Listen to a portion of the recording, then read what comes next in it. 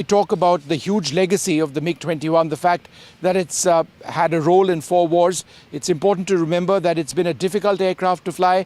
There have been hundreds who've lost their lives in crashes as well.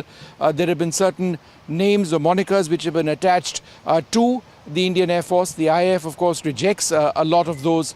But it's a Generation 3.5 fighter. You're now looking in terms of contemporary air warfare at Generation 5+. These are stealth platforms. China, remember, already has 300 J-20 stealth platforms, which is why the Indian Air Force felt that it was critical not to keep on extending the Indian Air Force's MiG-21s in service. They are going to be replaced in large numbers by the Tejas Mark 1A. Ultimately, we'll have hundreds of Tejas fighters between Tejas Mark 1A and Mark 2, which comes up in a couple of years. And India is looking to develop our own stealth platform, which is called the AMCA. Be that as it may, there are going to be lots of veterans over here. There are going to be tears, I would suggest as well. The MiG-21 has meant a great deal for India. She's fought valiantly in wars for India. The last time she was deployed in a mission was during Balakot. Remember, Abhinandan took out a Pakistani aircraft. It is believed he was shot down, but it was in that same MiG-21 Bison, which we see over here, that he went into war. So all of that and a lot more coming up through the day in our special reports. But for now, here's a special story which I've worked on the MiG-21. Take a look.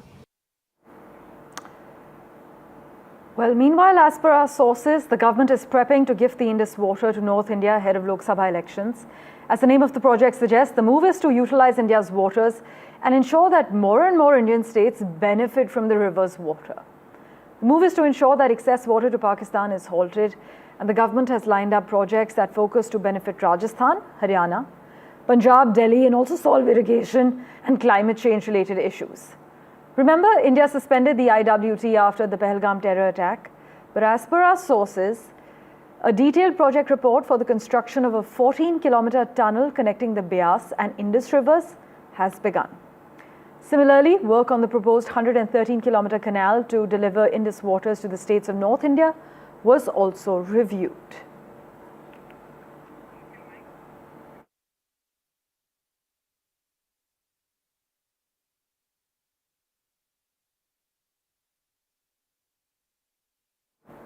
Let's turn our attention to the other big story we're tracking at the moment.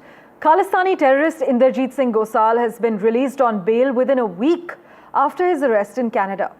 Right after walking out of the prison, he and his close aide, Gurpatwant Singh Pannu, issued threats aimed at National Security Advisor G. Doval. And in a video accessed by NDTV, Gosal was seen walking out of the Ontario Central East Correctional Centre. Outside the prison, he declared he is now free and would support Pannu in his movement for so-called Khalistan. Aditya Raj Kaul has been tracking the finer developments for us.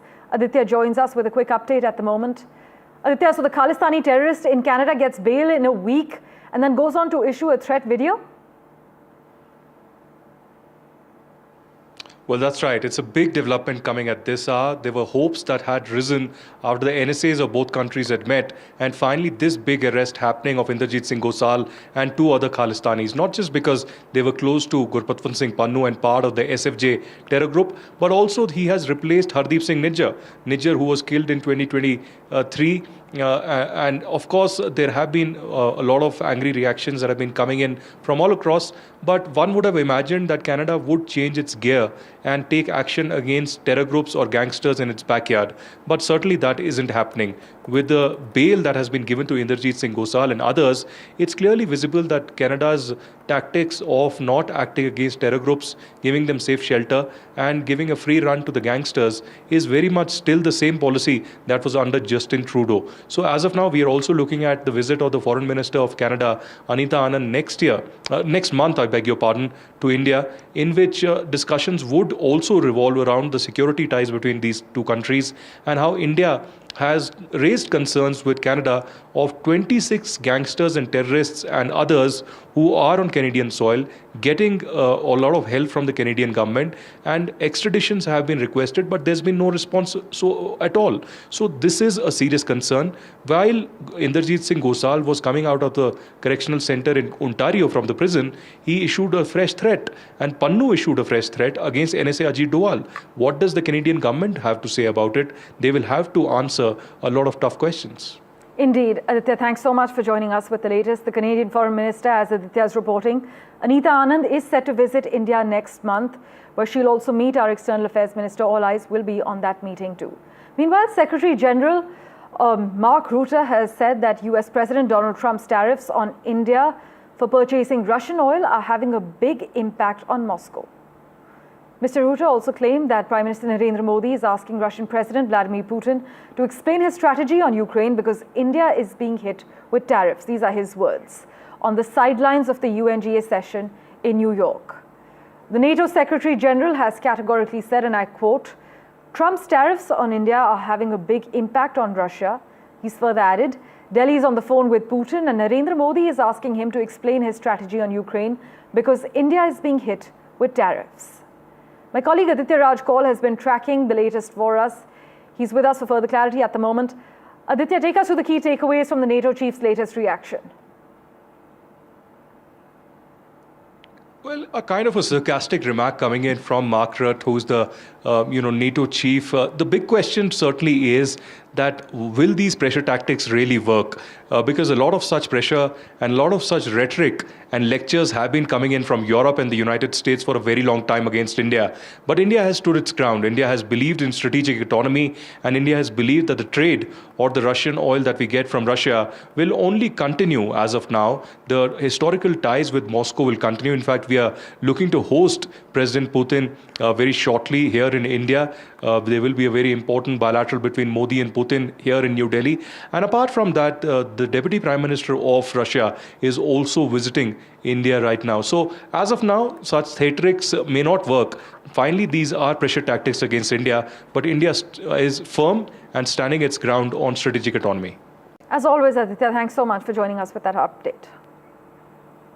Well, let's turn our attention now to breaking news coming in currently. Regarding the Delhi molester Baba case, we are being told that the godman has filed an anticipatory bail plea and the hearing is likely to come up shortly at the Patiala House Court. This as reports of students being humiliated publicly and ritualized harassments have emerged. Survivors have alleged late-night summons to the Swami's quarter and coerced trips. This man is currently absconding with his last location traced near Mumbai. Now we are being told that he has filed an anticipatory bail plea and the hearing is shortly at the Patiala House Court. Mukesh has sent us all these details. Mukesh now joins us live with further clarity. Mukesh, what can we expect? We're picking up on the fact that the hearing is shortly at Patiala House Court. This 60-year-old man is still absconding?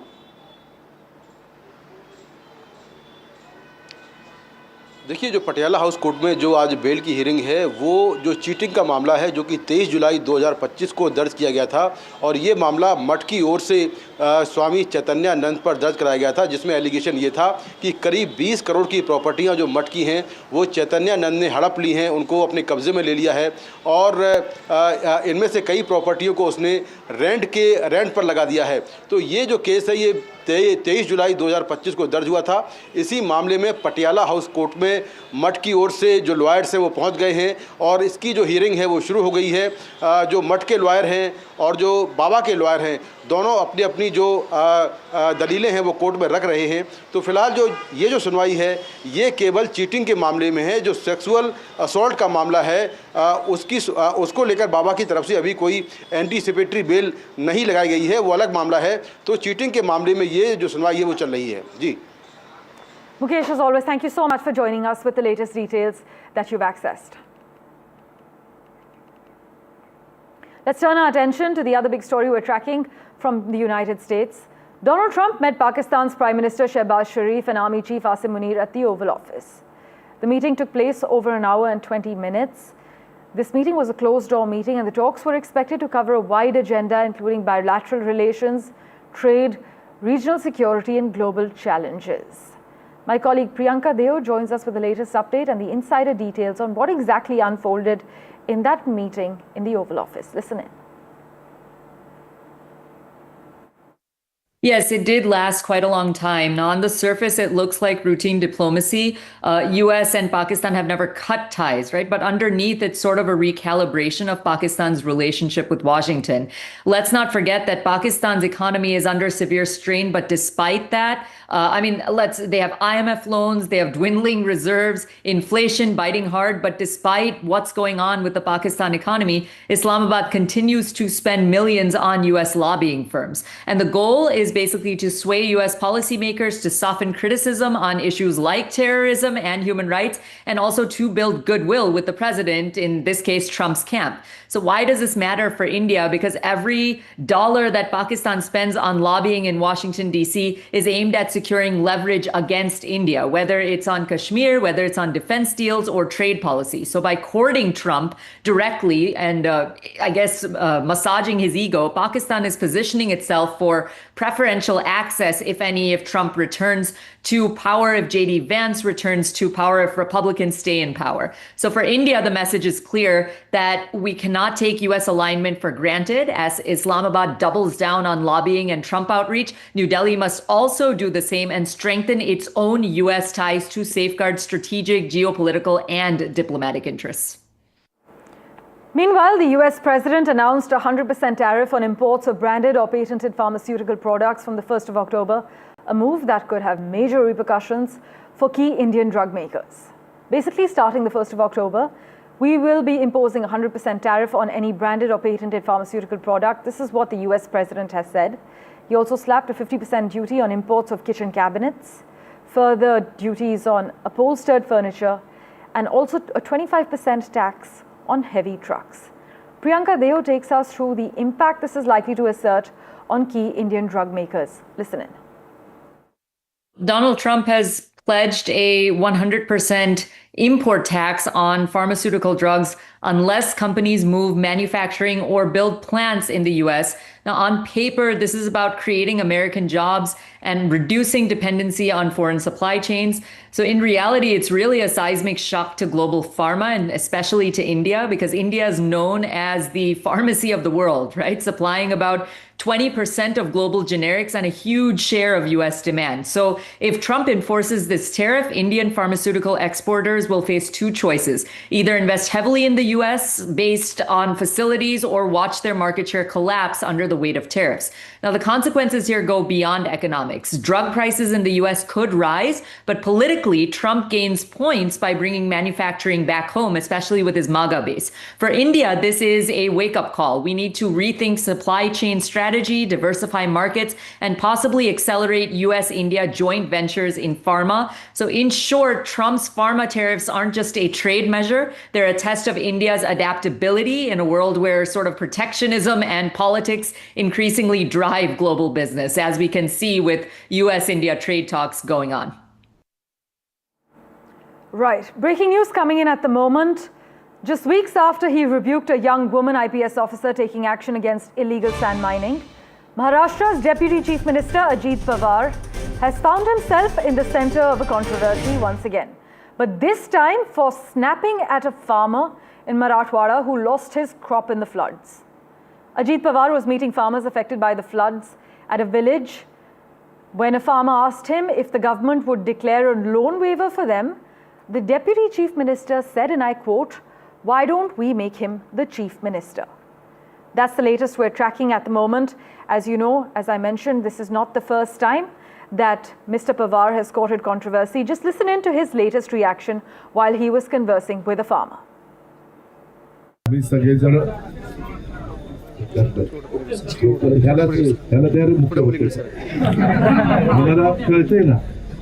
आम्ही काही तर गोटे खेळायला आलोय त्याला एवढं सकाळी 6ला सुरू केलं बाळावी करमळ्याला म्हणजे जे काम करतं ना त्याचीच मारा बघा ना आता एवढं जीव तोडून चालतोय हातून पण एका ठिकाणी जायचंय. Slipping into a quick break, but as always, news and updates continue right here on NDTV 24/7. See you in a moment.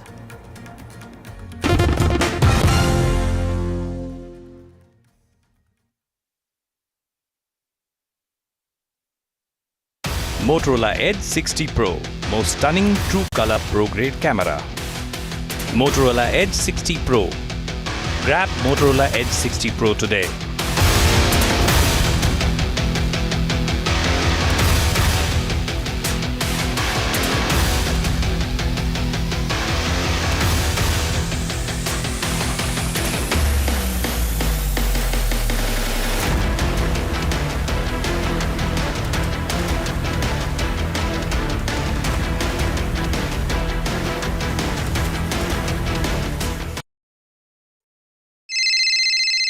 Hello बोलिए मैडम, डब्बा ट्रेडिंग कब से चल रहा है पता है मैडम आपको? हम और आप तो जन्म भी नहीं हुआ था हमारा. We investigated a shady advisory firm that has spent big bucks on advertising on the front pages of national dailies. ये आपको बिल्कुल उसका ऐसे हल्का सा भी खौफ नहीं है? मैडम एक बात को खौफ किस लिए रखना चाहिए तो बताओ, कौन सा गलत काम कर रहा हूँ मैं? After our report, we also saw NSE came out with a cautionary circular to the investors. Market Regulator Securities and Exchange Board of India has also come out with a release talking about the actions that it has taken. Cyber complaint has also been filed against the entities involved in this entire Dabba trading scam.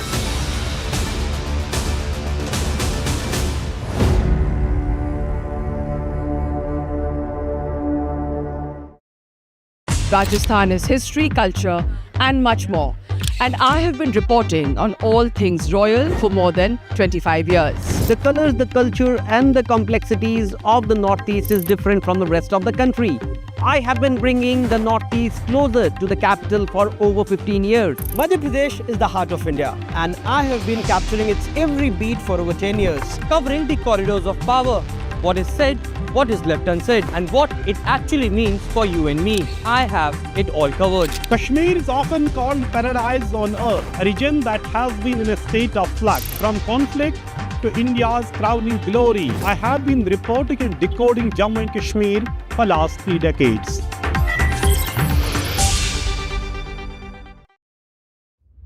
Vanakkam Tamil Nadu. Now the battle for Tamil Nadu 2026 is open now. After Chief Minister Stalin rolls up his sleeves. And Vijay steps in as a star challenger. This is a mass gathering, not for cash. Meanwhile, a former Chief Minister, Edappadi Palanisamy, begins his fight back. The big comeback campaign by EPS has well and truly begun. These are all the ultimate players, and this is going to be the ultimate test.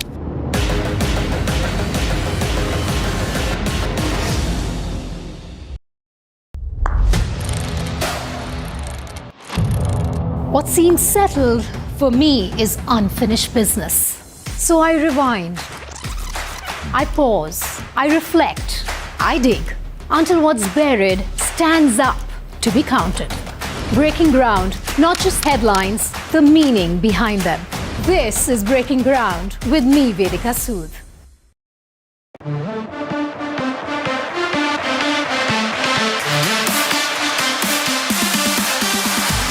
NDTV Good Times is something that we're supremely excited about.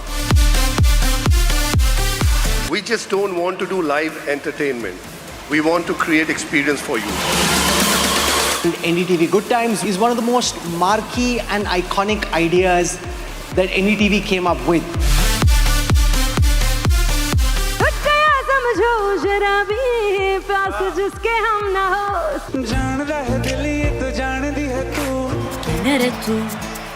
मेरा जो रिश्ता है NDTV के साथ वो बहुत बहुत पुराना है। और रहमान सोनू निगम के लिए जोरदार तालियां।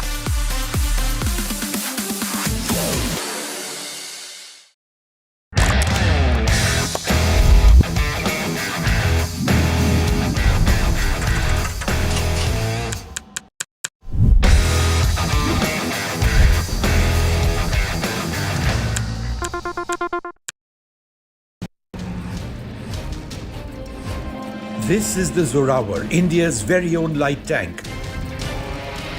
Built for a very specific requirement to defend our forces and attack when necessary in high altitude areas. Conceived of in the post-Galwan context and in direct response to the emergence of the Chinese Type 15 light tank, the Zorawar is meant to plug holes in India's armoured defences. At the moment, India uses heavy tanks, the T-90 and T-72, way up in the Ladakh heights. These are far too heavy and unwieldy for operations in the rarefied atmosphere. And so, Zorawar was designed and developed in 21 months straight. Weighing in at 25 tons, close to half the weight of the older tanks, the Zorawar can be easily airlifted and is built with the future in mind. Upgradability. Designed to operate with drones, it will also feature an active protection system, a system which intercepts incoming missiles and rockets to protect the tank. But these upgrades will come later. At the moment, the army appears committed to the tank, which is being trialled not just in high altitude areas, but also the desert. The Zorawar weighs 25 tons. It has a power to weight ratio of 30 horsepower per ton. That's key in the mountains. It has a 1000 horsepower engine. It's amphibious. It can ford rivers and lakes. It can fire missiles, has a 105mm main gun, a 12.7mm remote controlled weapon station, and a 7.62mm coaxial machine gun. In trials in September last year at the Mahajan firing range near Bikaner, the Zorawar hit its targets with pinpoint accuracy using its Belgian-designed gun, proving its lethality.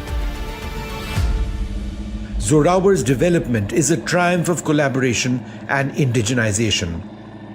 Led by the Defence Research and Development Organisation and Larsen & Toubro, with contributions from micro, small and medium enterprises, the tank boasts over 70% indigenous content. From its hull to advanced systems, Indian industries have risen to the challenge, reducing reliance on foreign technology. Unlike the Arjun main battle tank, which faced delays and cost overruns because of an overemphasis on full indigenization, the Zorawar takes a pragmatic approach, incorporating foreign components like the Cummins engine and the Cockerell gun turret while pushing for local manufacturing. The army may eventually end up operating 700 Zorawar tanks. The world's defining stage. Leaders, visionaries, decision makers, confronting the challenges of our time.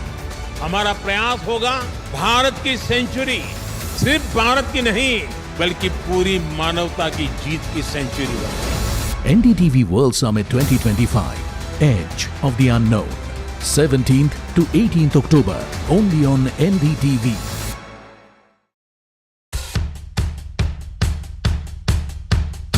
The markets move fast. And so should your portfolio. Expert insights, real-time stock picks. Do I buy Ola? Should I hold CDSL for the long term? Buy, sell or hold. The answers you need, straight from the experts. Callers from India and across the world. Connect live.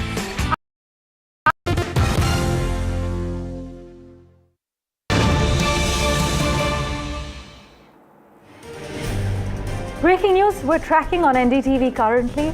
Just weeks after he rebuked a young woman IPS officer taking action against illegal sand mining, Maharashtra Deputy Chief Minister Ajit Pawar has found himself in the centre of a controversy once again. This time for snapping at a farmer in Marathwada who lost his crop in the floods. Mr. Pawar was meeting farmers affected by the floods. When a farmer asked him if the government would declare a loan waiver for them, the Deputy Chief Minister said, and I quote, "Why don't we make him the Chief Minister?"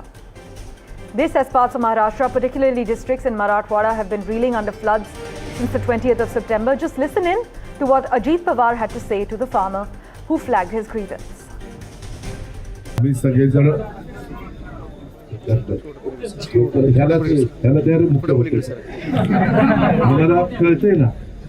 आम्ही काही तर गोटे खेळायला आलोय त्याला एवढं राव सकाळी 6ला सुरू केलं बाळावी करमळ्याला म्हणजे जे काम करत ना त्याचीच मारा बघा ना आता एवढं जीव तोडून चालतोय हातून पण एका ठिकाणी जायचंय My colleague Sujata has been tracking the latest for us. She joins us live at the moment.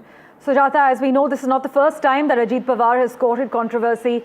Earlier this month, there was that viral video with the IPS officer Anjana Krishna, and now he's snapping at a flood-hit farmer.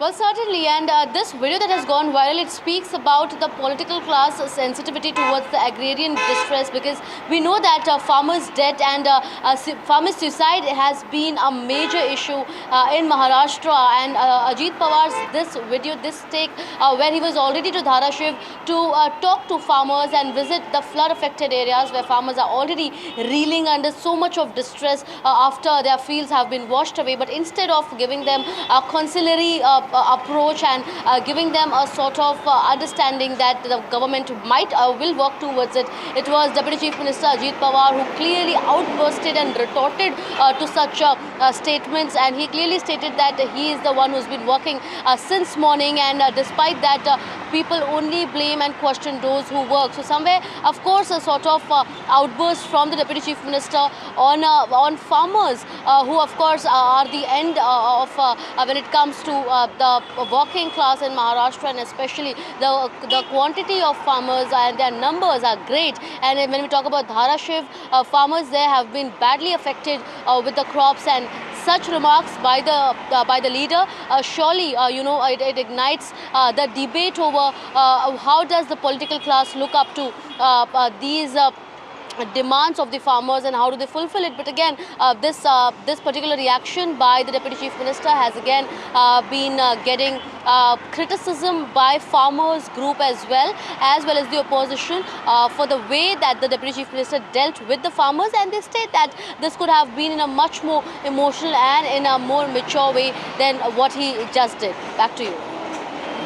Sujata, as always, thank you so much for joining us with those details. In other news, a special investigation team conducted raids against Zubeen Garg's manager in Assam, Siddharth Sharma. And there was another person who was raided, Shyam Kanu Mahanta, who was actually the organizer of the Northeast India Festival, who actually invited Zubeen Garg to Singapore. Regarding the latest raids and the latest action that's being initiated by the state, Ratnadeep Chaudhary has been tracking all the finer developments. Listen in to his report.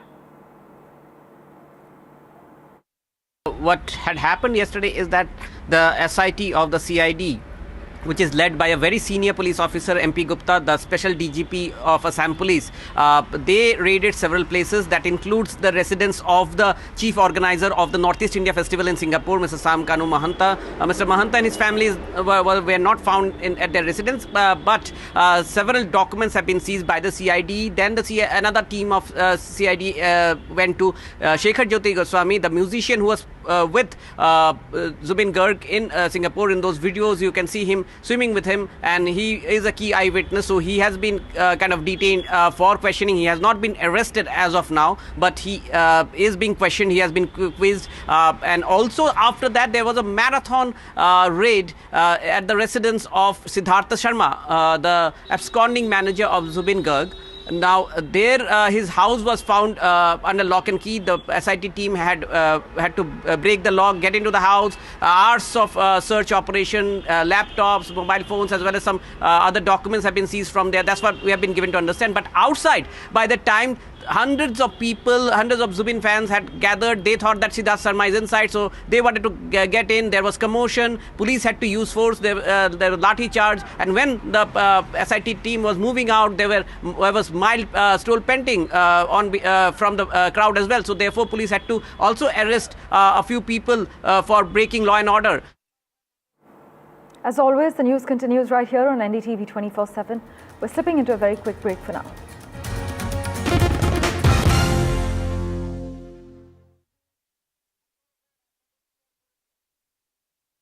Motorola Edge 60 Pro, most stunning true color pro grade camera.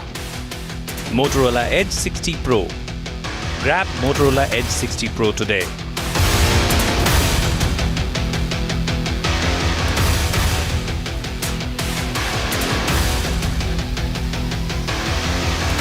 Narendra Modi pays tribute to late Manmohan Singh on social media. He has posted on Next saying tributes to former Prime Minister Dr. Manmohan Singh ji on his birth anniversary. We recall his contributions to our nation during his long years in public life.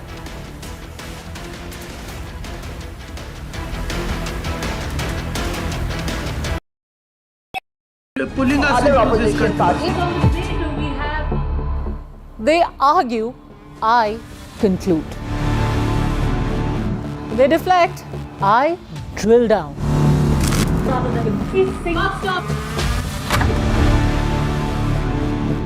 This isn't a free-for-all.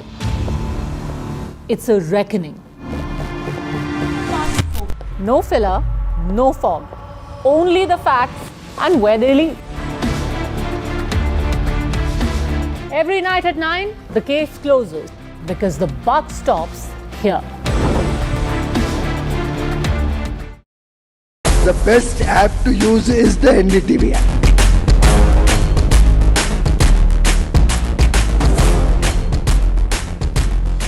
दुनिया भर में जब भी भारतीय media की चर्चा होती है तो एनडीटीवी सबसे पहले जिक्र में आता है। मैं आपका बात से सहमत हूं। उल्टे हम भी जब विदेश जाते हैं, the best app to use is the NDTV app.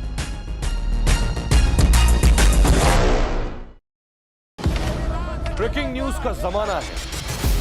सबको तिल का ताड़ और राई का पहाड़ बनाना है। ऐसे में जनता के जूते के अंदर फंसा कंकड़ कौन देखे? बड़े बड़े मुद्दों के शोर में जमीन से जुड़े मुद्दे अक्सर खो जाते हैं। लेकिन देश तरक्की तब करता है जब जनता के माथे की शिकन हमारी हेडलाइंस बनती है। मैं सैयद सुहेल भारत को जीता हूं, भारत की बात बताता हूं। एनडीटीवी इंडिया पर।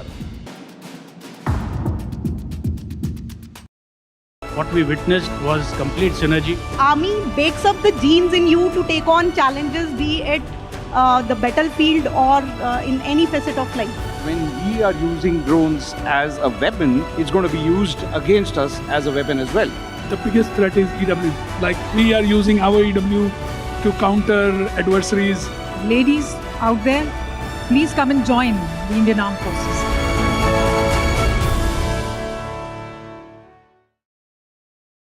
Across the country, he has tracked the pulse of power from Washington to Korea. Witnessed history being made in global capitals and conflict zones. Brought clarity to complex issues of national security and international affairs. And now, Aditya Raj Kaul begins a new chapter at NDTV. Actually, I'm taking off because the stories I cover don't sit still. To bring the world to India and to take India to the world, I need to be where action is. Aditya Raj Kaul, covering international affairs like no one else, only on NDTV network. Well, we're on an incredible piece of Indian engineering. Shiv and I are absolutely privileged to be here with Larsen & Toubro in Hazira near Surat. This is a tank. It's called the Zorawar. It takes the battle to the Chinese in altitudes upwards of 15,000 feet. You know, Vishnu, it's actually incredible that for a country that has fought so many wars in the mountains and at high altitude, a country didn't know until it had another war on its hands that it needed a tank like the Zorawar. No, you're and that's quite the right. kind of tank we're sitting on. You're absolutely right. Now, India does have a history of light tanks. Yeah. We've had the Sherman tank, pushed up the Zojila Pass in 1948. We've had the AMX light tank. We've had the PT-76, but they want Indian. Yeah. This is an Indian tank for a new modern Indian requirement, and it stands out as the best tank of its class, possibly in the world. There are tanks like the T-15, which the Chinese deployed in Ladakh during the standoff. There is the Sprut, which is a Russian tank, which the Russians have been offering us, hoping that India will buy it along with all the other Russian weapons. But the Indian Army and the Indian government took a decision that this was a requirement that needed to be met here in India. And that's the reason why, we use the phrase mission mode, Vishnu, which is building a weapon system like the Zorawar in response to a live threat or a live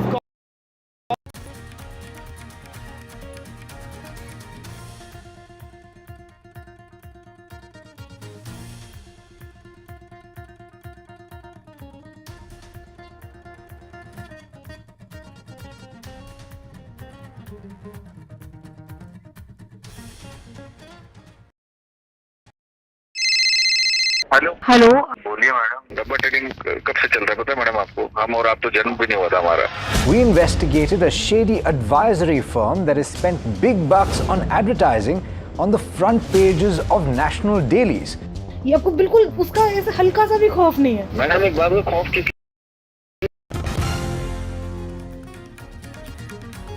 The legendary MiG-21 is set to retire, and taking its last flight is the MiG-21 in Chandigarh today. We will keep getting you all the details. First, the headlines. It's an end of an era as far as the Indian skies are concerned, with the backbone of the Indian Air Force, the iconic MiG-21 that is set to retire today.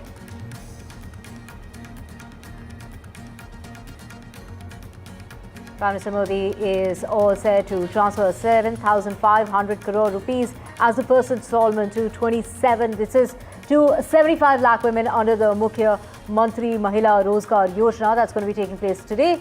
And this is going to help them set up businesses of their own choice. So 10,000 rupees to 75 lakh women will be given today by the Prime Minister. And it's activist Sonam Wangchuk who is under the scanner. He has spoken to NDTV, said that he made all appeals in Ladakhi as well as in Hindi for calm, and that he is refuting the claims that are being made by the centre in regard to him leaving the mob without trying to calm the situation down. He spoke exclusively to NDTV.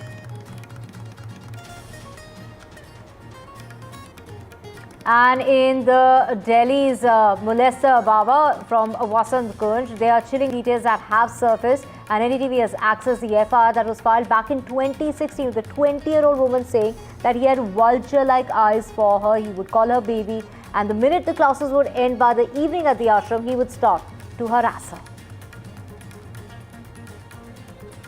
And it's Donald Trump who slapped new tariffs on pharmaceuticals. 100% tariffs come into effect of the exports of pharmaceuticals, and this is really going to be impacting the Indian pharmaceutical sector particularly.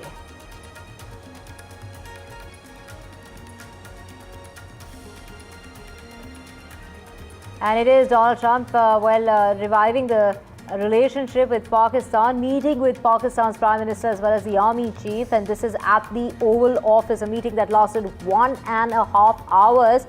Well, earlier it was Trump calling Pakistan a terror haven, and this is a complete shift from that stance.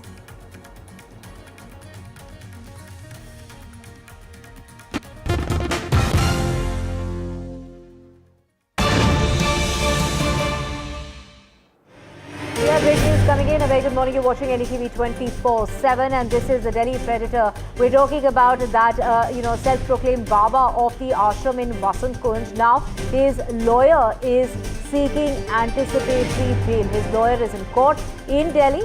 The Predator is, of course, on the run. In fact, now he is seeking bail in the fraud, in the molestation case, and those are the cases against him. The cops are opposing the anticipatory bail. Do remember there are multiple cases against him because there are multiple complaints. We're talking about 19 women who have come forward complaining on the same lines of molestation that has taken place for years on end. In fact, there was an FIR that was registered back in 2016. A 20-year-old woman had claimed that he had vulture-like eyes on her. He would call her baby, and the minute it would turn, it would be evening when the classes would end at the ashram, he would try to harass that woman. She managed to run away, but it was people from the ashram who went to her house, tried to get her back. It was the father who chased him away. So there was a complaint made in 2009 as well. So there have been multiple complaints. There's also a complaint in regard to that VIP number, the UN number plate of his Volvo car as well. So it is the cops in the court who have said that the UN number plate was fake. They've also gone on to say that the Swami was fleeing with 60 lakhs, and that is the claim that the police is making. They're opposing that anticipatory bail on these grounds. While it is a lawyer who is in court seeking anticipatory bail for this self-proclaimed Baba in this ashram in Vasant Kunj with so many cases of molestation, 19 women. There are chats, of 32 women that the police has accessed. They have questioned over 50 women, and there are complaints that have been made over years, and this includes inappropriate messaging, molestation, harassment, and whatnot. This is a Baba who is apparently very well studied, very well educated, and this Baba is the one who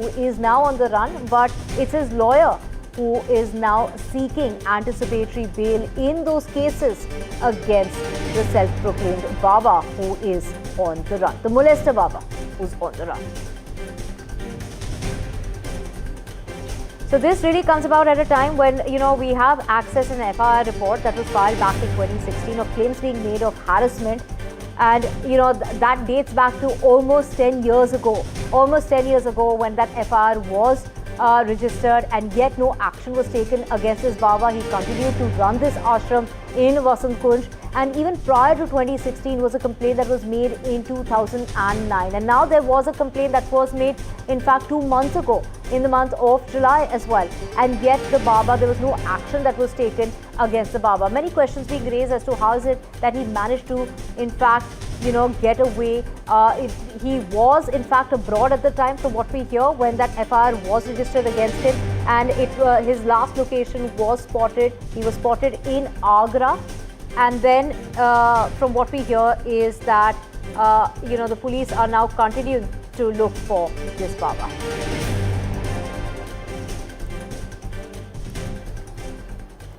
And let's just get you shots from Chandigarh. These are shots of the Indian Air Force iconic MiG-21, the country's first supersonic fighter and interceptor aircraft, which was first inducted in 1960 and went on to script a glorious chapter of 63 years in the country's military aviation history. Now it's set to take its final bow, and there we have visuals coming to you from Chandigarh. There you can see the Defence Minister Rajnath Singh there at that farewell ceremony in Chandigarh. The Defence Minister, along with the top military leaders, the veterans and the families there, gathered to mark the end of the jet's 63 years of distinguished service. The farewell ceremony is featuring that spectacular Flypast by the MiG-21 as well as Jaguars, and also we have the aerobatic. This is also, with the iconic jets there leading the Badal and the Panther formations. It's the Air Chief Marshal himself joining the Badal formation, flying alongside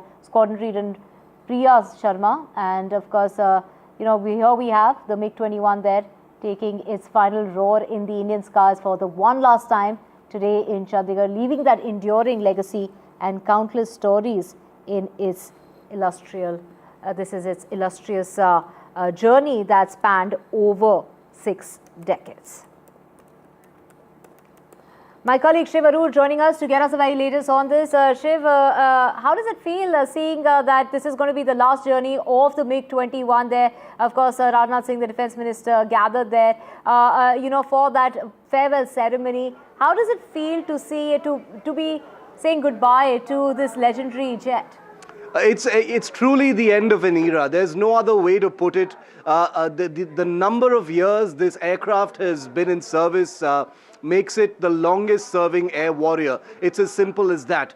Here's a fun fact as we watch these live images of the MiG-21 retirement ceremony kicking off in Chandigarh. The MiG-21s entered service 1 full year before the current Chief of the Air Staff was born. How is that as an illustration of how old this aircraft has been in service? 1963 is the year in which the MiG-21 entered Indian Air Force service. 1964 is when Air Chief Marshal A.P. Singh, the current Indian Air Force Chief, was born. So that's how long this aircraft has been in service across different variants, across different types. Of course, it has been upgraded in many, many ways and been made into a very capable fighter called the MiG-21 Bison. That is the fighter that we saw in combat during the Balakot airstrikes. They were in the air for sure during Operation Sindoor. So these are fighters that are retiring the same year that they actually flew combat missions. So it is incredible to bid farewell to the MiG-21. It is an aircraft that has had a tense reputation in the public eye owing to several accidents, even though it is an undeserving reputation because the facts suggest that it wasn't the aircraft itself, but a lack of planning and a lack of training that resulted in this. This was an aircraft that was not easy to fly, and therefore, the number of accidents that took place on this fighter were many multiples of maybe some other fighters. Nevertheless, you will never find a single MiG-21 pilot who didn't truly love this aircraft and believed very firmly in its capabilities. This was a small jet. These were fighters that were extremely agile, extremely nimble in terms of getting off the ground quickly. They were very feared in the air because they were hard to spot, in visual combat. These were aircraft that were extremely fast. They could fly up to 2 times the speed of sound. These were fighter aircraft that had an extremely high landing speed, which was one of the many challenges that pilots actually faced. So these images coming in from the Chandigarh Air Force Station, one of India's largest, by the way, is a very fitting tribute to the MiG-21. Now, these particular fighters belong to the final MiG-21 squadron called the 23 Squadron, codenamed Panthers, which is actually based not in Chandigarh but in Nal near Bikaner in Rajasthan. That's where the last air interceptor squadron of the MiG-21s was based. But Chandigarh has a lot of historical significance as well. MiG-21s across many different wars have operated from the Chandigarh base, and conducted many combat operations since 1965. So today's ceremony in Chandigarh, as we see it play out, you've just seen the Akash Ganga, para-dropping team display. They've just landed. A ceremonial march towards the dais where they will be saluting the veterans, past chiefs, the current chief as well. Those are the beautiful MiG-21s which have had, I'm so happy to see the MiG-21s painted with the Tiranga on their tail, making them look spanking new just before their retirement, which is one of those beautiful ironic flourishes that the Indian Air Force has given to these amazing jets. Now remember that the Indian Air Force has grappled with fluctuating perceptions of this aircraft. But within the Air Force, I can tell you without any doubt in my mind that this was a deeply loved jet. It was an aircraft that has witnessed, so much of Indian Air Force history, has been an integral stakeholder and player in training generations of men and women, fighter pilots in the Indian Air Force. And that's the reason why, as the Indian Air Force and the country bids it farewell, it is with a great sense of thanks. It is also a great sense of, it's a poignant moment bidding farewell to this aircraft. It's over now to Vishnu Shom, my colleague, who there is no better person to be on the ground covering the story for us than India's journalist who's flown more fighters than anyone else. Vishnu, how does it feel to be just a few meters away from these amazing aircraft that are finally standing down? Well, the last couple of MiG-21s have just taken off. One of them are being piloted, or is being piloted, by the Chief of Air Staff today, and that's a really significant development. You're going to see these MiG-21s formate over the skies of Chandigarh Air Base, and we should see them very soon overhead. Now, this is a bittersweet day for the Indian Air Force. The Indian Air Force inducted the MiG-21 back in the 1960s. Remember, it's done service in 4 wars for India. There have been 1,200 MiG-21s which have been inducted into the IAF. All sorts of variants of the jet have come in. At the same time, it is bittersweet because there are a lot of people who tragically lost their lives, both in the air, pilots, and on the ground, but that had to do with the aircraft being a difficult aircraft to operate. But over here, I mean, it's difficult to sort of imagine that the Indian Air Force will be an Air Force without the MiG-21. So there are a couple of more planes which are about to take off right now, MiG-21s that you see on the screen right now. These are the last MiG-21 flights that you're going to ever going to see over the Indian skies. So it's fantastic to hear the roar of those Tumansky jet engines one last time as we see these jets take off, and there are a couple of more jets which are also taking off now. So this is the last time, as I mentioned, that you're going to see this spectacle, hear this sound over Indian skies, the deafening roar of the Tumansky engines of MiG-21s. That's something that has sort of dominated Indian aviation for so long. It's been an aircraft which is it's been the Indian Air Force in a sense. Earlier today I was speaking to Air Commodore SS Tyagi. In the 1971 war, Air Commodore Tyagi, who ultimately ended up flying more sorties on the MiG-21 than any other pilot in the world, actually flew loops over Dhaka, trying to bait the Pakistanis to come up into the air and to fly. So they never chose to do that. But it's very loud over here if the studio is trying to tell me something. But it is quite incredible that we should meet these veterans, including Air Commodore Tyagi and many others. And in a little while from now, we expect to get more on the Air Chief, who will be flying today as well. It's not a very long ceremony after the sortie. We'll see the Surya Kirans, the aerobatic display team of the IAF also participate. We will also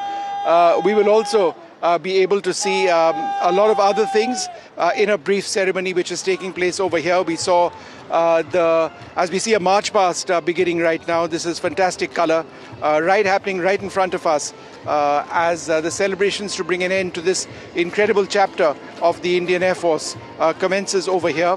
So as I was mentioning, we'll see the Surya Kiran, the Indian Air Force Chief, fly a sortie on the MiG-21. We've seen the Akash Ganga skydiving team of the Indian Air Force as well. And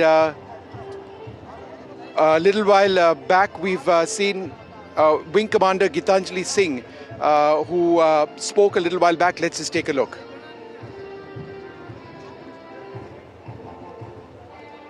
All right, in fact, she is, I'm told, live at this stage. There are a couple of women pilots who are now active in the Indian Air Force flying fighter aircraft, whether it's the MiG-21, and this would be the last time that would take place, or the Rafale or the Sukhoi 30. But we will see a woman officer of the Indian Air Force flying on a MiG-21 for the very last time. And it is a generational shift. It's also a shift, and it marks a shift in the culture of the Indian Air Force to actually move to see women officers take on combat roles in the Indian Air Force.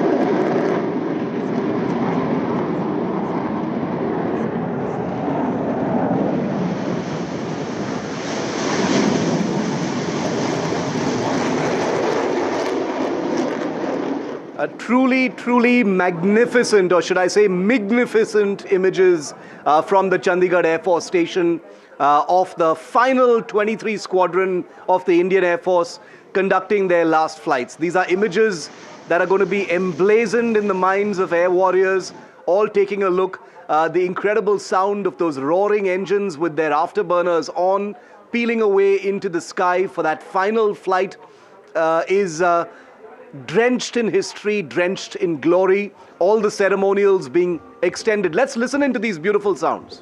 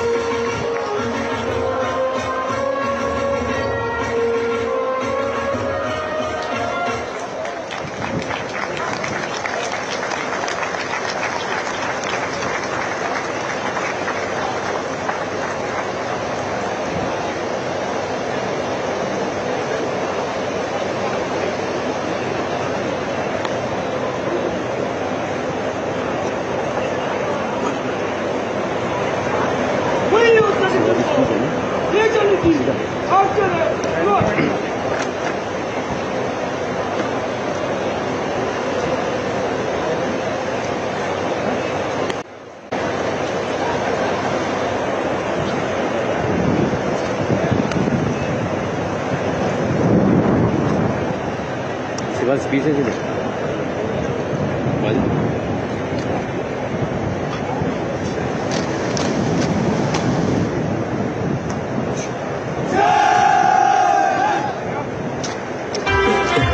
जी हाँ देवी जय हिंद की ये आवाज जो आपको अभी सुनाई पड़ी, इसी जोश के साथ आज ये वायोद्धा आपको इस खतरनाक चक्कर को दिखा सके। इन्होंने आज अपना प्रण पूरा किया, जैसे आपने अपना प्रण पूरा किया वायुसेना के लिए, देश के लिए।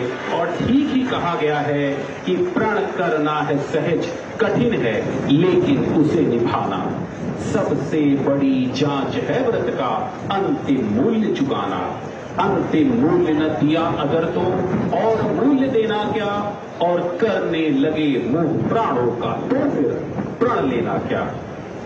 देवियों सज्जनों, मुझे पूरा विश्वास है कि आप हमारी इस रोचक प्रस्तुति These Indian Air Force men over here, after a fantastic display, coming back to their starting position. This on a day when the Indian Air Force is all set to bring an end.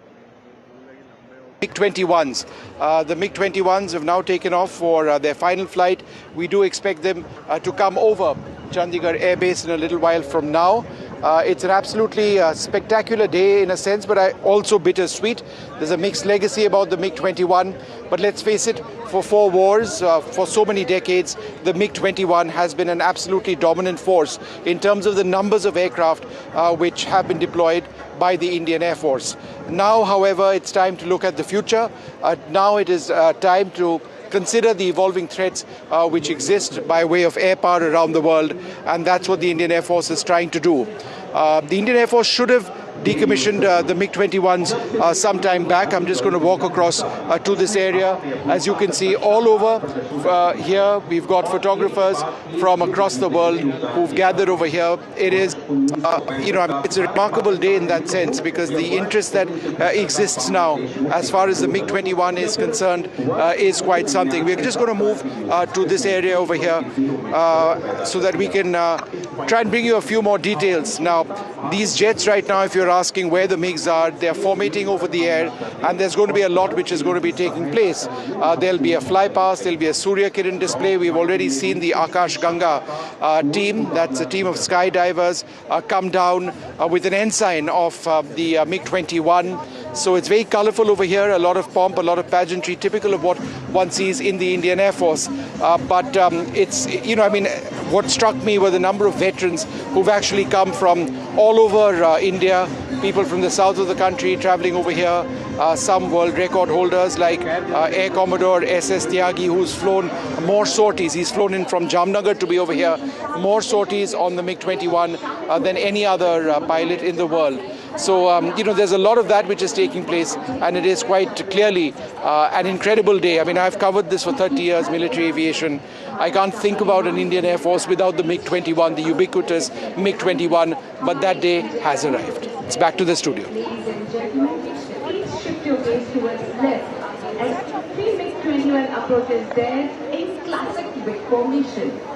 शीशे की रफ्तार से आगे बढ़ती इस formation का नेतृत्व कर रहे हैं ग्रुप कैप्टन मोहित गुप्ता और बाई एवं दाई तरफ है air commodore Amit Kumar. Okay, as we let these beautiful images wash over us and our viewers, watching these pictures live from the Chandigarh Air Base, where veterans of the MiG-21, it's very difficult to find an Indian Air Force veteran who hasn't trained on the MiG-21. This is a fighter, like I said, that served in huge numbers in the Indian Air Force, and therefore every Indian Air Force pilot, wherever they are, has some kind of a connection with the MiG-21. There are very few who have not gone anywhere close to a MiG-21, and therefore it holds a very special place in the hearts of all air warriors serving and retired. Wing Commander Gitanjali Singh is a well-known veteran. She joins us this morning as well.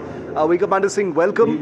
Beautiful images. I can imagine how you feel this morning watching the drawdown of the MiG-21s. Tell us how you're feeling. How do you see these images? 63 years is an entire lifetime. Good morning, Shiv. Yes, it is indeed. Rather, I would say it's a feeling of missing out, today, along with a lot of emotions, seeing these beautiful visuals of MiG-21, specifically with, I would say a revamp image with the tails beautifully painted with the tricolor. And yes, for a 9-decade-old Indian Air Force with, 6 decades of MiG-21s, now I think it would be, I can, relate to what Vishnu has rightly said right now. To imagine an Indian Air Force without MiG-21s is going to be, I think, hard. How much modern we might say. This aircraft has seen, the major wars the country has been, to the conflicts as well as the modern day conflicts like Balakot and Operation Sindoor, and has contributed. Even after being reduced to produce squadron, the last one has been in action. So they're coming in from the westernmost belt where they have been deployed, and what better airbase than a historical airbase like Chandigarh, bidding the farewell to this beautiful machine. It gave India the first supersonic capabilities, wherein we started commanding the skies, our own skies, who operates, where he operates, and what do they do within those limits, and the limits that we decide upon. So that has been the power that MiG-21 got and, enabled the Indian Air Force with. And yes, of course, a beautiful machine. I just wanted to say that 63 years, like I said, is a lifetime, but it's not like these aircraft served for 63 years. These were, across different versions, many of them retired. We do know many MiG-21s were lost in accidents. These were manufactured by HAL over many years as well. So these were aircraft that were built for many years, and across different types and variants they served for 63 years. Just in case anyone is thinking that the aircraft itself flew for 63 years, that is not the case. The ones that entered in 1963 were vastly different from the ones that are finally retiring today, which are basically the MiG-21 Bisons.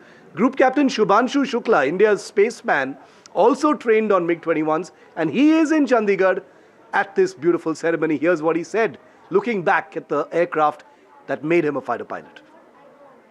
मेरे जीवन का बहुत बड़ा हिस्सा रहा है और बहुत ज़्यादा मैंने काफ़ी फ्लाइंग की है MiG-21 पे, और मैं मानता हूँ कि एक तरह से मेरा cockpit of MiG-21 has been my greatest teacher. In a sense, it has taught me a lot, and I'm very excited to be here to see the last flight of MiG-21 and meeting everybody who was a part of my journey. आपने कब से कब तक MiG-21 पे काम किया था? मैंने 2007 से MiG-21 फ्लाई किया है और 2017 एक्टिवली फ्लाई किया है.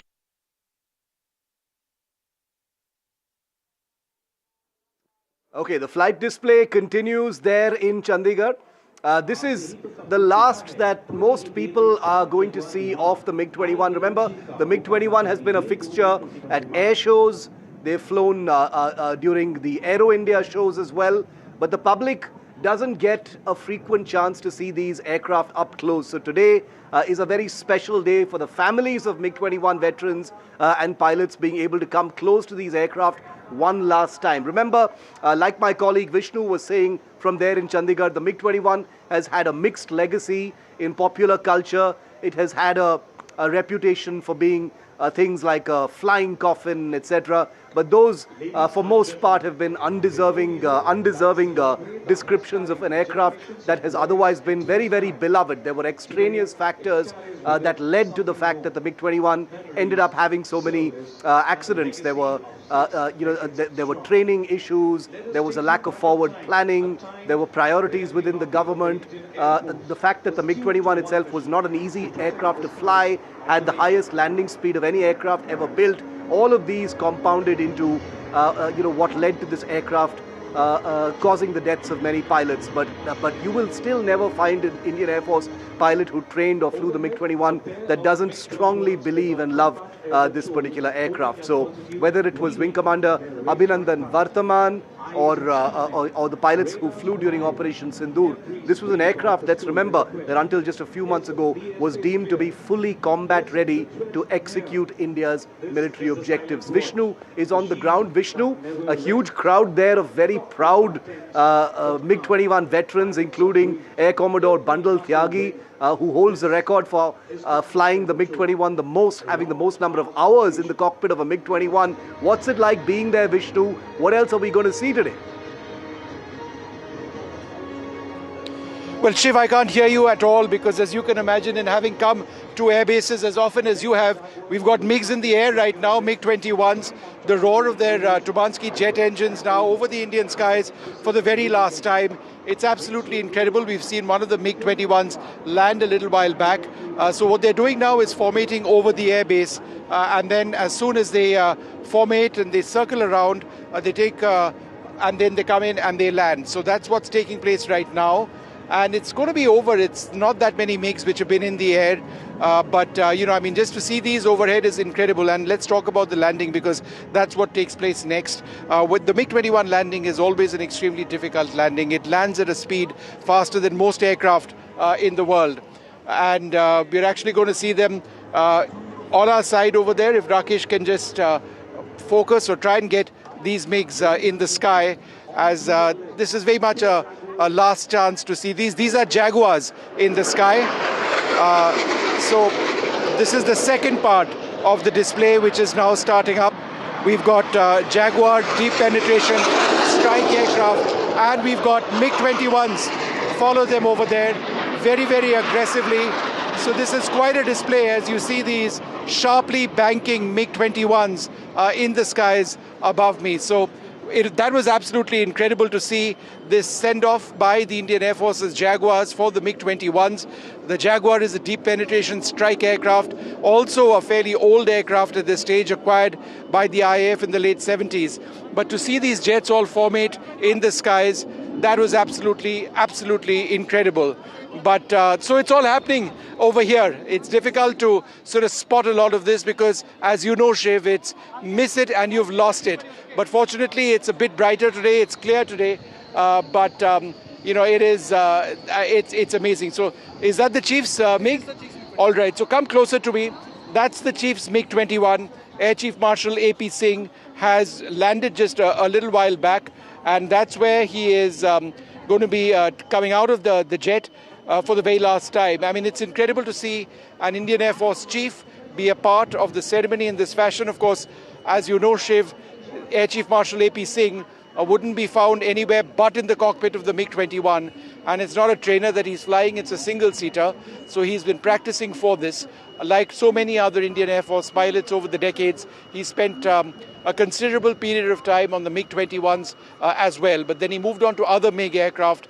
It's incredible. And I just wonder what thoughts would be on his mind right now as he switches off the jet engine of that MiG-21 for the very last time. So a couple of other MiGs in the air. It's all happening now in the sky.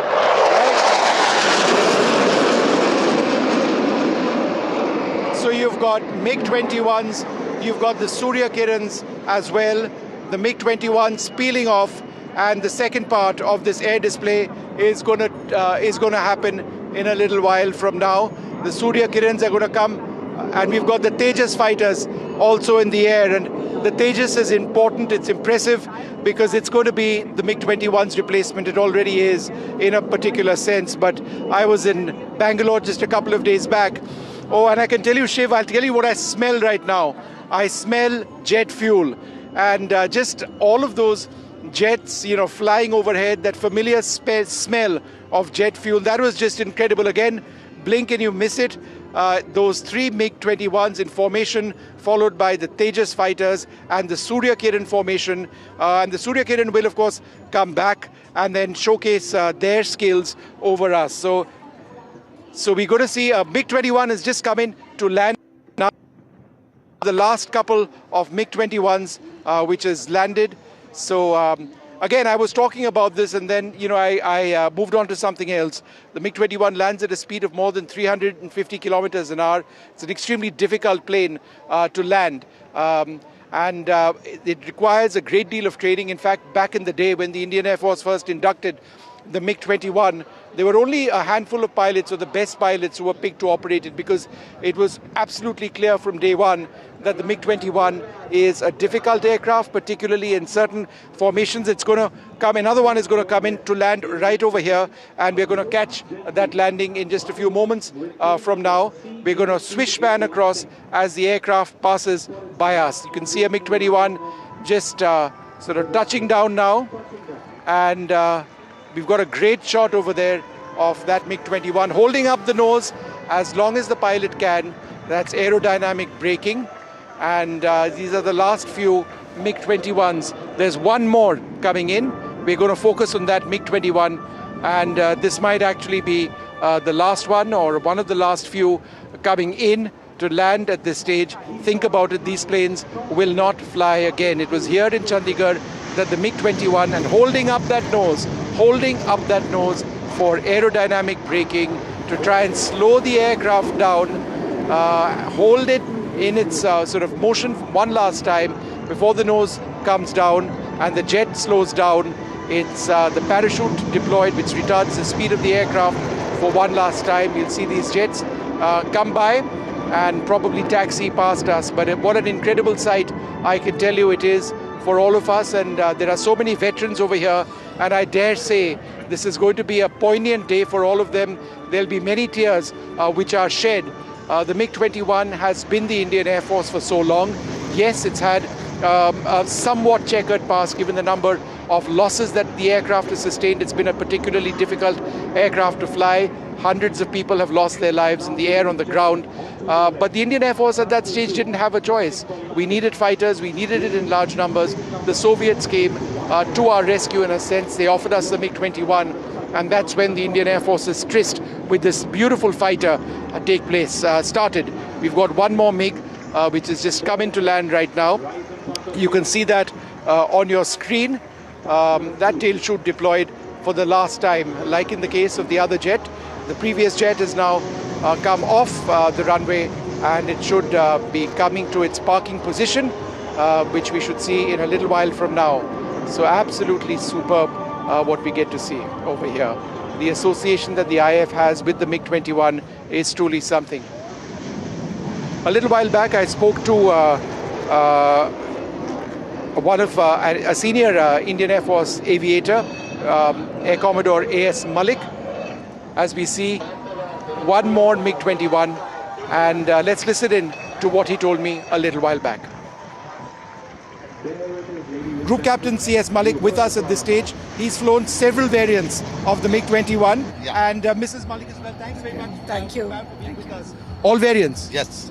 So that started with the old ones in the 60s? Yeah, type 77 onwards.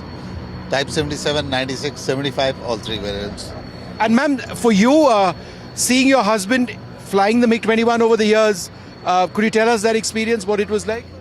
It was always a very proud feeling, and today very overwhelming, very nostalgic, and it's lovely to be part of such a August gathering here. And of course, I was very proud whenever people used to ask me, where are you and what does your husband do? I'm like, he flies a fighter pilot, and especially a MiG-21, which is one of the legendary aircrafts, and of course the backbone of the Indian Air Force. What does this day mean for you, sir? Yeah, it's got mixed feelings. Some you will agree. It's been part of my life for my entire career in Air Force. I've flown MiG-21s. So when we are saying bye to it, adieu to it today, yeah, it does give a mixed feeling. What is your MiG-21 sort of standout memory? There's nothing to beat it. Describe to us the feeling of flying over the desert at night in a MiG-21. I've flown over desert, I've flown in the valleys, and I've flown over the sea. Well, it is challenging. I won't say flying over desert with no indications of lights or orientation. Flying over sea with no orientation indications.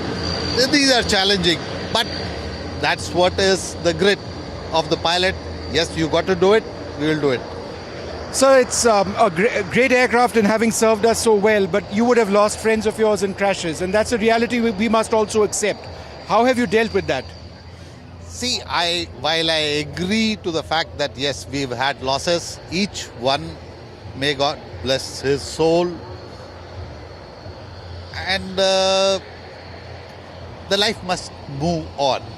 Yes, you lost somebody, you regret the loss, you try and learn and move ahead. And that's what should be the ethos. If you get bogged down with the losses, you will not move ahead. Well, it's all over then for the MiG-21 in the Indian Air Force. I believe all of the MiG-21s have now landed, and we should see them taxi back one last time. I spoke to the world record holder, Air Commodore Tyagi, he's known, a little while back. He's flown more than 4,000 hours on the MiG-21, 6,000 odd sorties on the aircraft. Let's listen in to what he said. It's a bittersweet day for the Indian Air Force. After more than 6 decades in service, the MiG-21, which has defined so much about the IAF, is going to be flying into the sunset. The MiG-21 in IAF service is all about records. And I'm joined by someone who is a hero in the Indian Air Force, somebody who has flown more sorties, more hours on the MiG-21 than any fighter pilot in the world. And I've got a lot of AV geeks over here, people like myself, and they are here because they want to hear Air Commodore SS Tyagi speak to us. Thanks very much, sir, for speaking to us. Air Commodore, you flew your last sortie on the MiG-21 in December 1996, right? This aircraft has defined your career. What does this day mean for you? Well, I mean, my life, if there was one thing which always stayed with me, is MiG-21. And as they say, for any pilot who's flown MiG-21, for him, the first love becomes MiG-21. And he can never get over it in spite of flying any other aircraft. Like I have flown all other aircraft which were in Indian Air Force. But to me, MiG-21 is the aircraft because it's the pilot's aircraft. Air Commodore, you've trained an entire generation, several generations of MiG-21 pilots in the Indian Air Force. Could you tell us about your role in passing on all of your experience to a younger generation or generations of pilots? Because you love to fly more than anything else. The fact is, everyone asked me this question that how did you manage so much of flying? No, I didn't manage anything. I only managed one thing, and that was that anyone who was posted in my unit, and I was lucky and the Air Force was very kind to post me and make me continuously involved with MiG-21. I was part of nearly 10 MiG-21 squadron. Then I was on 2 air bases where I was crew, station commander, AOC, and this all were where MiG-21s were there. So with the result, I always kept on flying. And one thing which I had learned very early in my life in 1960, early 66, and it was that whatever you learn, because nobody those days used to teach you anything. You had to learn everything by yourself. So I said, no, we waste a lot of time. It's best that what I have learned, I must pass it on. And that was my principle. I am proud of not what I have achieved and logged. I am proud that I must have trained the highest number of pilots fully operational in the world. Vishnu, that conversation you had with Air Commodore Tyagi is absolutely amazing. Incredible to meet the warrior who holds the record for the maximum number of flight hours in a MiG-21. You know, a true living legend right there in the flesh. I cannot imagine what it must have been like for him to watch his beloved fighter standing down. But Vishnu, we can still see the Surya Kiran team in the air over the Chandigarh base. Is there going to be any more MiG-21 flying? Is the air chief back on the ground? What does the rest of the ceremony today look like? I think it's done for the MiG-21. I don't think there's any further MiG-21. I think they've all landed. What we might actually see is a few more. There's going to be a water cannon salute which is going to take place. We're going to see the MiG-21s taxiing past us. But I think at this stage, I think it's over as far as the MiG-21 is concerned. I think we've seen the last flight. There's so much noise here, as you can imagine, with hundreds of people. It's fairly confusing, but I do believe that the last flight of the MiG-21 Shiv has taken place. Is the Air Force telling you what's going to happen with this last handful of MiG-21s? I imagine that there are going to be a lot of museum pieces. There will be demand from abroad as well. I read a report somewhere that some vintage or heritage squadrons could see maybe one or two of these aircraft still continue to fly even after their retirement. I have no doubt that that's going to take place. You can't have an Indian Air Force heritage flight, which is a wonderful heritage flight, by the way. We've got several old, ancient Indian Air Force aircraft which are a part of that, and I have no doubt that the MiG-21 will be a part of that. But the question is this: would it be the Bison? Would it be older variants? Would some have to be refurbished to be brought back into flying condition? All of that we're going to have to wait and see, and I think that's something we're going to look at in a while. But it's fantastic to see the Surya Kiran display right now.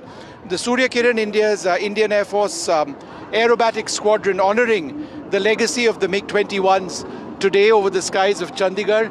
I can tell you, as our conditions go, it's a pretty clear day. And so therefore we do expect to see some fantastic photographs emerging out of all of this. And I think it's fantastic that we actually do have a great day when the MiG-21 flew for the very first time. It's nice for me to actually see, Shiv, the landing of all, including the very last MiG-21. I noticed the pilot hold his nose in the air after touching down, aerodynamic braking, to just sort of keep the aircraft up over there for the last possible moment before the nose wheel dropped down, and he had to then stop and then taxi off the runway. The Indian Air Force Chief was also there. He also landed. We saw his aircraft taxi past. But yes, heritage flight, absolutely, Shiv. We should see the MiG-21s there without a doubt. Vishnu, on a personal note, nobody's flown more fighters as a journalist than you have. And I know you've tried to get into the cockpit of a MiG-21, try to get a flight in one of those. Why didn't that happen, and how do you feel personally today watching these aircraft retire? So Shiv, you can rub it in. I'm too tall, and that's the answer. My leg length is such that I can't get into the cockpit of the MiG-21. That was a Surya Kiran Hawk, just fly really low, whoosh past us. That was pretty amazing. But I couldn't get into the ejection seat of a MiG-21, and so they said that, look, don't even try to apply, it's rejected before you know. But for me, the sortie of a lifetime, one among many I should say, but was during the Kargil War 1999, when I flew with Indian Force shortly just as the war started winding down. 3 sorties from Adampur Air Force Base in Mirage 2000s. That was an incredible experience, because these were the same pilots who I flew with, who would bomb Tiger Hill and then Munto Dhalo and a lot else. But imagine the number of MiG-21 stories, coming back to the MiG-21 point, that actually are all over here, and we brought you a couple of those accounts. Just incredible stuff that we've seen over the last little while. And now, of course, the Surya Kirans. And Shiv, you should have been over here, but as I understand it, one of us at all times needs to be working. But that apart, it's the smell of jet fuel as these Hawks fly past me, which I think it's so incredible. It's just so much a part of the entire aviation experience. So things are happening really, really fast. Hopefully you've got a feed from multiple cameras coming in. And so there you have it. The 26th of September 2025, a landmark day for the Indian Air Force and for global aviation, with the MiG-21, with the MiG-21 ending its final sortie, or flying for the very first time. We've got another Surya Kiran coming right up in front of us, that you can see 2 of them. Just watch these amazing pictures, very low level, as they soar past colors, and then across over there at very high altitude in front of the audience over here. This is better than any T20 match, I can tell you. Absolutely incredible stuff. Shiv. Wonderful pictures, Vishnu. And, if I can throw in a small nugget of history, the aircraft you see in the Surya Kiran team is the Hawk Mark 132. It's a British trainer that the Indian Air Force uses to train its pilots in advanced fast jet training. This is an aircraft which took a very long time to enter the Indian Air Force, nearly 2 decades. And it is the delay in this aircraft entering the Indian Air Force's training schools that actually played a part, according to most experts in the Air Force, for the high number of accidents that took place on the MiG-21. So just a small bit of aviation history and maybe a little bit of poignant irony as well, seeing the Hawk flying over Chandigarh at this point of time. These are the Surya Kiran Hawks, incredible team, 9 aircraft formation, one of the few in the world doing their thing over the Chandigarh Air Force Station. Fantastic aerobatic display. This is a team that travels all across the world and is the pride of the Indian Air Force. And as you can see from these pictures, they are in huge demand at events and flight displays all over the country. Extremely busy team that is based in Bengaluru and flies flight displays at air shows on different continents. And there is hardly a time when they are they're really on the ground. They're constantly flexing the Indian Air Force's message of touch the sky with glory. So very, very fitting that with their beautiful Tiranga vapor trails, as you can see in these pictures, the corkscrew maneuver with 3 in formation is an excellent signature move of the Surya Kiran aerobatics team as they pay tribute and farewell to the MiG-21. Remember, these fighters are flying just meters from each other. It's gut-wrenching. Images from the cockpits of these aircraft will be released a little later today, I'm sure, where you'll get a chance to see what the Surya Kiran really means. But there is Vishnu, like I said, a link between the Hawk and the MiG-21. So it's interesting to see this aircraft in the air paying tribute to the retirement of the MiG-21. That's right, Shiv. That's exactly what's taken place. What they were doing is honoring, in this display, the Surya Kirans, they were honoring the MiG-21s. We saw the Akash Ganga team as well, the skydivers with a particular ensign, sort of dangling under the divers, with the MiG-21 symbol and ensign, sort of honoring the MiG-21s. But that's what's been happening in Chandigarh, and I dare say this incredible chapter of the Indian last flights in squadron service. That has now, it seems to be coming to an end right now. It's back to the studio.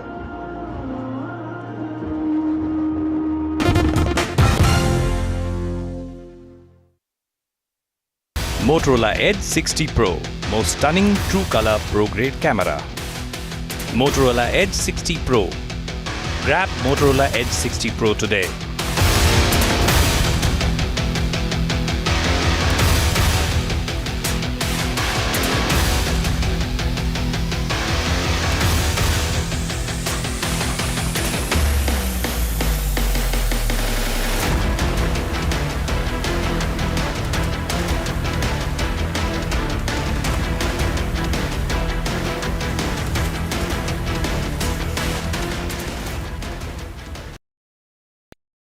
Rajasthan is history, culture, and much more. And I have been reporting on all things royal for more than 25 years. The colors, the culture, and the complexities of the Northeast is different from the rest of the country.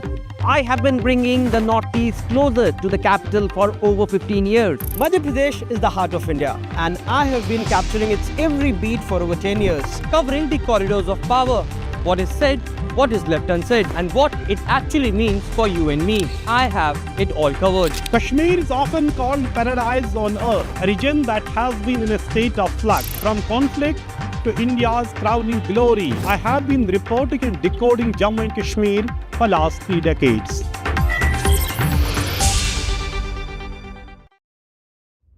Vanakkam Tamil Nadu. Now the battle for Tamil Nadu 2026 is open now. After Chief Minister Stalin rolls up his sleeves and Vijay steps in as a star challenger. This is a mass gathering, not for cash. Meanwhile, a former Chief Minister, Edappadi Palanisamy, begins his fight back. The big comeback campaign by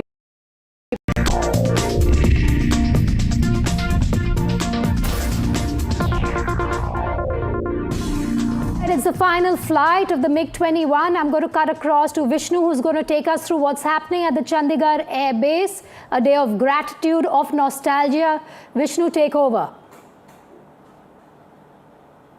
Historic moment for the Indian Air Force. It's the last time that we're going to see the MiG-21 in squadron service.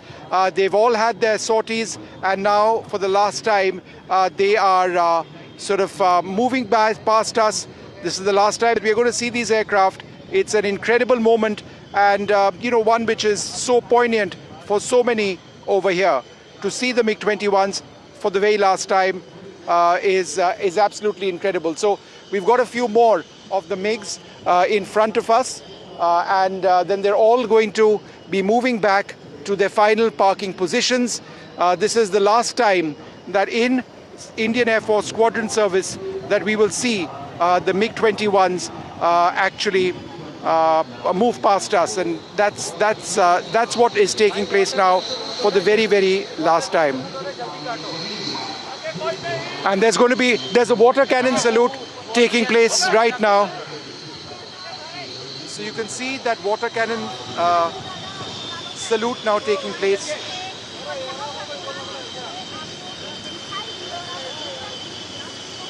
And you'll see the other aircraft, including one which is taxiing right in front of me right now. Incredible, incredible sight of a MiG-21 taxiing right in front. And it's, it's superb to be able to be seeing this. A MiG-21 taxiing right in front for the very last time. And they're all positioning for their final position. The pilots will come off in a little while from now for the last time. So it's the Indian Air Force is essentially done and dusted with the MiG-21. And that's what this seems to commemorate at this juncture. It is quite remarkable to see and be present over here at the end of this chapter. We'll see the pilots alight from their aircraft. The final two are now getting the water cannon salute as they sort of move past us, and then they're going to be parked in a particular position. The pilots will alight, and then of course we'll hear the Defence Minister speak as well at a certain stage. These are the last MiG-21s of the Indian Air Force in front of you.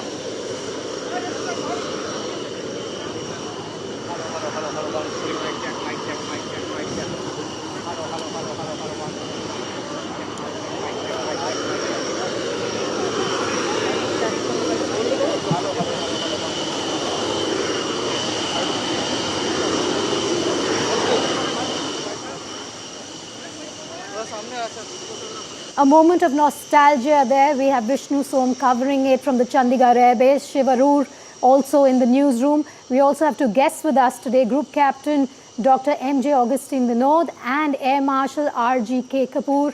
Air Marshal Kapoor, I want to come to you first as we go through these nostalgic visuals as well. And before the Defence Minister speaks, it's a nostalgic day for the Indian Air Force. For you, tell us more why it is. I grew up flying this beautiful machine. First time I actually touched it physically was in 1986. After getting commissioned, having flown Kiran, which was taking off at say 100 knots, which is about 180 kilometers, to transitioning to fly it at, taking off at 340, 350 kilometers per hour. I mean, double the speed. Time is the same, so it's double acceleration, and everything has to come in that time. So it was time versus visualization. And the first time I flew the trainer, I still remember the instructor behind said, okay, engage reheat.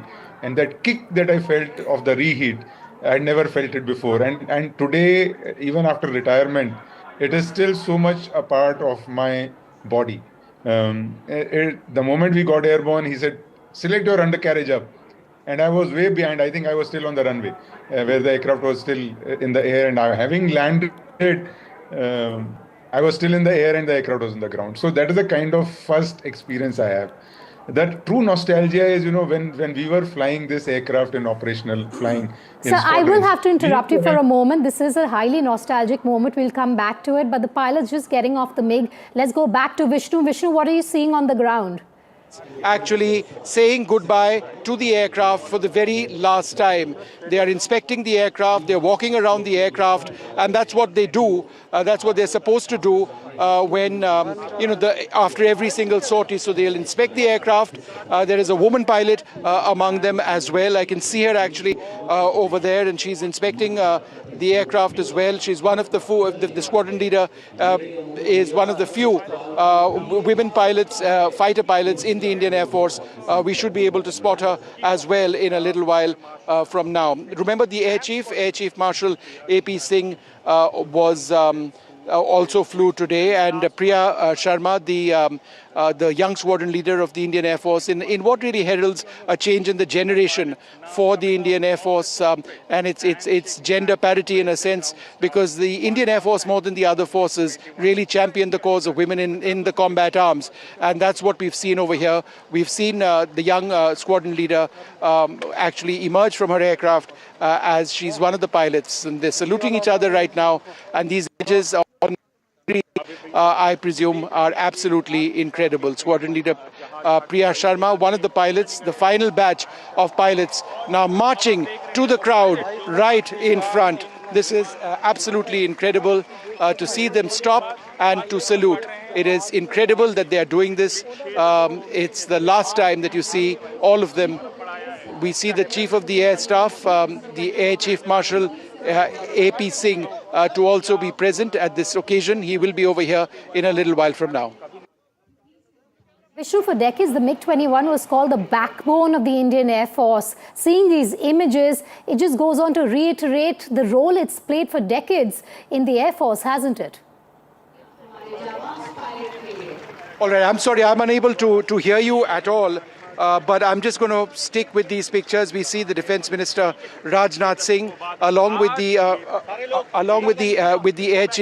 Air Chief Marshal AP Singh, walk to the final batch of Indian Air Force MiG-21 pilots, and he'll be shaking the hands of the MiG-21 pilots over there as they bid adieu to the MiG-21 today over here in Chandigarh. It's the same Air Force base where the MiG-21 entered service for the first time in the early 60s. So we expect the Defence Minister to address the gathering over here in a little while from now. In fact, he's moving to the dais now to make his address. Let's cut across to this in a little while.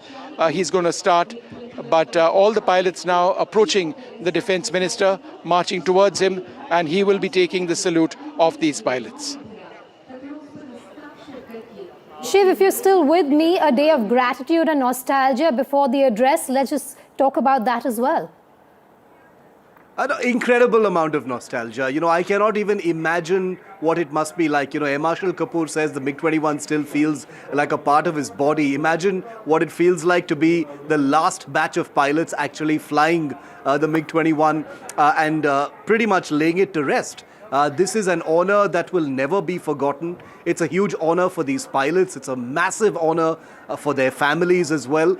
I want to take a moment to also acknowledge the maintenance crews, the ground staff, the people who inspect the aircraft. Pilots tend to get all the glory, and deservingly so, but it takes an entire squadron to keep these beautiful fighters in the air. So India salutes all of the MiG-21 ground engineers, staff, mechanics, those who maintained these fighters and did such a splendid job keeping them airworthy for so long. It is truly a feat, Vedika, of India's resilience, the Indian Air Force's commitment to keeping these aircraft combat worthy. And like I keep saying, these aircraft during Operation Sindoor only a few months ago were actually flying combat missions, and now they're retiring. And that's a testament to the Indian Air Force's incredible competence in keeping what are otherwise considered to be vintage aircraft in the air and able to actually execute or be able to be in the air to execute India's military objectives. So, the Air Force salute to these fighters and the men and women that kept them in the air, flew them, maintained them, kept them in ship shape, like children every day, seeing them go out. Brings a tear to the eye, and I think the kind of familial nostalgia that will be felt for the Panther Squadron tomorrow, for a civilian like me and us, really, we've got veterans among us. We'll never really be able to feel it. I think the only thing we can feel today is a sense of vicarious nostalgia and a huge amount of gratitude, Vedika. We also have Group Captain Dr. M.J. Augustine Vinod with us. Group Captain, nostalgic moment for you as well. Just take us through your first touch of the MiG when you first, had that experience. We'll, of course, keep going back to the ground and Vishnu, but this is a day of gratitude like I was speaking to Shiv about. It's a day to remember those conflicts that it's witnessed, the sacrifice, the legendary stories that we know of the MiG. Absolutely, Vedika. And as offline, I was talking to you. The pilot standing next to the lady pilot, I think, is one of my pupils. His name is, if now I'm not wrong, Vishnu will check it out, is Sumit Yadav. I mean, he was one of my pupils when in a MiG-21 squadron, I had the opportunity of converting him to MiG-21s. This particular aeroplane, 2273, I was looking up at my logbook while you were showing the visuals. I have flown close to 130 plus sorties on this particular fighter, which is just taxied in. So that is a kind of memory and attachment, like you said, extension of my body there. And three of the gentlemen who have probably flown the maximum fighters are also there, Shiv, Vishnu, and of course on the other side, Gaurav. So the three, quasi fighter pilots, you, Vedika, and me, and Air Marshal Kapoor, who have flown MiG-21 the longest, commanded a MiG-21 unit, both of us. So this particular panel is, probably the loaded panel as it can get, talking about, MiG-21 flying into the sunset. On my marriage day, I told Varsha, my wife, but you will. I said two, but I told her you will always be number 3 in my life, my country, my MiG-21, and it'll be you. So today, as it flies into sunset, maybe I can upgrade it to number 2. Like I said in other channels as well, I'm so in love with this particular airplane. I got a tattoo for myself, MiG-21 in my hand, in my forearm. So that is the kind of love I have for this airplane, and forever will be. She will go with me to my deathbed, whenever that is. So how was it to fly this fighter? Tell us more about your experiences. So taking a leaf from what Air Marshal said, the kick. So actually, just before the kick, there are 2 more things that happens, which is called the light, fork, and the drop. So when you apply reheat, you get the reheat light. Then the engine actually drops the RPM because the exhaust nozzle opens, and then there is the kick, and that kick is like, whoa! The first time you're pinned to the seat, and it's to some extent it's quite scary, because that is a kind of acceleration that MiG-21 has, because it has to roll and take off and reach that speed. Air Marshal was talking about 350 kilometers an hour in about 2,000 to 3,000 feet. And MiG-21 Bison and BIS has something called the emergency power reserve, also called the secondary heat. I remember doing an air test at very low fuel, came over the runway with the secondary heat, and pulled up vertically, climbed to 20,000 feet with runway on my rear view mirror still visible. So that is the kind of power this particular aeroplane has. Wonderful, wonderful machine. And flying into the sunset is, it's nostalgic. It's a feeling that, only us people who have flown it will have. My salute to the great work and the warhorse of Indian Air Force, and to the men and women who have flown it, and the men and women who have flown it and flown free into the afterlife. I will salute to them as well, and many of whom I have picked up in plastic bags, and salute to them. My friends, my colleagues, my brothers in arms. I salute to them as well, and salute to their families. May Shiv just take us through what's happening at the Chandigarh Air Base right now? Photo op moment, an important one that will be in the corridors of the Air Force headquarters, of course, and many other places that we're going to see. That final salute happening at this moment.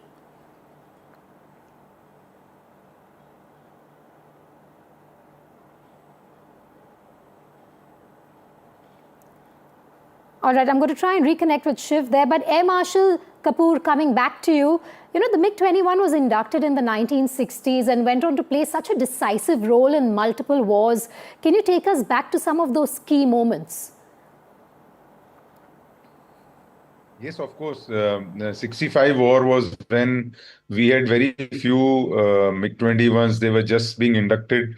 And so it did not play a major role in the 65 war. But definitely, I think it played a pivotal role in 71 war when it created that full air supremacy and air superiority over eastern Pakistan, and which helped us, undertake Tangail drop or the Meghna crossing, and also the attacks on Tezgaon and Kurmitola. Unfortunately, this is a live situation. Yeah. We'll come back to you in a moment, but the Defence Minister Rajnath Singh now. Okay. Chief of Defence Staff, General Anil Chauhan, Chief of Naval Staff, Admiral D.K. Tripathi, Chief of Army Staff, General Upendra Dwivedi, Chief of Air Staff, Air Chief Marshal A.P. Singh, DDR&D and Chairman DRDO, Dr. Samir V. Kamath, Defence Services K3 Financial Advisor Dr. Mayank Sharma, यहाँ मौजूद भारत सरकार और हमारी तीनों सेनाओं के अधिकारीगण, उनके परिवारजन एवं हमारे ऐसे वायुसेना के अधिकारी जिन्होंने कि अपनी पूरी जिंदगी खपाई है अपनी सेवा में, ऐसे हमारे सभी पूर्व सैनिक अधिकारी एवं अन्य कर्मी, अन्य एयर वॉरियर्स, देवियों व सज्जनों, सबसे पहले मैं देश की संप्रभुता, एकता और अखंडता को अक्षुण्ण बनाए रखने में अपना अहम योगदान देने वाले इंडियन एयर फोर्स के वीरों को मैं नमन करता हूं। आजादी से लेकर अब तक आप सबने भारत की सुरक्षा सुनिश्चित करने के लिए जिस शौर्य और पराक्रम का परिचय दिया है, वह अपने आप में सभी भारतवासियों के लिए प्रेरणादायी है। आपकी वीरता की यह जो यात्रा रही है, इसके पीछे मैं समझता हूं MiG-21 का भी बहुत बड़ा योगदान रहा है। साथियों, आज हम सब MiG-21 की फाइनल ऑपरेशनल सॉर्टी के लिए एकत्र हुए थे। इस मौके पर आप सबके बीच आकर मेरे मन में कई सारे इमोशंस तैर रहे हैं, कई भावनाएं तैर रही हैं। मेरे मन में इस समय गौरव की भावना भी है, तो वहीं एक तरफ कृतज्ञता की भावना भी है। साथियों, आज जब हम MiG-21 को इसकी ऑपरेशनल जर्नी से विदाई दे रहे हैं, तो मुझे लगता है हम एक ऐसे अध्याय को विदा करने जा रहे हैं जो न केवल इंडियन एयर फोर्स के इतिहास में, बल्कि हमारी पूरी मिलिट्री एविएशन की जर्नी में गोल्डन लेटर्स में लिखा जाएगा। MiG-21 केवल एक एयरक्राफ्ट या मशीन भर ही नहीं है, बल्कि यह भारत और रशिया के बीच गहरे संबंधों का एक प्रमाण भी है। साथियों, एक तरफ तो मिलिट्री एविएशन का खुद का जो इतिहास है वह अपने आप में इनक्रेडिबल है ही, दूसरी तरफ MiG-21 ने मिलिट्री एविएशन की जर्नी में कई और प्राउड मोमेंट्स यानी गौरव के क्षण जोड़े हैं। दुनिया के मिलिट्री एविएशन के इतिहास में ऐसा कोई फाइटर जेट नहीं हुआ जो इतनी बड़ी संख्या में निर्मित हुआ हो। दुनिया भर में MiG-21 के 11,500 से अधिक विमान बनाए गए और उनमें से लगभग 850 विमान भारतीय वायुसेना का ही वह हिस्सा रहे हैं। साथियों, यह संख्या अपने आप में इस फाइटर एयरक्राफ्ट की पॉपुलैरिटी, इसकी क्रेडिबिलिटी और इसकी मल्टी डायमेंशनल कैपेबिलिटीज की एक टेस्टिमनी है। अभी आप लोगों ने देखा कि MiG-21 की फाइनल फ्लाई पास्ट को air chief marshal A.P. Singh ने स्वयं लीड किया है और यह इस मशीन की क्रेडिबिलिटी और एयर वॉरियर्स के मन में इसके सम्मान को दर्शाता है। इतने लंबे समय तक MiG-21 अनेक वीरतापूर्ण कृत्यों का साक्षी रहा है। इसका योगदान किसी एक घटना तक या केवल एक युद्ध तक सीमित नहीं रहा है। 1971 के वार से लेकर कारगिल के युद्ध तक या फिर बालाकोट एयर स्ट्राइक से लेकर ऑपरेशन सिंदूर तक ऐसा कोई क्षण नहीं रहा जब MiG-21 ने हमारी आर्म्ड फोर्सेस को जबरदस्त मजबूती न प्रदान की हो। 1971 का वार भला कौन भूल सकता है। MiG-21 ने पाकिस्तान के साथ युद्ध के दौरान विपरीत परिस्थितियों में जिस दिन ढाका के गवर्नर हाउस पर हमला किया, उसी दिन उस युद्ध के परिणाम की रूपरेखा तय कर दी गई। इसके अलावा भी इसके लंबे इतिहास में अनेक ऐसे मौके आए जब MiG-21 ने अपनी डिसाइसिव कैपेसिटी साबित की है। साथियों, कोई भी ऐतिहासिक मिशन हो, हर बार MiG-21 ने तिरंगे का सम्मान बढ़ाया है। इसलिए यह फेयरवेल हमारी कलेक्टिव मेमोरीज का भी है और हमारे नेशनल प्राइड का भी है और इस जर्नी का भी है जिसमें करेज, सैक्रिफाइस और एक्सेलेंस की कहानी लिखी गई है। साथियों, MiG-21 की इस शानदार जर्नी और इस कार्यक्रम को एक अलग नजरिए से भी मैं देख रहा हूं। यह नजरिया हमारे प्राचीन भारतीय परंपराओं की भी एक झलक दे रहा है। हमारा जो एंशिएंट कल्चर है वो हमें यही सिखाता है कि केवल लिविंग ही नहीं बल्कि नॉन लिविंग थिंग्स भी इसमें ईश्वर का वास होता है। हमारे यहाँ ईशावास्यमिदं सर्वम कहा गया है, यानी हर एक चीज में ईश्वर को देखा गया है। हमारे यहाँ जमीन, आसमान, पेड़, यहाँ तक कि घास को भी पूजा जाता है। हम तो पत्थर में भी देवता का वास मानते हैं। हम तो माता भूमि ही पुत्रो अहम पृथिव्याः कहने वाले लोग हैं, यानी हम सब इस भूमि को अपनी माता और खुद को इसकी संतान मानते हैं। आप सब ने देखा होगा कि जब कोई नया घर बनता है तो हम उसमें प्रवेश करने से पहले पूजा करते हैं। जब कोई नई गाड़ी आती है तो उसका भी हमारे यहाँ पूजन होता है। और अभी कुछ ही दिनों में हम सब दशहरा में शस्त्र पूजन भी करेंगे। यह परंपरा केवल आस्था और विश्वास नहीं है, यह हर टूल के प्रति, हर सिस्टम के प्रति, हर इंस्ट्रूमेंट के प्रति हमारी कृतज्ञता की यह भावना है जो हमें प्रोटेक्ट करती है, जो हमें एम्पावर करती है। हमारी सिविलाइजेशन और हमारी कल्चर हमें यही सिखाती है कि रेस्पेक्ट सिर्फ इंसान को ही नहीं बल्कि हर उस चीज को दिया जाना चाहिए जिसने हमारे जीवन में कुछ न कुछ योगदान दिया है। साथियों, जब हम हर छोटी बड़ी चीज को इतना सम्मान देते हैं तो MiG-21 तो हमारा नेशनल प्राइड है। यह तो हमारी रक्षा का शील्ड रहा है, हमारी शक्ति का यह सिंबल रहा है और इसलिए इसका सम्मान करना भला हम कैसे छोड़ सकते हैं। इसलिए आज जब हम MiG-21 को फेयरवेल देने के लिए यहाँ पर एकत्रित हुए हैं तो इसे सिर्फ एक फॉर्मल मिलिट्री सेरेमनी की तरह ही नहीं देखा जाना चाहिए। यह एक सांस्कृतिक परंपरा का विस्तार है। जैसे हम अपने सोल्जर्स की रिटायरमेंट पर उन्हें सम्मान देते हैं, उसी तरह आज हम इस माइटी मशीन को सम्मान दे रहे हैं जिसने डिकेड्स तक हमारी सुरक्षा का भार अपने विंग्स पर उठाया है।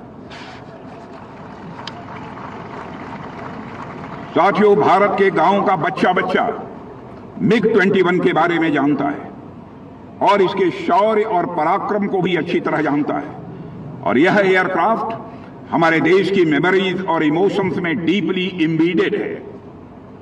1963 में जब MiG-21 पहली बार हमारे साथ जुड़ा था, तब से लेकर आज तक 60 से भी ज्यादा वर्षों का यह सफर अपने आप में अनमैच्ड है, अपने आप में यह बेजोड़ है। मुझे लगता है कि हमारे कुछ वेटरन्स को छोड़ दें तो यहां मौजूद अधिकांश लोगों का उस समय जन्म भी नहीं हुआ होगा जब यह मशीन पहली बार इंडियन स्काईज में उड़ी थी। यही बात इसे और भी स्पेशल बनाती है। हम सबके लिए यह सिर्फ एक फाइटर जेट नहीं बल्कि एक फैमिली मेंबर जैसा है मेरे साथियों, जिसके साथ हमारा अटैचमेंट बहुत ही गहरा है। MiG-21 ने हमारे कॉन्फिडेंस को शेप किया है, हमारी स्ट्रेटजी को इसने मजबूत किया है और हमें ग्लोबल स्टेज पर स्थापित करने में हमारी मदद की है। अपनी इतनी लंबी जर्नी में इस फाइटर जेट ने हर चुनौती का सामना किया और हर बार इस फाइटर जेट ने अपनी काबिलियत भी साबित की है। साथियों, जब MiG-21 की बात होती है, अक्सर ये कहा जाता है कि भारतीय वायुसेना 60 साल पुराने विमान उड़ा रही थी। मैं इस अवसर पर एक बहुत ही महत्वपूर्ण फैक्ट भी स्पष्ट कर देना चाहता हूं। 1960 और 1970 के दशक में जो MiG-21 विमान हमारी आर्म्ड फोर्सेज के पास आए थे, वह बहुत पहले ही सेवा से बाहर हो चुके हैं और जो MiG-21 विमान आज तक हम उड़ा रहे थे, वे मैक्सिमम 40 ईयर्स यानी 40 वर्ष पुराने हैं। 40 साल की लाइफ टाइम ऐसे एयरक्राफ्ट के स्टैंडर्ड में बिल्कुल नॉर्मल है। कई देशों में ऐसे फाइटर जेट्स को इतने ही टाइम तक एक्टिव रखा जाता है, लेकिन MiG-21 की एक खास बात यह है कि इसे तकनीकी रूप से हमेशा अपडेट रखा गया है और हमारे एयरफोर्स के अधिकारियों और जवानों ने और मैकेनिस्ट ने इस काम को किया है। आज जो MiG-21 हम यहाँ देख रहे हैं, यह तो त्रिशूल, विक्रम, बादल और बिशन जैसे नामों से भी जाना गया है। इसका वर्तमान रूप तो अपडेटेड था। यहाँ मैं हिंदुस्तान एरोनॉटिक्स लिमिटेड की भी सराहना करना चाहता हूँ, जिसने अपने एडवांस राडार्स एवियोनिक्स से MiG-21 को लगातार अपडेट करने में अपनी महत्वपूर्ण भूमिका का निर्वाह किया है। साथियों, MiG-21 ने अपने बायर्स और अपने सेलर्स दोनों की अपेक्षाओं से कहीं बेहतर प्रदर्शन किया है। 1950 के दशक में जिस डिजाइन पर यह जेट बना था, वह उस समय की टेक्नोलॉजी के हिसाब से बेस्ट था।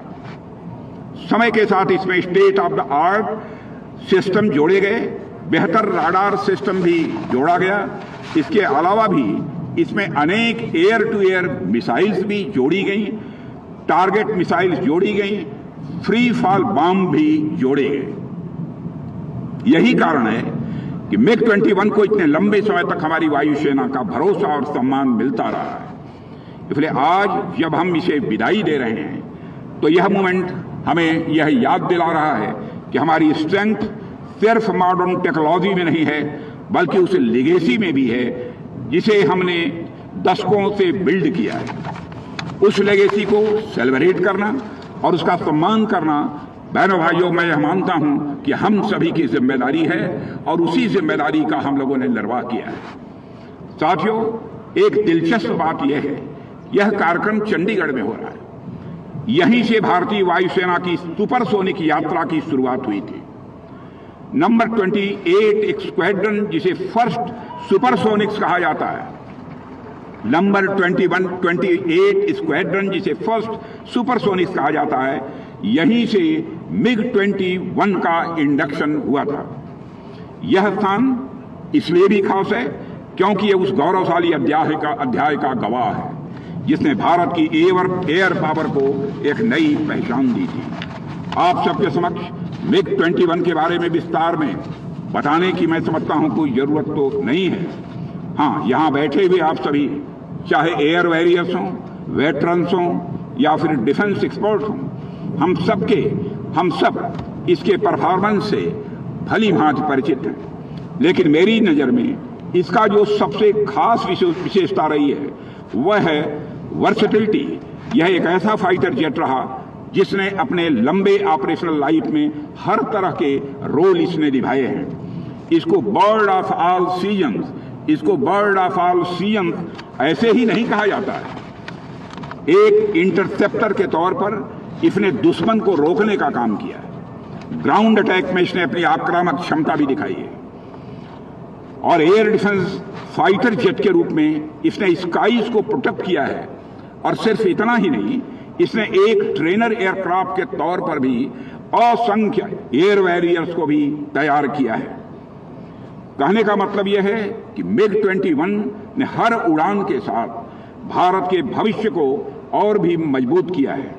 साथियों, MiG-21 अगर इतने वर्षों तक भारत की सुरक्षा में अपना योगदान देता रहा है तो इसके पीछे की ताकत इंडियन एयरफोर्स का हर पायलट, इंडियन एयरफोर्स का हर वॉरियर, जिसे हम एयर वॉरियर कहते हैं, और हर ग्राउंड क्रू ने दी है। MiG-21 के साथ उन्होंने अपना साहस और अपना समर्पण जोड़ा है, इसलिए उनका भी मैं अपनी तरफ से अभिनंदन करना चाहता हूं। साथियों, अगर आप 80 और 90 के दशक की तरफ नजर डालें तो आप देख पाएंगे कि MiG-21 सिर्फ एक फाइटर एयरक्राफ्ट ही नहीं बल्कि हमारी इंडियन एयरफोर्स के लिए एक ट्रेनिंग ग्राउंड के रूप में भी कार्य कर रहा था। इस लीजेंडरी प्लेटफॉर्म पर खड़े होकर न जाने कितने जाबाज पायलट्स ने उड़ान भरी है। सीखा कि आसमान से कैसे बात करनी है, इसने ही हमको सिखाया है। कैसे हर परिस्थिति में अपनी मशीन को कंट्रोल करना है और कैसे मुश्किल हालात में भी शांत रहकर मिशन को अंजाम देना है। आज जो हमारे पास हाईली स्किल्ड फाइटर पायलट्स हैं, उनकी नींव कहीं न कहीं MiG-21 ने ही रखी है। यही वजह है कि भारत की सुरक्षा यात्रा में MiG-21 एक सारथी की तरह हमेशा हमारे साथ खड़ा रहा है। साथियों, आज जब हम उसे फेयरवेल दे रहे हैं तो यह भरोसा भी ले रहे हैं कि आने वाले कल में हमारी नई पीढ़ी इसी स्पिरिट के साथ डिफेंस मैन्युफैक्चरिंग और एयर पावर को और ऊंचाइयों पर ले जाएगी। मुझे विश्वास है कि आने वाले समय में जब दुनिया भारत को देखेगी तो कहेगी यह तो वो देश है जिसने MiG-21 से शुरुआत की और आज फ्यूचर टेक्नोलॉजी में दुनिया का लीडर है। यही हमारी जर्नी है और यही हमारी प्राइड है। और मैं देश का रक्षा मंत्री होने के नाते नहीं बल्कि एक भारतीय होने के नाते कहता हूं कि इस लिगेसी को हमें टूटने नहीं देना है किसी भी सूरत में। MiG-21 का योगदान सिर्फ इतिहास नहीं है, वह सीख है, वह DNA है जो हमें आगे बढ़ाएगा। हमें LCA तेजस की सफलता को अपनी नेक्स्ट मिशन की शुरुआत माननी है और आने वाले fighter aircraft, advance medium combat aircraft, MCAS और अन्य प्रोग्राम्स में यह आत्मविश्वास भरने की जरूरत है कि भारत हर चुनौती का मुकाबला कर सकता है और हर चुनौती पर भारत विजय प्राप्त कर सकता है। आज हमारे डिफेंस इकोसिस्टम में रिमार्केबल बदलाव हो रहा है। हमारी research labs, academia, defence PSUs, private sector और हमारे यूथ, हमारे स्टार्टअप, हमारे साइंटिस्ट, यह सब मिलकर बदलाव की इस गाड़ी को तेजी से आगे बढ़ा रहे हैं। साथियों, आज का दिन हमें यह भी याद दिलाता है कि हमें अतीत को तो सम्मान देना ही है, साथ ही साथ भविष्य की ओर कदम भी हमको बढ़ाते रहना है। पुराने साधन भले ही आज सेवा के बाहर हो जाएं, लेकिन हमें ध्यान रखना है कि उनकी लेगेसी हमेशा प्रेरित करती रहे। MiG-21 ने हमें यह सिखाया है कि बदलाव से घबराना नहीं है बल्कि उससे नई ऊर्जा लेकर हम सभी को आगे बढ़ना है। हम तो इस भाव को लेकर चलने वाले लोग हैं कि तंत्र है नूतन भले ही। हम इस भाव को लेकर आगे बढ़ने वाले हैं कि तंत्र है नूतन भले ही, चिर पुरातन साधना, यानी हमारे पूर्वजों ने हमें यह दर्शन दिया कि साधना यानी मूल भावना और आदर्श ये शाश्वत होते हैं, मिटते नहीं हैं, ये कभी समाप्त नहीं होते हैं। उन्हें प्रकट करने के लिए जो साधन यानी तंत्र और उपकरण हैं, यह सब तो समय के साथ बदलते रहते हैं। जैसे इसे आप इस तरह से समझिए कि हमारे सैनिकों का साहस, हमारे सैनिकों का अनुशासन और उनकी राष्ट्र भक्ति चिर पुरातन साधना है, लेकिन उन्हें व्यक्त करने के लिए जिन हथियारों, जेट्स और टेक्नोलॉजी की आवश्यकता होती है वे एक नूतन तंत्र हैं और लगातार अपडेटेड होता रहा MiG-21 इसी दर्शन का, इसी फिलॉसफी का एक जीवंत उदाहरण है। अंत में मैं उन सभी पायलट्स, टेक्नीशियंस, ग्राउंड स्टाफ, और इससे जुड़े एशियल के समस्त इंजीनियर्स और अन्य स्टाफ को भी हृदय से नमन करता हूं, जिनकी मेहनत, समर्पण और साहस ने MiG-21 को भारतीय वायुसेना की आत्मा का हिस्सा बनाया है। हमारे पायलट्स ने अपने प्राणों की परवाह किए बिना आसमान में हमारी सीमाओं की रक्षा की और टेक्नीशियंस और ग्राउंड स्टाफ ने अपने पसीने और कौशल से यह सुनिश्चित किया कि हमारे विमान हर बार पूर्ण शक्ति के साथ उड़ान भर सके। आज जब हम इस गौरवशाली अध्याय को विदा कर रहे हैं तो यह उन अनगिनत नायकों को भी स्मरण करने का क्षण है जिनके त्याग ने इस मशीन को एक जीवंत विरासत बना दिया है। उनका योगदान हमेशा हमारी राष्ट्रीय स्मृतियों में सदैव अमर रहेगा। साथियों, अंत में मैं बस इतना ही कहना चाहता हूं कि MiG-21 जिस तरह दशकों तक हमारी सिक्योरिटी का पिलर बना रहा, वो हम सब के लिए एक गर्व का विषय है। मुझे खुशी है कि मैं एक भारतीय नागरिक के रूप में भी इस पल को आप सबके साथ बांट रहा हूं। साथ ही हमें आज यह प्रण भी लेना होगा कि आने वाले कल में हमारी वायुसेना की उड़ान और ऊंची होगी और भारत की आकाश रक्षा और अभेद्य होगी। इसी प्रण के साथ MiG-21 को विदाई देते हुए और उसके प्रति हृदय से श्रद्धा और कृतज्ञता व्यक्त करते हुए यहीं पर मैं अपनी बात समाप्त करता हूं। एक बार बोलिए भारत माता की, और तेज आवाज आनी चाहिए, भारत माता की, और तेज, भारत माता की। धन्यवाद।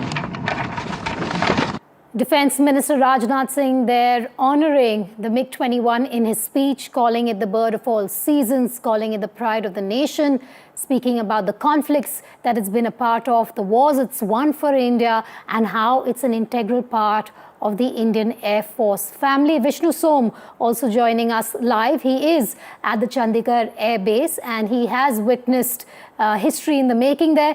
Vishnu, we just had the Defence Minister speaking, calling MiG a family member, talking about how 850 of the MiGs have been procured by India.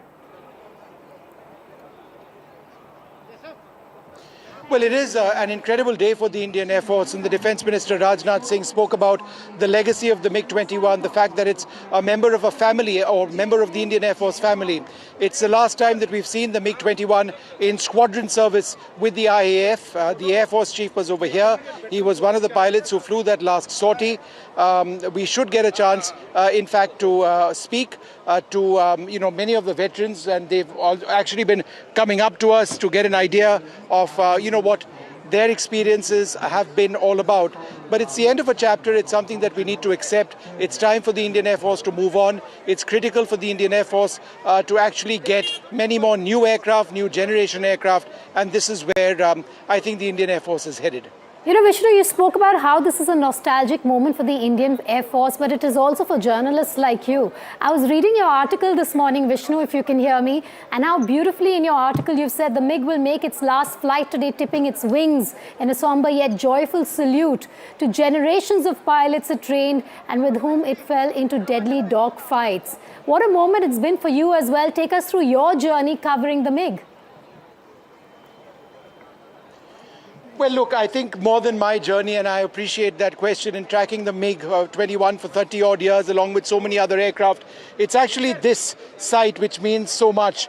These are family members, and I think it is. Let's just walk if we can, and we're going to walk and we're going to try and see if we can get any of these family members who are all making their way to the MiG-21. So we're going to walk in the direction of the MiG-21, and we're going to try and see if what it is that we can actually do. So they've opened up this particular area to the MiG-21. I'm just going to walk over here and try and see if we can speak to some of the old veterans, or if the pilots are still over here and they're willing to speak. But this is the MiG-21 Bison that you see over here. It's a real mela that's taking place in a sense. All of these people are special invitees. They've been called by the Indian Air Force, given their involvement with the IAF, with this particular aircraft, something that they've they've served in for a very long period of time. Hi, sir. Vishnu. Good to see you. How have you been? Sir, you've flown on the MiG-21 yourself. Sir, why don't you tell us what does this day mean for you? Oh. Come over here, sir. Not a pressed man, but yes, it's nostalgic. Come, face the camera. Yeah. Service, have 2,500 hours of flying on that. Then for the first time we engaged night attack on enemy airfield. That was in 71? 71, yeah. Which sector were you deployed in? Here. You were deployed in the west? Yes. And so you used the MiG-21 in the air defense mission in 71 or ground attack? Both. What was your most memorable mission? Night strike. Tell me about what did you hit? Their airfields. Which one, sir? Do you remember? Yes. Not all, but I'll tell you. Shorecourt, Risalwala, Sargoda, and there's one more which I name Chaklala. So a lot of these airfields are now coming up in Op Sindoor because it's for the first time since he struck some of these air bases way back in 1971 that in the month of May 2025 the Indian Air Force struck them again. I'm honored, sir, and for the benefit of our viewers, if you can just identify yourself, let them know who you are. I'm Air Marshal Nadkarni, retired from the Air Force in 95.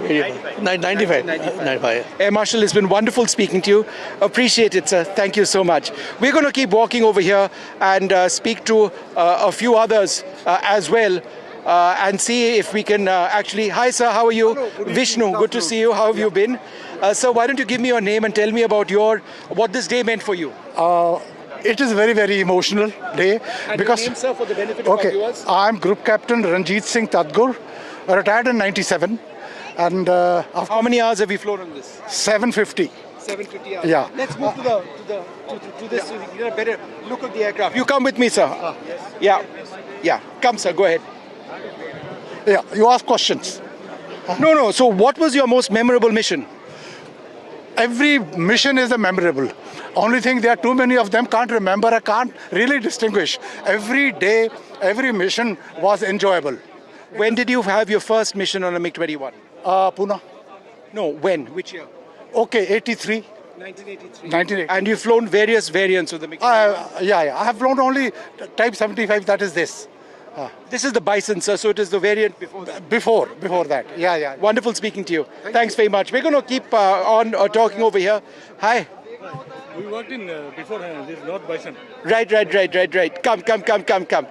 We're going to just move on and take a look at the aircraft. We've got a great look at the profile of the jet itself over here. And the MiG-21 is incredible because the air inlet is on the sides of this particular area. The airflow is a super critical sort of aspect of flying on the MiG-21. We're going to try and see that. Why don't you come forward, sir? Hi, how have you been? Wing Commander Panikar. Wing Commander, good to see you. Wing Commander, you've flown how many hours in the MiG? I've flown almost 1,500 hours on the Biz, not on the Bison. On the Bison. For the benefit of our viewers, the inlet is super critical.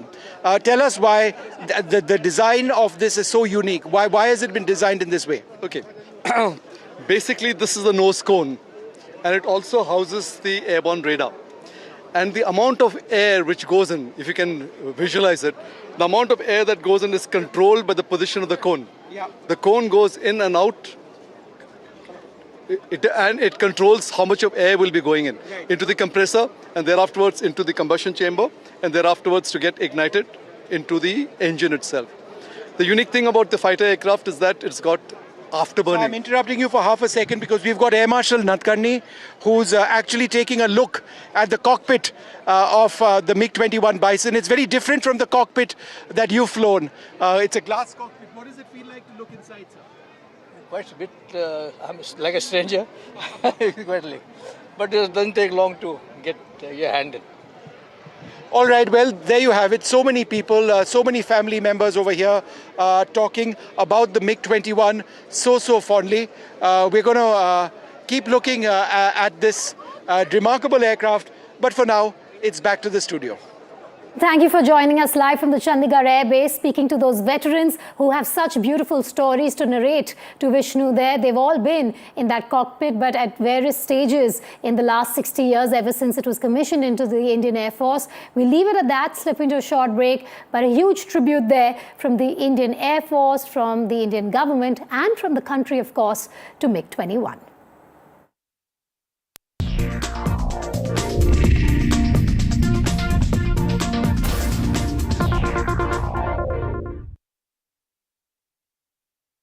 Motorola Edge 60 Pro, most stunning true color pro grade camera. Motorola Edge 60 Pro. Grab Motorola Edge 60 Pro today.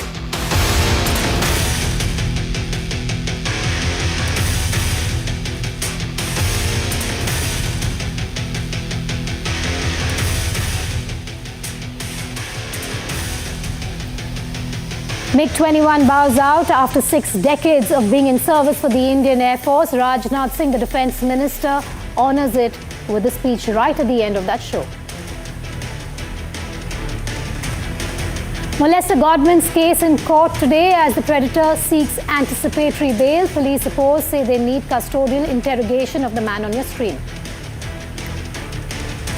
Delhi High Court asks former NCV officer Samir Wankhede to file a fresh petition, matter to be relisted. Wankhede had filed a defamation suit against Shah Rukh Khan's son over his portrayal in Bads of Bollywood. BJP and Congress woo women voters in Bihar. Prime Minister Modi to launch job scheme for women. Congress MP Priyanka Gandhi to address a women's conclave in Patna.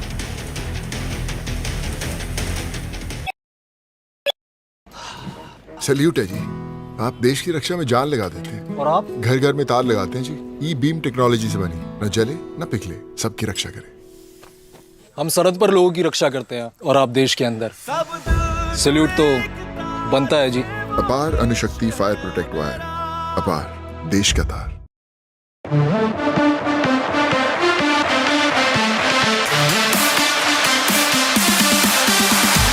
NDTV Good Times is something that we're supremely excited about. We just don't want to do live entertainment. We want to create experience for you. And NDTV Good Times is one of the most marquee and iconic ideas that NDTV came up with.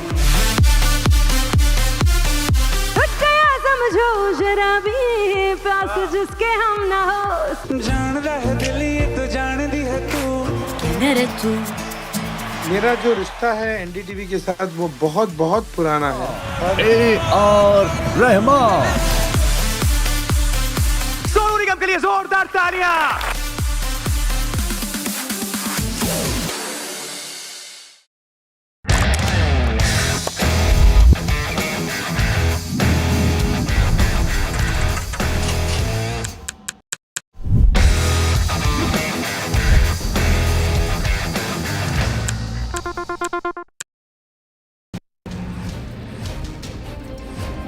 This is the Zorawar, India's very own light tank.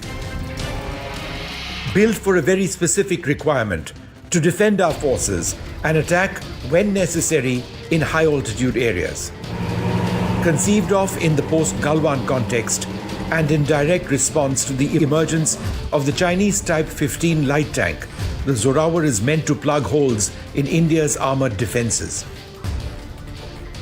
At the moment, India uses heavy tanks, the T-90 and T-72, way up in the Ladakh heights. These are far too heavy and unwieldy for operations in the rarefied atmosphere. And so, Zorawar was designed and developed in 21 months straight. Weighing in at 25 tons, close to half the weight of the older tanks, the Zorawar can be easily airlifted and is built with the future in mind. Upgradability. Designed to operate with drones, it will also feature an active protection system, a system which intercepts incoming missiles and rockets to protect the tank. But these upgrades will come later. At the moment, the Army appears committed to the tank, which is being trialled not just in high altitude areas, but also the desert. The Zorawar weighs 25 tons It has a power-to-weight ratio of 30 horsepower per ton. That's key in the mountains. It has a 1,000 horsepower engine.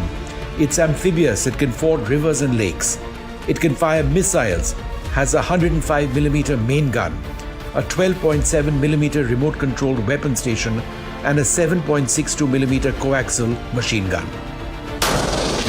In trials in September last year at the Mahajan firing range near Bikaner, the Zorawar hit its targets with pinpoint accuracy, using its Belgian-designed gun, proving its lethality. Zorawar's development is a triumph of collaboration and indigenization. Led by the Defense Research and Development Organization and Larsen & Toubro, with contributions from micro, small,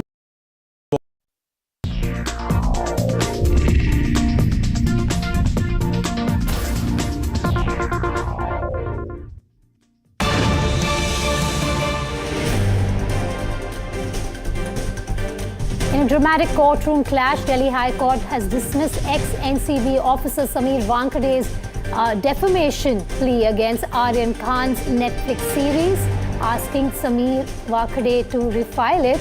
Nupur now joins me live. Nupur, take us through what happened in court today. This seems to be a minor setback for Samir Wankhede at this point. Well, absolutely, Vedika. First of all, the High Court was of the opinion that what is the jurisdiction of the case in Delhi? Because a series has been made in Mumbai and everything is in Mumbai. How is it under Delhi's jurisdiction? It was the first question asked to Samir Wankhede. And Delhi High Court went on. However, Samir Wankhede's lawyer, Sandeep Sethi, said that he has been defamed because of the content in Delhi as well, and especially in Delhi. And however, he prayed that the Delhi High Court should be hearing the defamation case and grant an injunction against the series. But the Delhi High Court said that in this manner, the way the petition has been framed today, they cannot entertain his petition. And if he wants to move a fresh petition, he will have to make some amendments, change some amendments he has made in the petition and file afresh. Then the High Court will give them a fresh listing date. So as of now, there is no fixed date for Samir Wankhede in Delhi High Court for the hearing. And it is a setback indeed from the High Court to Wankhede. All right, Nupur, thanks for joining us live there. That's the news coming out of the Delhi High Court at this point. Nupur, of course, tracking all developments on that controversy. Thanks for joining us. Slipping to short break, we will be back with more news and updates in moments from now at Breaking Ground at 1 with me, Vedika. Stay tuned.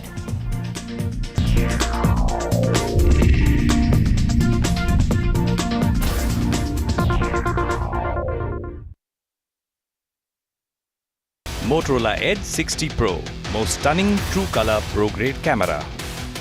Motorola Edge 60 Pro. Grab Motorola Edge 60 Pro today.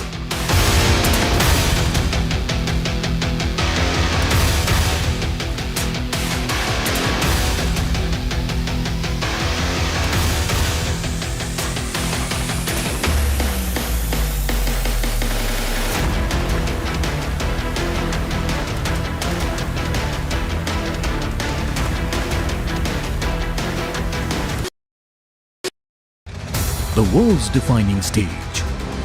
Leaders, visionaries, decision makers, confronting the challenges of our time. हमारा प्रयास होगा भारत की century सिर्फ भारत की नहीं बल्कि पूरी मानवता की जीत की सेंचुरी बने। NDTV World Summit 2025, Edge of the Unknown, 17th to 18th October, only on NDTV.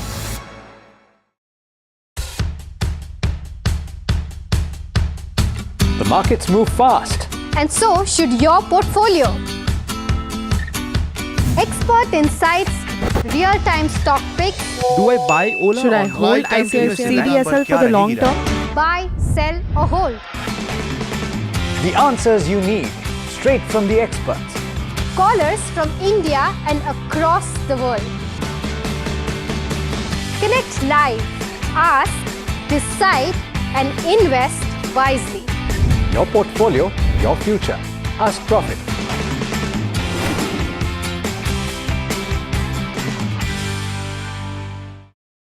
Pulling us into this country. They argue, I conclude.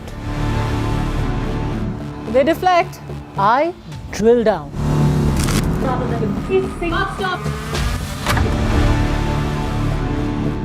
This isn't a free-for-all. It's a reckoning. No filler, no fog. Only the facts and where they lead. Every night at 9, the case closes because the buck stops here. The best app to use is the NDTV app.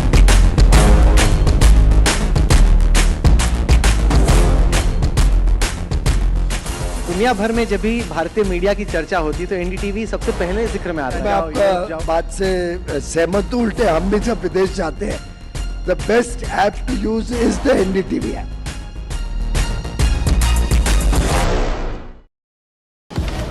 Breaking news का जमाना है, सबको तिल का ताड़ और राई का पहाड़ बनाना है। ऐसे में जनता के जूते के अंदर फंसा कंकड़ कौन देखे? बड़े बड़े मुद्दों के शोर में जमीन से जुड़े मुद्दे अक्सर खो जाते हैं। लेकिन देश तरक्की तब करता है जब जनता के माथे की शिकन हमारी हेडलाइंस बनती है। मैं सैयद सुहेल भारत को जीता हूं, भारत की बात बताता हूं। एनडीटीवी इंडिया पर। What we witnessed was complete synergy. Army bakes up the genes in you to take on challenges, be it the battlefield or in any facet of life. When we are using drones as a weapon, it's going to be used against us as a weapon as well. The biggest threat is EW. Like we are using our EW to counter adversaries. Ladies out there, please come and join the Indian Armed Forces.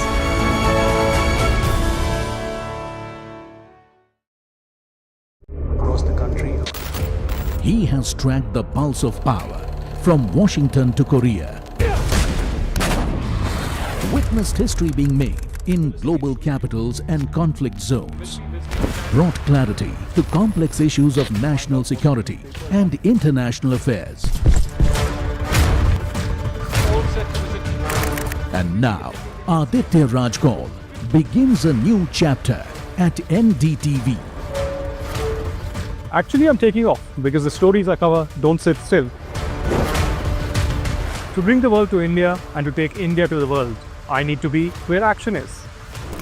Aditya Raj Kaul, covering international affairs like no one else. Only on NDTV network.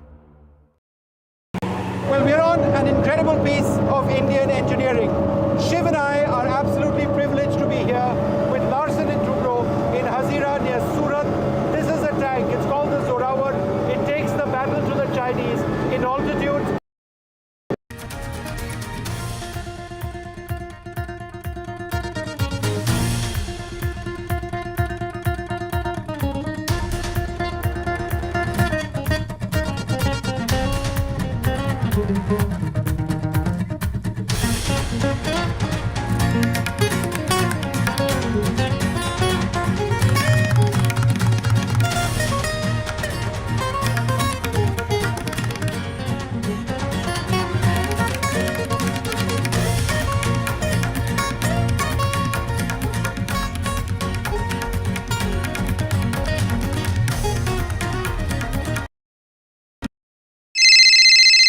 Hello बोलिए madam, डब्बा trading कब से चल रहा है पता है madam आपको? हम और आप तो जन्म भी नहीं हुआ था हमारा। We investigated a shady advisory firm that has spent big bucks on advertising on the front pages of national dailies. ये आपको बिल्कुल उसका ऐसे हल्का सा भी खौफ नहीं है। मैडम एक बात में खौफ की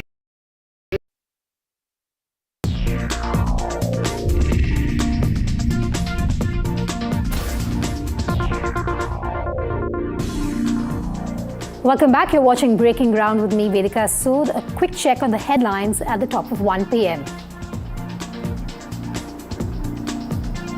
हर बार MiG-21 ने तिरंगे का सम्मान बढ़ाया है, इसलिए यह फेयरवेल हमारी कलेक्टिव मेमोरीज का भी है और हमारे नेशनल प्राइड का भी है। MiG-21 bows out in style. Final flight led by Air Chief Marshal AP Singh. Rajnath Singh, Defence Minister, hails MiG-21, calls it a major training ground for the Indian Air Force. Well, Esther Godwin's case was in court today. The predator was seeking anticipatory bail, but the police opposed it, saying they need custodial interrogation to unravel the web in both fraud and molestation cases against the accused Swami. Delhi High Court asked former NCB officer Samir Wankhede to file a fresh petition, matter to be relisted. Wankhede had filed a defamation suit against Shah Rukh Khan's son Aryan Khan's movie over the portrayal of him in Bads of Bollywood. BJP and Congress woo women voters in Bihar. Prime Minister Modi launches job scheme for women. Congress MP Priyanka Gandhi to address a women's conclave in Patna. Double nomination for Diljit Dosanjh's star Chamkila. Director Imtiaz Ali expresses his joy on NDTV.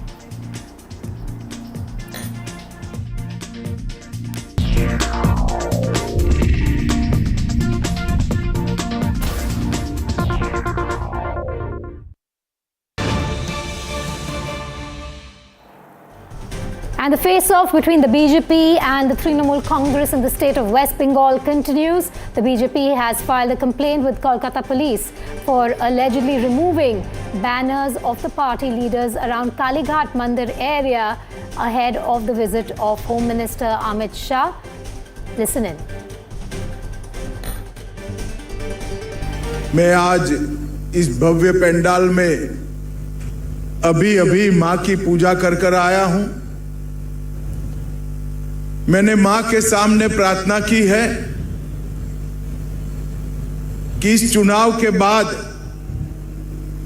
Bengal में एक ऐसी सरकार बने जो सोनार बांग्ला का निर्माण कर पाए।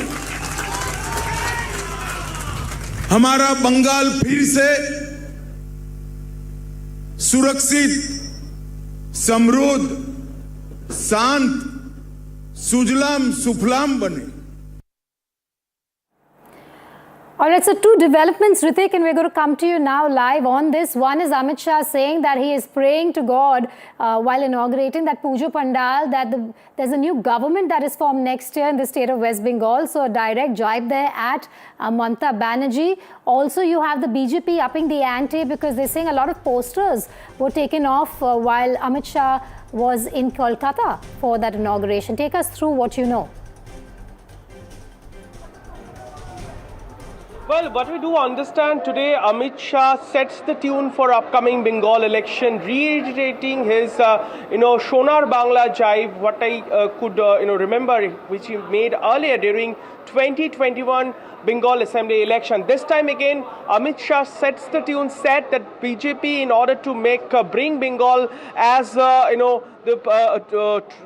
Shonar Bangla in a true sense, once a new government will be formed, then the shanti, the peace, and this kind of lawless, law and order could be, come back in Bengal. So that kind of statement that is coming from Amit Shah. Remember, he was today inaugurating Bengal's Durga Puja. He participated in multiple Durga Puja inauguration, and that sets the tune for upcoming elections. We know that a lot of politics are happening. BJP is alleging TMC-led government and its police for removing posters from in front of Kalighat Temple. Amit Shah also visited Kalighat Temple. Currently, he is inaugurating, participating in a program in Salt Lake as well. What we do understand, yes, BJP chose this event, or Amit Shah's visit can be, considered as its outreach program to the Bengali community during this Durga Puja, which is the biggest festival in Bengal and which has begun, which was earlier marred, but due to this torrential rain. We do understand our next year election is coming ahead, and Amit Shah's this Shonar Bangla jibe can be considered once again that the narrative, it sets the narrative for upcoming election. Though we are yet to get a reaction from the Trinamool Congress, we believe that in some moments from now we would get reaction from the Trinamool Congress party. They are scheduled to address a press conference this afternoon at their headquarters here in Kolkata. Back to you. Thank you for joining us on that breaking story. We're moving on now to a story from the national capital. More chilling details in Delhi's molester Baba case. The Patiala House Court has reserved the order in this case. The accused Baba has sought for anticipatory bail to be granted to him in both the case of fraud as well as the case of molestations. The police has objected to the bail.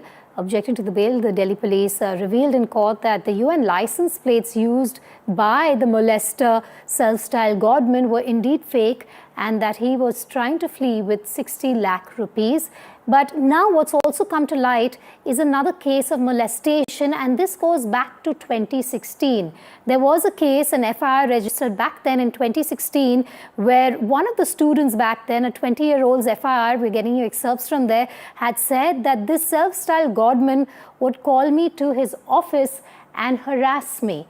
He would call me words that were derogatory, of course, and lewd, some of them being baby and sweet girl, quote unquote. He would also send me obscene messages, is what she has said in that FIR. And then she goes on to say that he tried to touch me inappropriately as well. He wanted to take me to Dubai. And he also pressurized, she was also pressurized by the self-styled godman staff. The Baba also confiscated her phone and forced her to live alone, is what she says. Now remember, these are all excerpts from that FIR that NDTV has accessed. And then it also goes on to say that there were cameras installed. He had, and this is a comment that you will see in that FIR which we have accessed, the Baba had a vulture-like eye on me. Then the FIR content also goes on to say that she was very scared. She ran away, left all her belongings in the hostel. Imagine, a hostel is supposed to be a safe space for these girls, but in this case, it turned out that the protectors of the hostel turned out to be predators. Nupur joining me. Nupur, these are some very, very shocking facts coming out of that FIR, but we also had the hearing today in court where the self-styled godman, his anticipatory bail plea was being heard. We believe that the order on that has been reserved. Just take us through what happened in court today, because we believe that the police was absolutely clear that he should not get anticipatory bail. Well, yes, remember there are multiple cases which involve even a fraud case against the Baba, which is linked to this trust which he was a part of in the ashram. Now, today he moved the Delhi court, Patiala House Court, seeking anticipatory bail, saying that he should not be taken into custody. And his lawyer today made this argument that this entire case of fraud and other FIRs that are being lodged against him is a conspiracy by others who are part of the trust. He named one person called Murli. He said he is the person behind all this, and he has claimed that he is being falsely framed and being targeted by members of trust. But Delhi police, on the other hand, had very serious charges about him.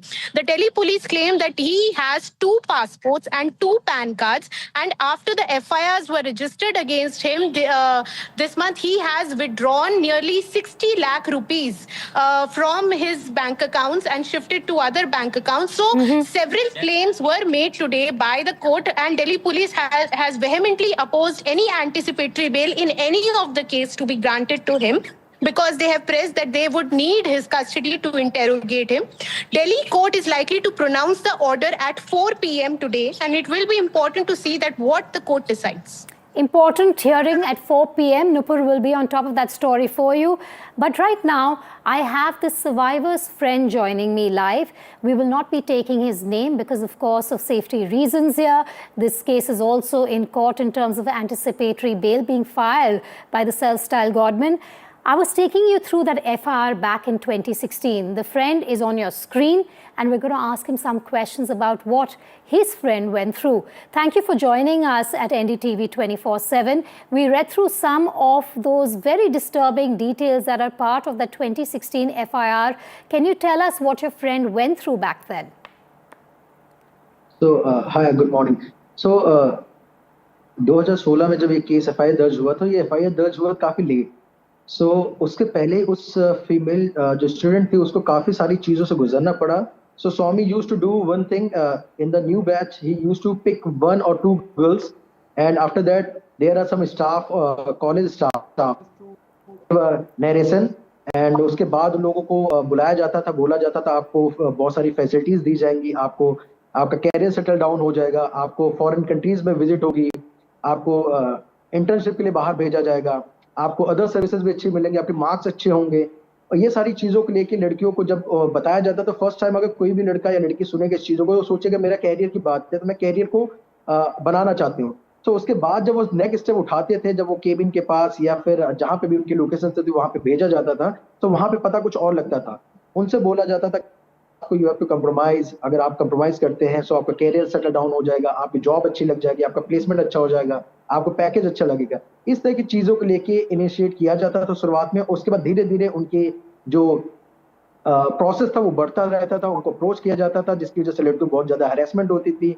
Even उस लड़कियों को सुबह से लेकर शाम तक अपने cabin के बाहर खड़े रखना, किसी से बात मत करने देना, किसी से अगर वो कोई बात करा तो उनके ऊपर कैमरा रखना कि अगर आप किसी से बात करो आप इनसे बात नहीं कर सकते हो, आप किसी से मिलने नहीं जा सकते हो, आप कॉलेज के बाहर नहीं जा सकते हो, अगर आपको जाना है तो आपको हमारी परमिशन के साथ जाना होगा। तो इस तरह की चीजें उन लड़कियों के साथ किया जाता था, जो कि बहुत ज्यादा अपने आप में शर्मनाक वाली बात होती थी, और किसी के लिए भी हो वो उसके अंदर ही अंदर घुटते रहते थे जी। सो उनके पास कोई ऑप्शंस नहीं होता था।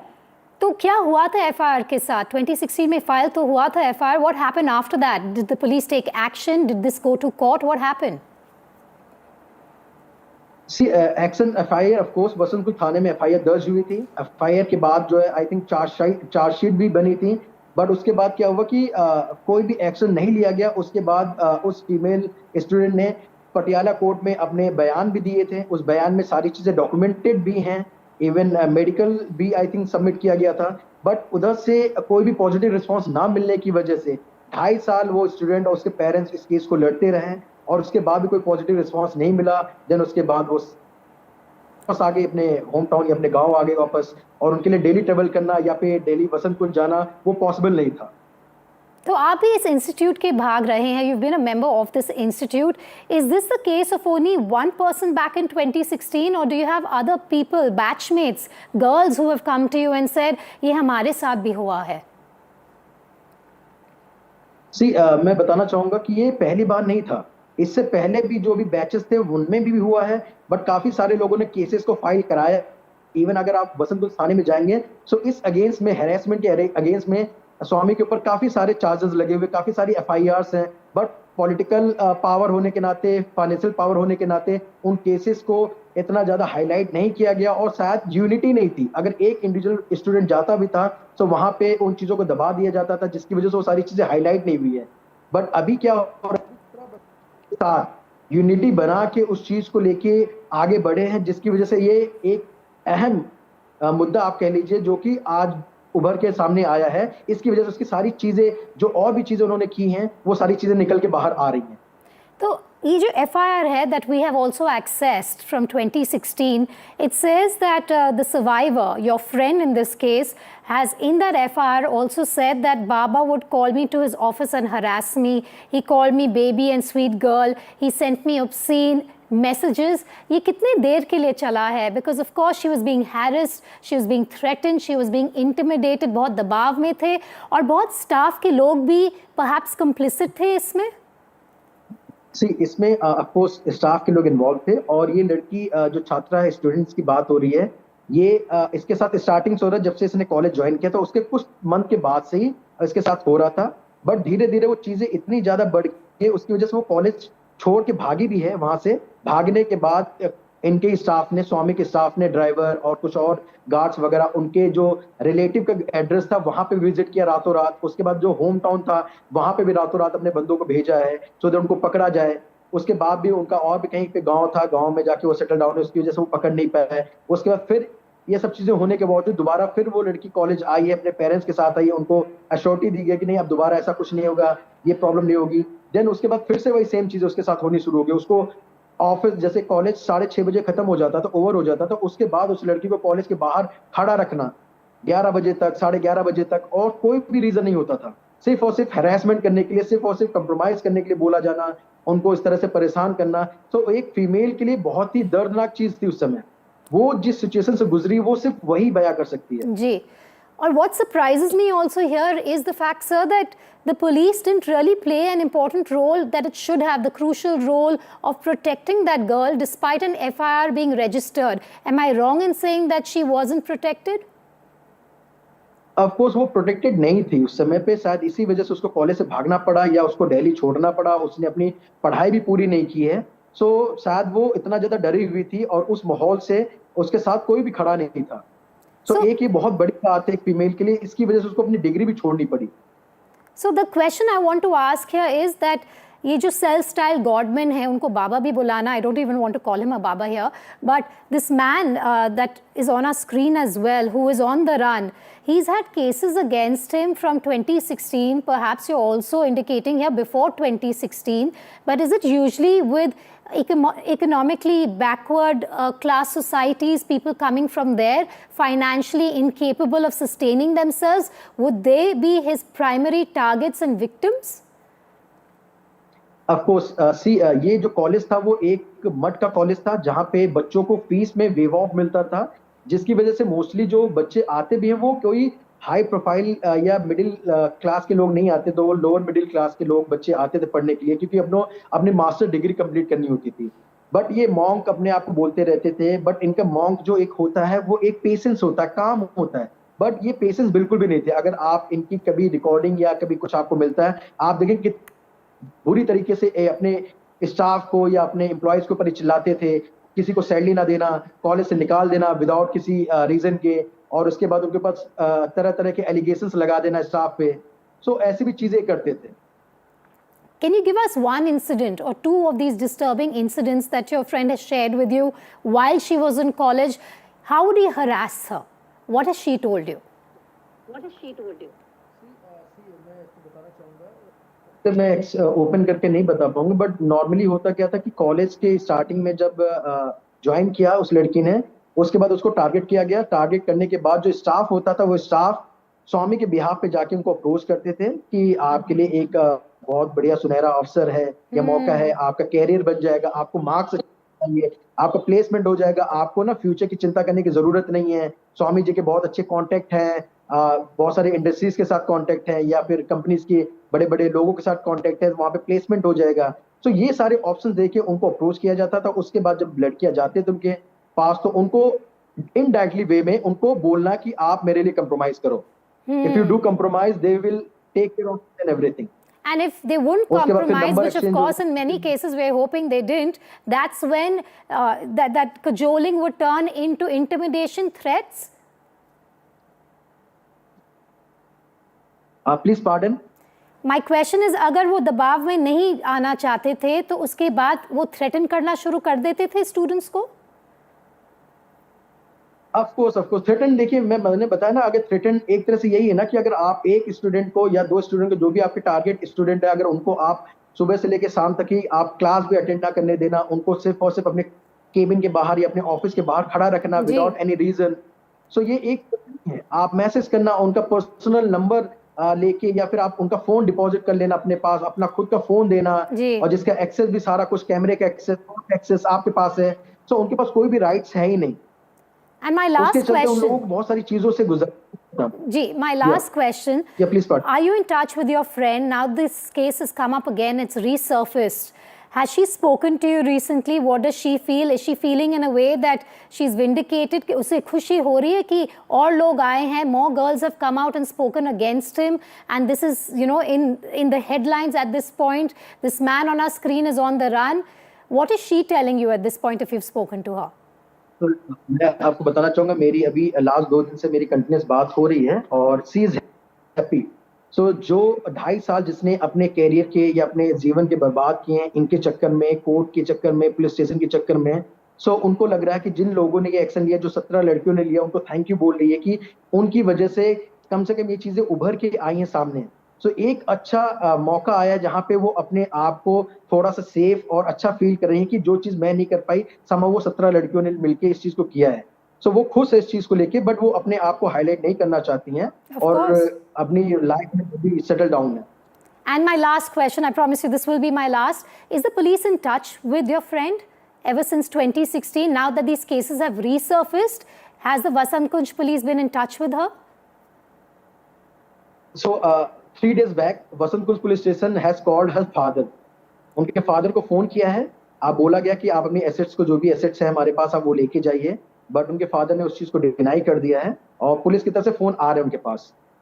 All right, thank you so much for being brave enough to come on our channel. We, of course, are not disclosing your name, identity or your friend's identity, but this is very important, viewers, for us to know what really goes on in that institute. So many questions this really throws up at this point. That man on your screen, that self-styled Godman, is on the run. He has now filed for anticipatory bail. But if the first case, and we're just assuming 2016 being the first case, perhaps it was even earlier than that, there were more cases of sexual harassment. What was the management of this institute doing? There's been an FIR, and of course, it's an FIR that the management could not know of. So why has the management let this man continue for years despite that case going to the Vasant Kunj police station? We'll leave it at that on this story, and we're going to move on to another one. This also to do with the Delhi High Court. The Wankhede versus Aryan Khan debate continues, and now there's a face-off that has escalated between the two parties, with Samir Wankhede taking the issue to the Delhi High Court. But the Delhi High Court has junked Samir Wankhede's defamation plea against Aryan Khan's Bads of Bollywood. The court held that the plea was not maintainable, asking Wankhede to amend it. The Delhi High Court asked Wankhede's lawyer to move application before the registry for relisting. The former NCB official had filed a defamation suit, if you remember yesterday, against the show, showing him and his image as maligned, according to him. Netflix has also been accused in Samir Wankhede's plea for broadcasting a quote-unquote false, malicious and defamatory video from the Red Chillies entertainment team. Nupur now joins me live on that story. Nupur, what are we expecting in the coming days on this face-off? We're expecting that amendment also, as I mentioned. Take us through what happened in court and what to expect next. Vedika, as you rightly pointed out, that the Delhi High Court at the outset, just at the beginning of the hearing, clarified that as the petition, the way the plea has been filed, first of all, it does not necessarily falls in the Delhi High Court's jurisdiction, as the series is made, in fact, in Mumbai, and asked Wankhede that why he has moved Delhi. However, Wankhede's lawyer maintained that he has been defamed in the series, and especially in Delhi, he gave this logic, and he pressed that his case be heard here in Delhi. Now, High Court, however, was of the opinion that as he has filed, the way in which he has filed, the way in which he has raised arguments, they are not maintainable in High Court, in the Delhi High Court, and has asked him to file a fresh petition with some amendments and come back to the court for a fresh listing. And for now, the court has refused to entertain the petition the way in it was filed by Wankhede today. Nupur, thanks for joining us there. We, of course, will keep coming back to you for more on that story. Moving on to the big political story of the hour, the stage is set for battleground Bihar. In a bid to woo women voters, Prime Minister Narendra Modi has transferred 7,500 crore rupees as the first installment to 75 lakh women under the Mukhya Mantri Mahila Rozgar Yojana to help them start businesses of their choice. The scheme comes weeks after the NDA rolled out the Jivika Didi scheme. Bihar goes to polls in November 2025, and every party knows that elections are not won only in rallies and manifestos. They are won in kitchens, in whispered conversations among mothers and daughters, in the small dignity of not having to beg for money. Madhya Pradesh's Ladli Behna scheme, offering direct cash transfers to women, reshaped the electoral map in 2023. Maharashtra's Ladki Behan scheme too turned welfare into votes for the Mahayuti, lifting an embattled alliance into relevance. Can Bihar's NDA replicate that, is the question. मुख्यमंत्री महिला रोजगार योजना शुरू की जा रही है। इस योजना से अब तक, जैसा मुझे बताया गया, 75 लाख बहनें जुड़ चुकी हैं। अभी एक साथ इन सभी 75 लाख बहनों के बैंक अकाउंट में 10-10 हजार रुपए भेजे गए हैं। केंद्र सरकार ने देश में 3 करोड़ लखपति दीदी बनाने का लक्ष्य रखा है। 2 करोड़ से अधिक बहनें अब तक लखपति दीदी बन चुकी हैं, और मैं गांव की महिलाओं की बात कर रहा हूं। उनकी मेहनत से गांव बदले हैं, समाज बदला है. All right, we also have Priyanka Gandhi, who is in Bihar today. She has reached a Sadaqat ashram in the state. Priyanka Gandhi has arrived to participate in a dialogue program with women. The Congress has named the Women's Dialogue as Shakti Adhikar program. Parties are engaging in dialogue with women to woo their vote bank. Earlier today, Prime Minister Narendra Modi, like I said, had also launched Bihar's Mukhyamantri Mahila Yojgar Yojana, transferring about 7,500 rupees each to the bank accounts of 75 lakh women. Of course, you can see the battle for Bihar heating up with stakeholders from all parties making sure that they reach out to the people of Bihar, be it the women, be it the workers or the employers, or be it by inaugurating huge, massive infrastructural projects that have been in the pipeline. Priyanka Gandhi there on stage, and she will be addressing the people of that ashram in moments from now. But earlier in the day, you also had the Prime Minister going ahead and launching that scheme through which about 7,500 rupees is being given to 75 lakh women across the state of Bihar. Remember, the elections are in November this year. Asaduddin Owaisi has also entered the battlefield for Bihar. He has already said that he is open to an alliance with the Mahagathbandhan. The opposition alliance has branded Owaisi the B team of BJP. He has exclusively spoken to NDTV. Listen in.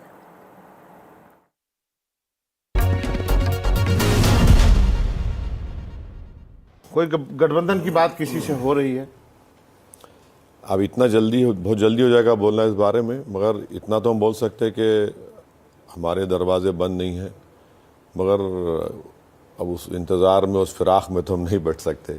और हमको election की तैयारी पहले से शुरू हो चुकी है और अच्छी तरह से चल रही है. मैंने इसलिए पूछा कि मैंने पिछले हफ्ते तेजस्वी यादव का इंटरव्यू किया था.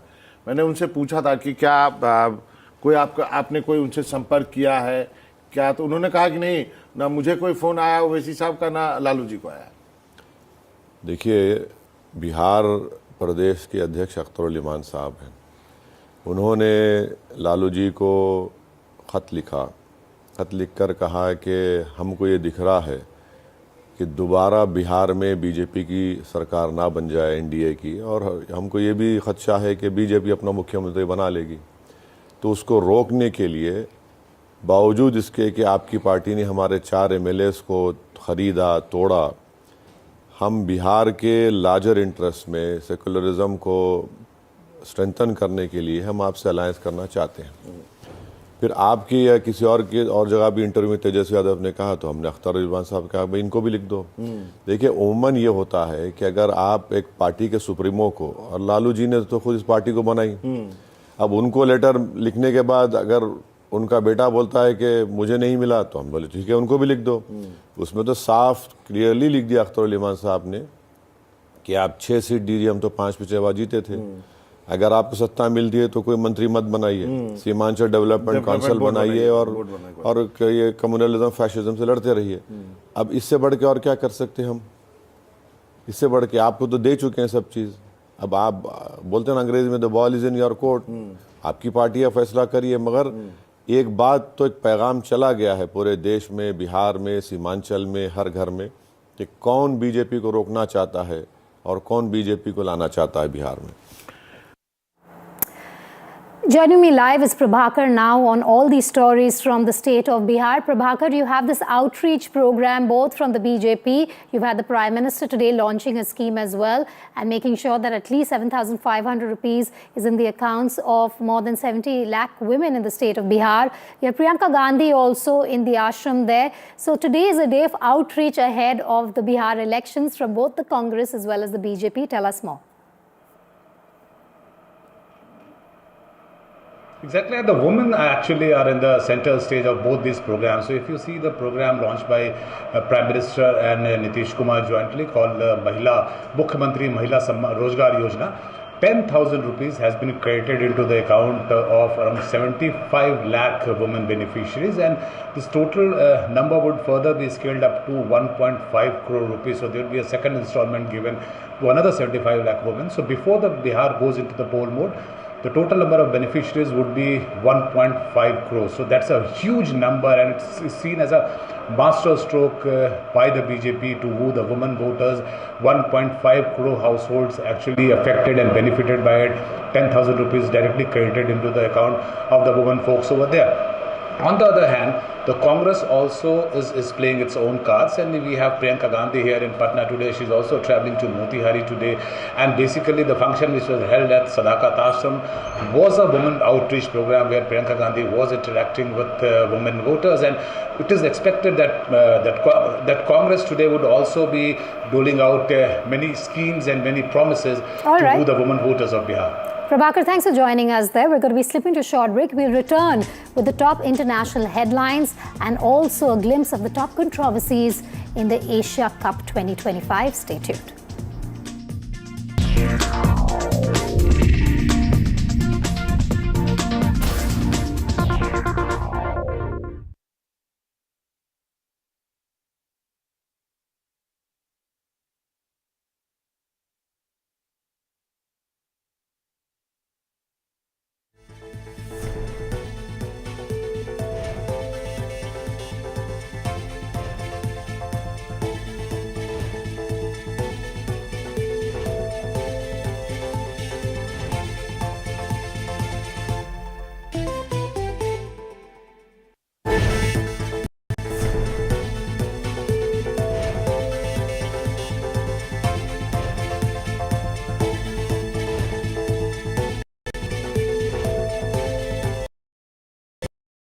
Rajasthan is history, culture and much more. And I have been reporting on all things royal for more than 25 years. The colors, the culture and the complexities of the Northeast is different from the rest of the country. I have been bringing the Northeast closer to the capital for over 15 years. Madhya Pradesh is the heart of India, and I have been capturing its every beat for over 10 years, covering the corridors of power, what is said, what is left unsaid, and what it actually means for you and me. I have it all covered. Kashmir is often called paradise on earth, a region that has been in a state of flux from conflict to India's crowning glory. I have been reporting and decoding Jammu and Kashmir for last 3 decades.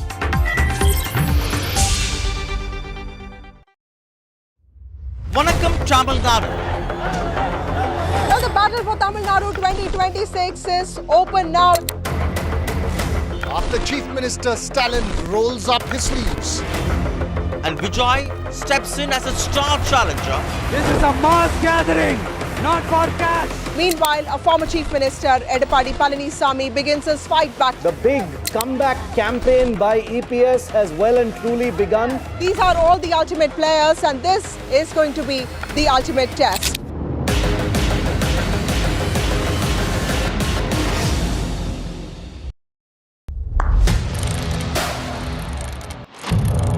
What seems settled for me is unfinished business.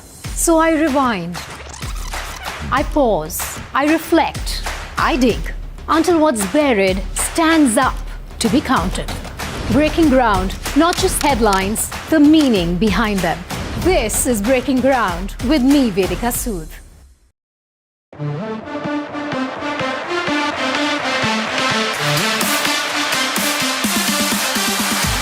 NDTV Good Times is something that we're supremely excited about. We just don't want to do live entertainment. We want to create experience for you. NDTV Good Times is one of the most marquee and iconic ideas that NDTV came up with.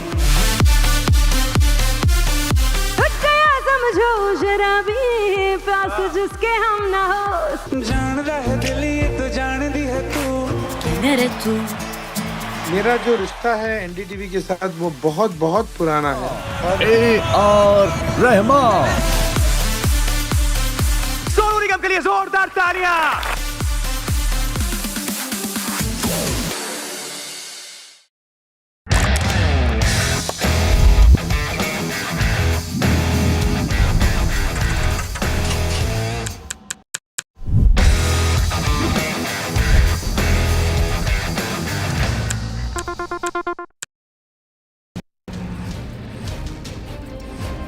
This is the Zorawar, India's very own light tank.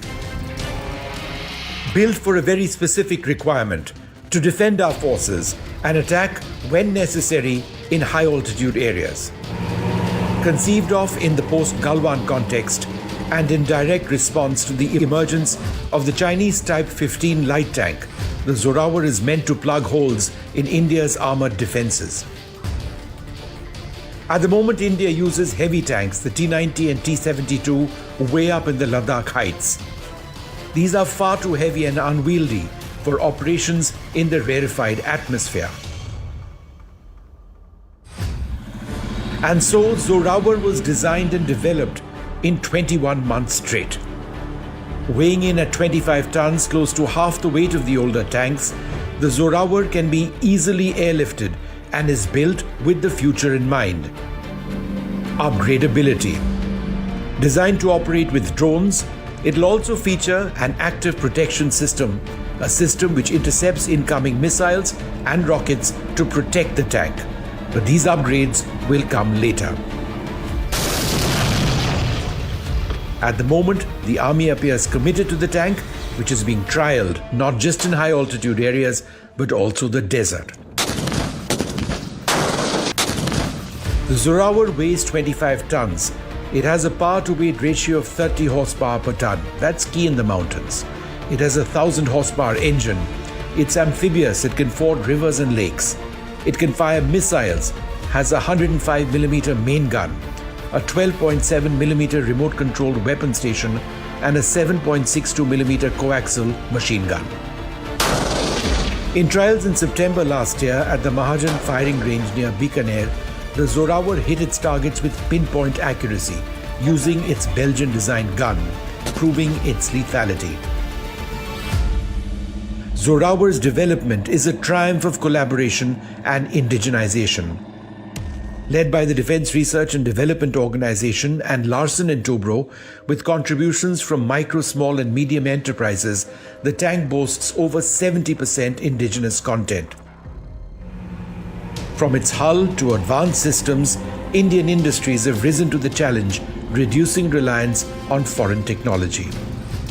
Unlike the Arjun main battle tank, which faced delays and cost overruns because of an overemphasis on full indigenization, the Zorawar takes a pragmatic approach, incorporating foreign components like the Cummins engine and the Cockerell gun turret while pushing for local manufacturing.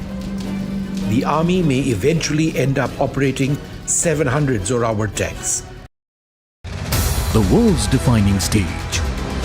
Leaders, visionaries, decision makers, confronting the challenges of our time.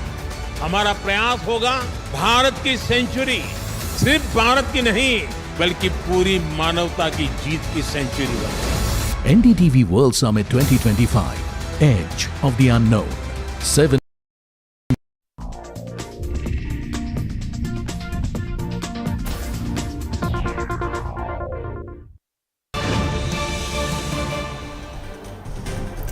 News just coming in. Bollywood actor Shilpa Shetty and husband Raj Kundra are facing scrutiny in a 60 crore rupee fraud probe involving their defunct teleshopping firm Best Deal TV. Mumbai Police's Economic Offences Wing, the AOW, has traced a 15 crore rupee transfer from Raj Kundra to Shetty's company, suspecting fund diversion beyond ad fee. Shetty's lawyer has slammed the reports as quote-unquote fake and mischievous, denying any receipt of funds. Paras Dama now joins me live. Paras, take us through this transfer that I was just talking about. Why is this going to put the couple into the dock further from where they already are in terms of this controversy?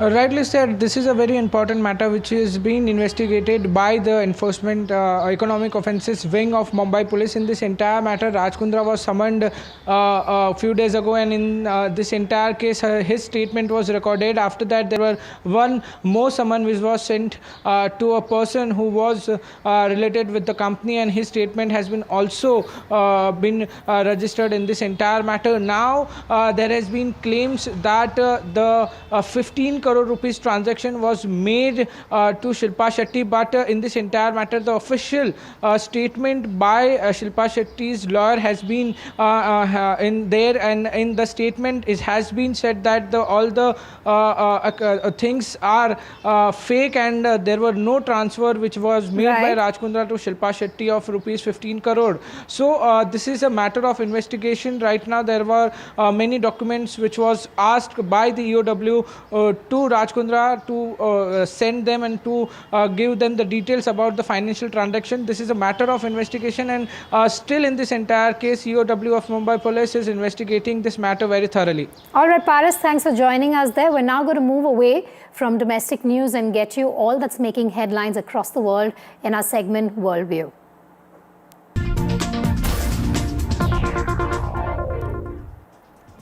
And let's start with the headlines. US President Donald Trump has met Pakistan Prime Minister and Army Chief in Washington, D.C. on the sidelines of the UN General Assembly. It's another Elon Musk versus Sam Altman battle, which has begun as XAI has accused OpenAI of stealing trade secrets. US President Donald Trump has announced a 100% tariff on imports of branded or patented pharmaceutical products from the 1st of next month. Our top story, US President Donald Trump met Pakistan's Prime Minister Shehbaz Sharif and Army Chief Asim Munir in the Oval Office. The meeting took place at the Oval Office and in the backdrop of the US President's ceasefire claims. While the meeting was closed door, the talks were expected to cover a wide agenda, including bilateral relations, trade, regional security, and global challenges. The other big story of the hour, Khalistani terrorist Indrajit Singh Gosal has been released on bail within a week after his arrest in Canada. Right after walking out of prison, he and his close aide Gurpatwant Singh Panoon issued threats aimed at National Security Advisor Ajit Pawar. Elon Musk's XAI has filed a major lawsuit against Sam Altman's OpenAI in federal court, alleging a strategic campaign to steal trade secrets and poach employees with insider knowledge of the Grok AI model and coalesces supercomputing clusters. The lawsuit claims that OpenAI was engaged in a quote-unquote deeply troubling pattern of hiring former XAI employees to gain access to the trade secrets of its AI chatbot Grok. It further said that Altman's company is pursuing unfair advantages in the race to develop AI technology. We still have to know what impact this following story is going to have on India, but US President Donald Trump has announced a 100% tariff on imports of branded or patented pharmaceutical products from the 1st of October, a move that could have major repercussions for key Indian drug makers. Starting the 1st of this coming October, they will be imposing a 100% tariff on any branded or patented pharmaceutical product unless a company is building their pharmaceutical manufacturing plant in the United States of America. Trump also slapped 50% duty on imports of kitchen cabinets and bathroom vanities, 30% on upholstered furniture, and 25% on heavy trucks. And it's time for a going viral segment. And today it is again on President Donald Trump, who unveiled a presidential wall of fame in the White House, showcasing black and white portraits of past presidents in golden frames. Notably, Joe Biden's frame features an auto pen reflecting Trump's mockery of Biden's use of the device, despite Trump admitting to using it for routine correspondence himself. All right, sports news now. The Asia Cup 2025 final may yet crown a champion, but the controversies have been the headlines really through all of the games. Here's a look.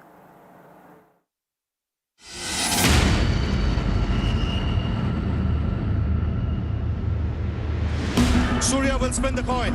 It started with something simple, no handshakes. In both group stage and the Super 4 clash, India's captain Surya Kumar Yadav refused to shake hands with Pakistan skipper Salman Ali Agha. Pakistan called it unsporting. The referee Andy Pycroft was accused of unclear instructions. What should have been routine became a political statement.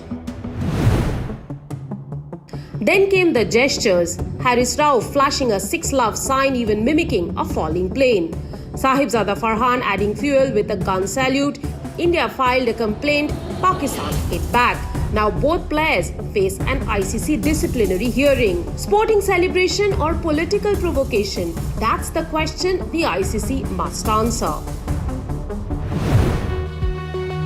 After India's first win, Captain Surya Kumar Yadav dedicated the victory to victims of the Pahalgaon terror attack. We stand by with the victims of the families of Pahalgaon terror attack, and we express our solidarity.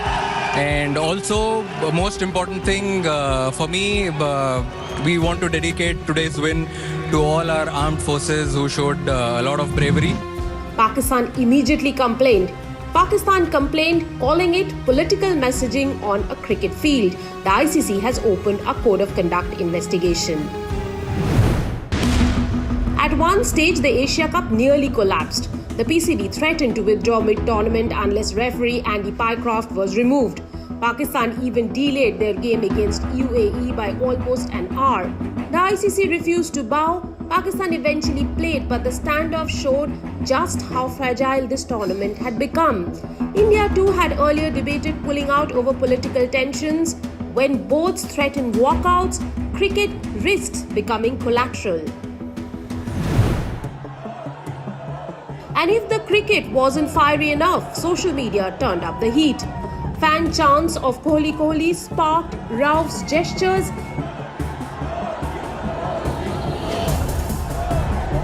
Indian players fired back. Within minutes, clips went viral. Hashtags trended and the spotlight shifted from scores to symbolism. In New Delhi, Rika Roy for NDTV.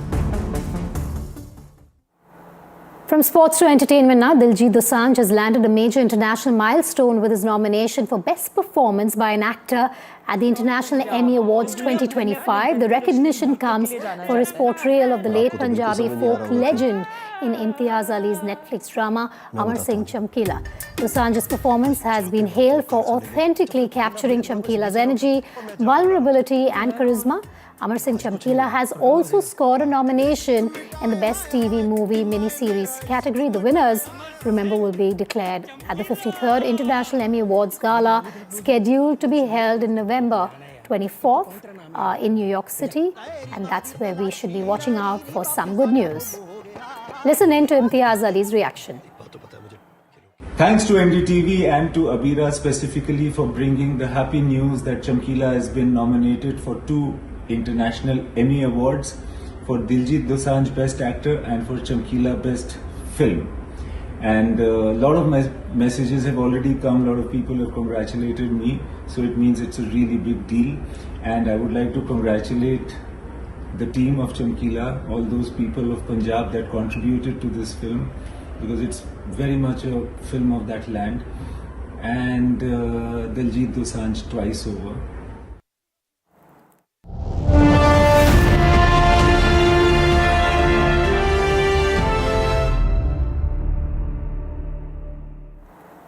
As India bids farewell to the iconic MiG-21 fighter aircraft, here are some of the most defining images of MiG-21 from today.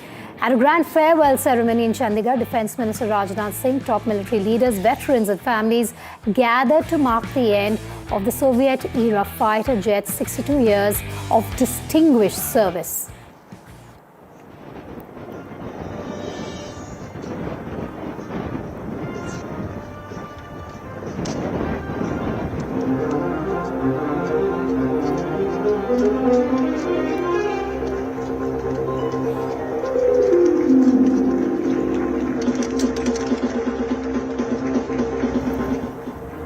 Squadron leader Priya Sharma flew the fighter plane one last time. Squadron leader Sharma, India's 7th woman fighter pilot, as the aircraft fleet was decommissioned today.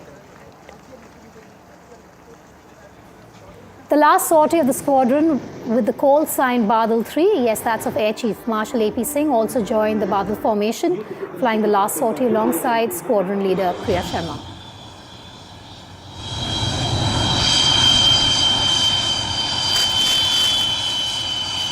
The farewell ceremony featured a spectacular flypast by MiG-21s, Jaguars and the Surya Kiran aerobatic team, with the iconic jets leading the Badal and Panther formations.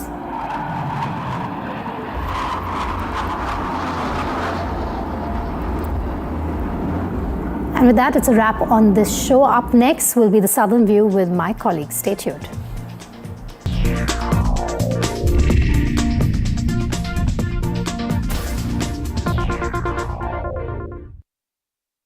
Motorola Edge 60 Pro, most stunning true color pro grade camera.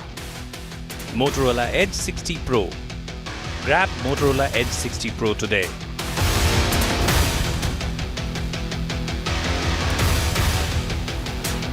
MiG-21 bars out in style. Final flight led by Air Chief Marshal AP Singh. Rajnath Singh hails MiG-21, calls it a major training ground for the Indian Air Force.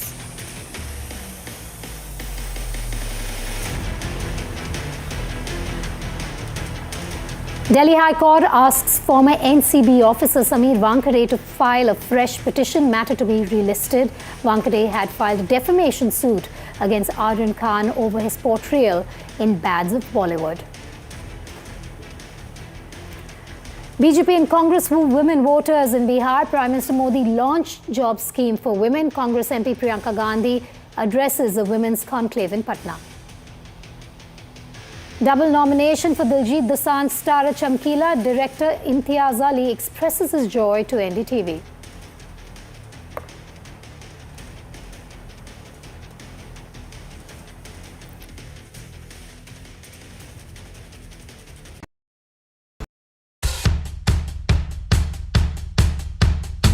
The markets move fast.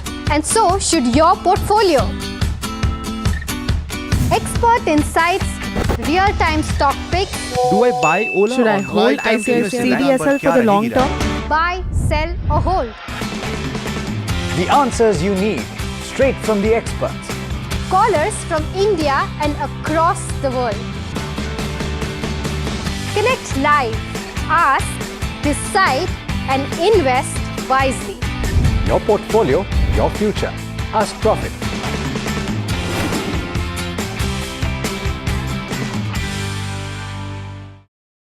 Pulling us into this country. They argue, I conclude. They deflect, I drill down. Stop. This isn't a free-for-all. It's a reckoning. No filler, no fog. Only the facts and where they lead. Every night at 9, the case closes because the buck stops here. The best app to use is the NDTV app.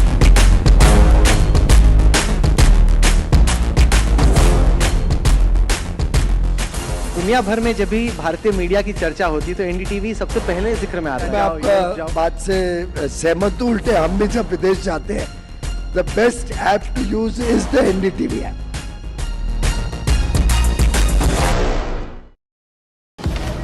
Breaking news का जमाना है, सबको तिल का ताड़ और राई का पहाड़ बनाना है। ऐसे में जनता के जूते के अंदर फंसा कंकड़ कौन देखे?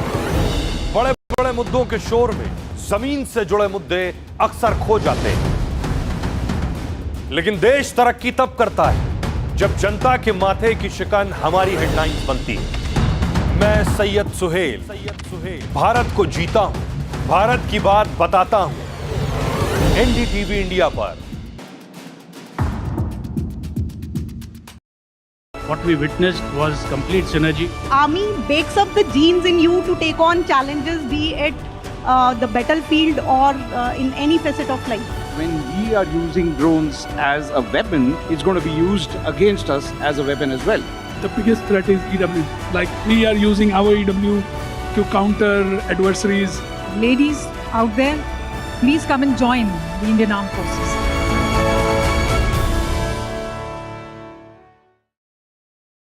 Across the country, he has tracked the pulse of power from Washington to Korea. witnessed history being made in global capitals and conflict zones, brought clarity to complex issues of national security and international affairs. And now, Aditya Raj Kaul begins a new chapter at NDTV. Actually, I'm taking off because the stories I cover don't sit still. To bring the world to India and to take India to the world, I need to be where action is. Aditya Raj Kaul, covering international affairs like no one else, only on NDTV network. Well, we're on an incredible piece of Indian engineering. Shiv and I are absolutely privileged to be here with Larsen & Toubro in Hazira near Surat. This is a tank. It's called the Zorawar. It takes the battle to the Chinese in altitudes upwards of 15,000 feet. You know, Vishnu, it's actually incredible that for a country that has fought so many wars in the mountains and at high altitude, a country didn't know until it had another war on its hands that it needed a tank like the Zorawar. No, you're and that's quite the right. kind of tank we're sitting on.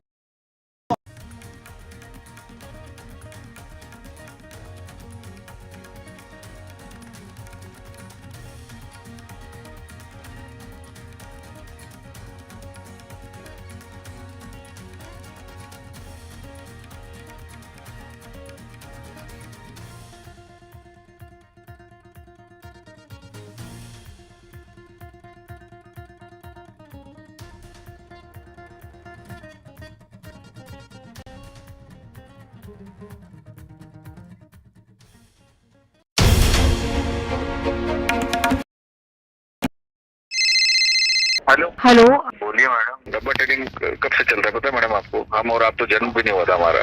We investigated a shady advisory firm that has spent big bucks on advertising on the front pages of national dailies. ये आपको बिल्कुल उसका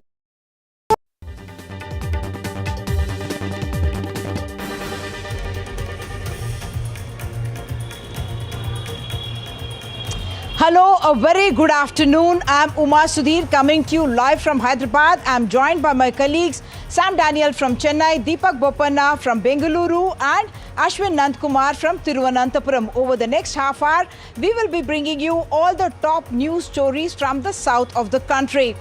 First news from Andhra Pradesh. In the never-ending, action-packed political theatre of Andhra Pradesh, the latest controversy is actor and Hindupur MLA Balakrishna making certain very unsavory remarks about the former Chief Minister, referring to him as psycho. This is a controversy that has erupted between two big film personalities as well, Balakrishna on one side and Chiranjeevi on the other side. Both are big personalities in the film world. They belong to big film families as well as to prominent political families as well, because Balakrishna is not just Hindupur MLA, he is also the brother-in-law of Chief Minister Chandrababu Naidu, father-in-law of Nara Lokesh, and Chiranjeevi happens to be the brother of Pawan Kalyan, who is the Andhra Pradesh Deputy Chief Minister. So what happened in the assembly was that after a remark by Kamneni Srinivas, BJP MLA, that Chiranjeevi had intervened in order to bring attention to film industry problems in 2022 when Jagan Mohan Reddy was Chief Minister, Balakrishna got upset and said it is in fact not Chiranjeevi's intervention that had made it happen, undermining in a sense the role played by Chiranjeevi, and he called Jagan Mohan Reddy, the former Chief Minister, as a psycho, saying that I had also been invited to that particular meeting. He also raised objection to his name coming up 9th in that list of a film development corporation to raise or discuss issues related to the film industry. This has provoked reactions not just from the YSRCP but also from Chiranjeevi, who issued a statement saying that he had cordially met the former Chief Minister over lunch and had asked to discuss the issues of the film industry, and that 5 people were allowed initially, 10 people later because it was a COVID time, and he had even tried to contact Balakrishna, the actor, but he was not able to reach him, and subtly remarked that films of his own, Voltaire Veerayya as well as Veerasimha Reddy, had in fact benefited because of the ticket rates being hyped. YSRCP, on the other hand, has called this as trouble within the NDA, that there are differences between the TDP and the Janasena in this particular case, and they have asked for an apology from the TDP MLA Balakrishna for his remark calling Jagan Mohan Reddy as a psycho. I must point out that that is a word that was used for the former Chief Minister all through the campaign by NDA leaders like Jagan Mohan, Chandrababu Naidu, Nara Lokesh as well as Pawan Kalyan. Let's listen into what Balakrishna said inside the Andhra Pradesh Assembly, and also let's listen into the reaction of YSRCP spokesperson Karthik Yellappragada. శాసనసభ్యులు కామినేని శ్రీనివాసరావు మాడుతూ అప్పుడు అందరూ industry కలవడానికి వెళ్ళినప్పుడు psycho గారిని చిరంజీవి గారు గట్టిగా అడిగితే అప్పుడు ఈయన వచ్చాడంది అబద్ధం. In the assembly, our state's highest platform of democracy, TDP MLA and actor Mr. Balakrishna stooped so low in calling former Chief Minister Mr. Y. Jagan Mohan Reddy a psycho. Instead of speaking about jobs, farmers or people's issues, Balakrishna turned the assembly into a movie set for a cheap theatrics and cheap dialogues. For years, Mr. Chandrababu Naidu, Mr. Lokesh, Mr. Kalyan, and now Mr. Balakrishna has run this false propaganda claiming that Mr. Y. Jagan Mohan Reddy insulted the film industry. That's not true. Breaking news coming in from Tamil Nadu. Let's cut across to my colleague Sam Daniel. Sam, some bomb threat being reported. Tell us the details. That's right, Uma. There's a bomb threat to the Madurai bench of the Madras High Court in Madurai in southern Tamil Nadu, after which the CISF in charge of security on the campus ordered complete evacuation. The court hearings were suspended, everyone was asked to vacate and the court was shut. And we understand the email threat was sent to the registrar by email, and police just a short while ago have, after thorough searches, have declared that particular mail to be a hoax call. In fact, the hearing has resumed now. Coincidentally, there were similar email threats sent to a few other institutions in capital Chennai as well. Police did take them seriously.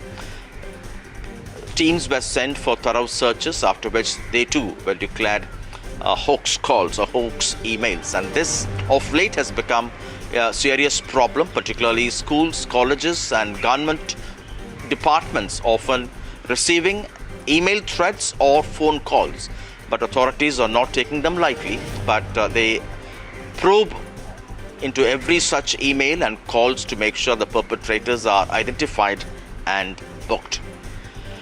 Political news from Tamil Nadu. The ruling DMK has denied that it is tweaking its government programs to reach out to first-time voters in Tamil Nadu ahead of the 2026 assembly elections, particularly in the context of actor Vijay making his electoral debut, who has a huge youth following, including young first-time voters and women. In fact, the Tamil Nadu government, in a major outreach, has announced a series of programs targeting college students, particularly the 1,000 rupees monthly assistance for those pursuing higher education after studying in government colleges, besides several forms of incentives and grants for sports personnel in colleges and universities across Tamil Nadu. In fact, yesterday, there was a mega show at the Jawaharlal Nehru Stadium in capital Chennai, what the ruling DMK calls as celebration of Tamil Nadu's achievements through government programs. They highlighted various schemes, including the skill development program for university students, which opens for them new opportunities in terms of jobs and travel abroad. Telangana Chief Minister Rajnath Reddy was the chief guest, and Tamil Nadu's Industries Minister TRB Raja denies that these are political measures but purely academic initiatives by the Tamil Nadu government to build on the state's strong educational foundation. This is what he had to say. Ruling DMK is focusing in terms of programs targeted towards students, first-time voters in that sense.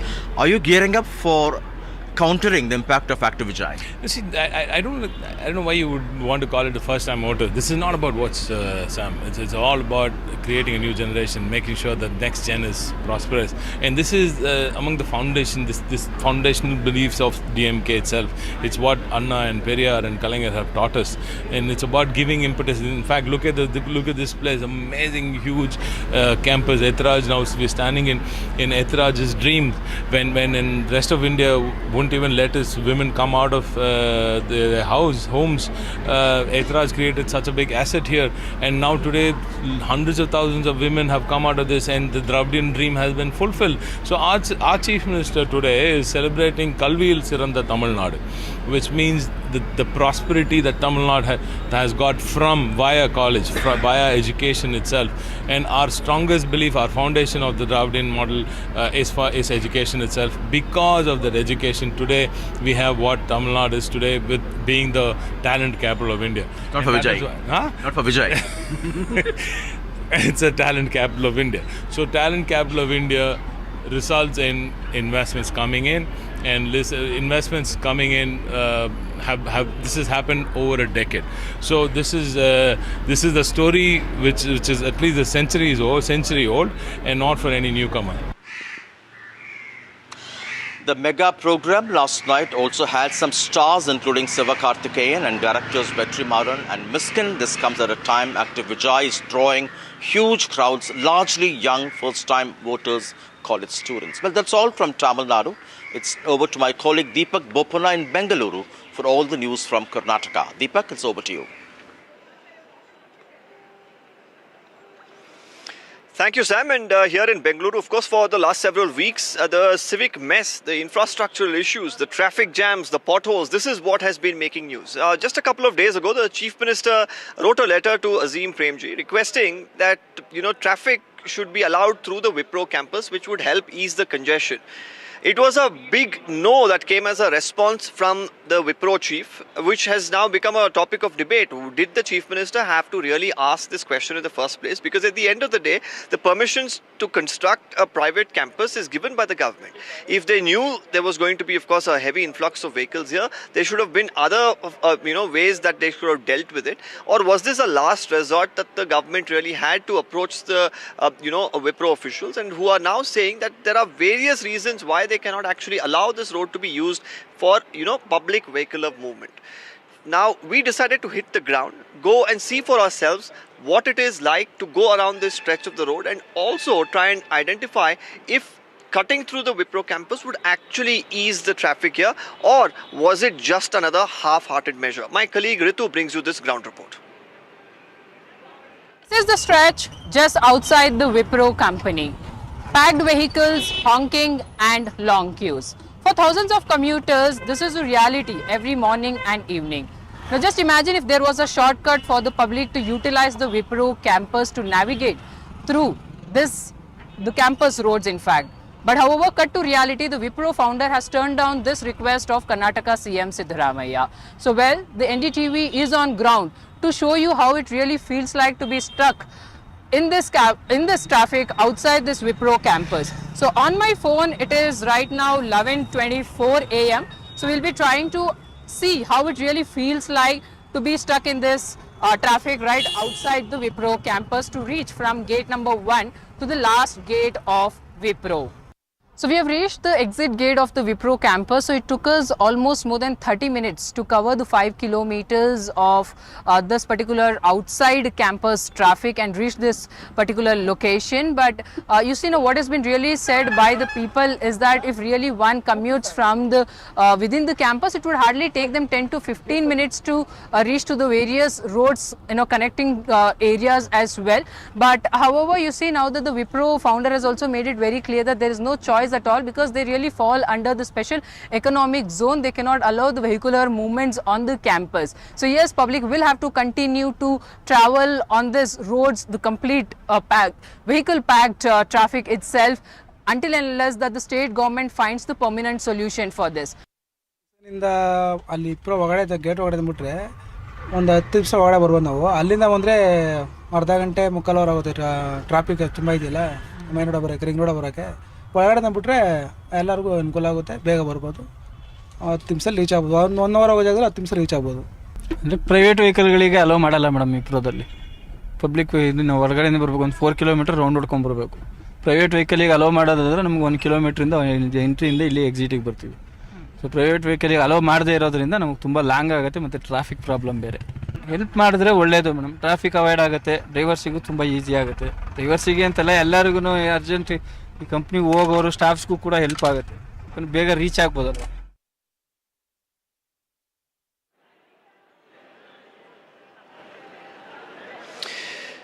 Now, that's as far as the locals and their reactions and, what actually is the reality on the ground is concerned. Meanwhile, we have some breaking updates coming in. Politics is playing out over, the Chief Minister's letter that was written to the Wipro chief and the response that has come in. The BJP now is slamming the government and saying that they're out there with a begging bowl trying to fix the problems that they have created, and they don't really have full-time solutions. They're trying to bring in temporary fixes is the charge that's coming in from the Bharatiya Janata Party here, which of course have been attacking the government on various counts. They have been of course raising a lot of red flags as to how the government has been dealing with the entire infra mess. It's been a political war of words really over the last several weeks. In the latest, of course, the Chief Minister, the Deputy Chief Minister have both countered the BJP and said these potholes, these infrastructural issues have been left behind by the BJP, and the mess is being solved now by the Congress party. The Deputy Chief Minister also in fact did say that in a day there are about 1,000 potholes that are being filled by the officials at the moment. Just yesterday we even saw traffic policemen fill potholes. Now the question here is, how fast can this work be done, and more importantly, how reliable is the work that is now being done actually? Because will the potholes that are being filled resurface once again? Is there going to be longevity is the question. Now activist Rahul Ishwar joins us on the phone line. Rahul, how do you really look at urban issues like the city of Bengaluru is facing, and for the Chief Minister to write to a private company and say, well, give us access to a route that cuts across your campus so that it helps ease traffic on the roads? Do you think it was a viable option in the first place, and for the company to respond with a big no, how does it really fare?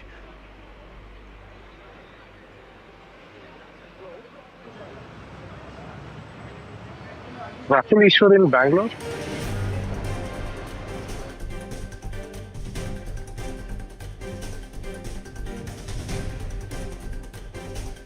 It seems like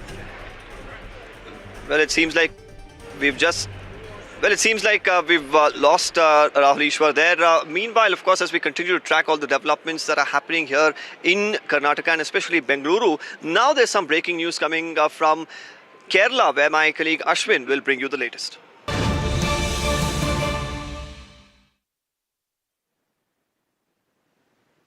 Well, Kerala Governor Rajendra Vishwanath Arlekar has made a very strong statement against the left government. This was done during the Kesari program at the Navaratri function, which was held in Calicut yesterday, where he lashed out against the left government, stating that the left government is pretending to be Ayyappa devotees. He went on to further question that how can the government, which had earlier created so much of trouble for Ayyappa devotees, which had condemned Guru Puja, which had condemned Bharat Mata, the same culture is suddenly giving support to Ayyappa. This is definitely something which he has also questioned. In fact, we will also play this particular video which he has spoken about, where he has lashed out against the left government with regard to this. Those people who are in politics, they try to present themselves so innocent and try to make any jumping here and there every time. They don't require any principles. The problem here in Kerala is like this, is the same one. The people who have been opposing our culture, people who have very reservations or criticizing Guru Puja, people who are criticizing Bharat Mata, They all pretend to be Sabrimala's devotees. I don't know from where this culture has come. I don't doubt about their sanctity in their minds. That's it from Kerala. We'll now hand over to my colleague Uma Sudhakar in Hyderabad. Uma. Thank you, Ashwin. News coming in from Hyderabad. The big news here, over the last few weeks, we have been reporting about traffic congestions in Bengaluru city and the need for public transport system to be expanded. And that's what the Telangana government claims it is doing by trying to go in for the phase 2 of the project. And what is happening there is that L&T, which was in fact partnering or having a public-private partnership and built the Hyderabad Metro Phase 1, it is going to be exiting the project, handing over the entire stake to the Telangana government. What that means for the Telangana government is 13,000 crore rupees in debt, and they will have to pay up whatever the equity valuation that is finally agreed upon. As of now, there is an in-principle agreement, but the details of the financials not yet worked out. L&T chairperson CMD Subramaniam had asked for 5,900 crore rupees, whereas the chief minister said there would be a one-time payment of 2,100 crore rupees that would be paid to L&T as part of the equity settlement. What this will mean for Telangana, or rather Hyderabad, is that from the 69 kilometers that we had 3 lines of metro as part of the phase 1, in phase 2, the Telangana government wants to build 163 kilometers of metro lines, and for that the central government had said that there should be equity partnership with the L&T, Government of India and Government of Telangana, or they had said that there should be a definitive agreement with L&T which had built phase 1, so that there is a seamless kind of a cooperation between the phase 1 and phase 2. L&T did not agree for both of them. They said they are already suffering huge losses and are therefore now going to be quitting this project, and the government will now bring about a new entity in the public sector in order to build the phase 2 of the project, which hopefully will be also able to connect to the Hyderabad airport. So Hyderabad will have connectivity of more than 200 kilometers of the rail network, and that's the plan with the L&T exit likely to happen over the next few months with the legal and statutory compliances fully followed. Moving on now to the big movie of OG. OG is of course the latest release. They call him OG, and that refers to Pawan Kalyan, who is playing the title role.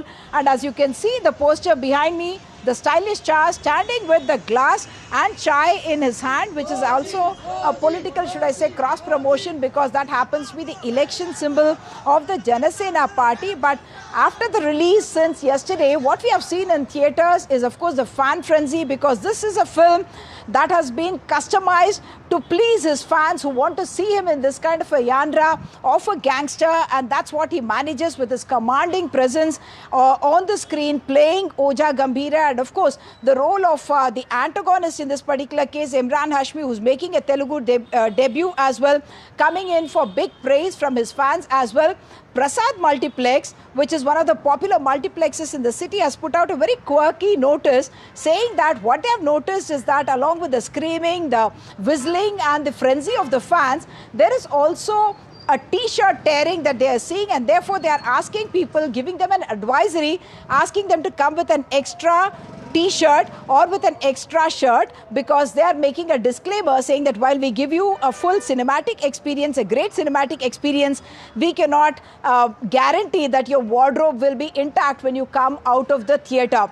Let's also listen in to what some fans in Bengaluru had to say about the OG film release, and my colleague Ritu Rajpurohit brings us this ground report.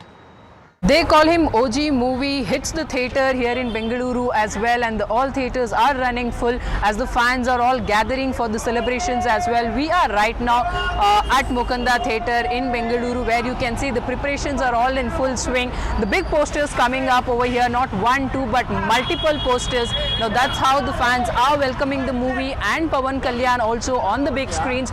Remember, his fans were quite excited to see him in this particular role. Now that's the reason you have this bands on the heads of these fans as well. You see there an OG also written here. Now that's the excitement, completely electrified here in Bengaluru. The slogans are getting raised as well for Pawan Kalyan, also regarding the movie. However, we'll also try and speak to certain fans as well. Sir, Pawan Kalyan is back on big screens after a long time. How excited are you? If you remember a dialogue of his. KCPD, that's all. How excited are you seeing him in his role, in this particular role? Ma'am, actually, he is my deputy CM. Actually, we are seeing from after 3 years. Actually, we are excited to see him. We are looking for this movie. So, we are excited to see him as an after more than 13 years. Message that you have for your hero today. One message. What do you He want? is one and only PSPK and he is only one deputy CM. That's all.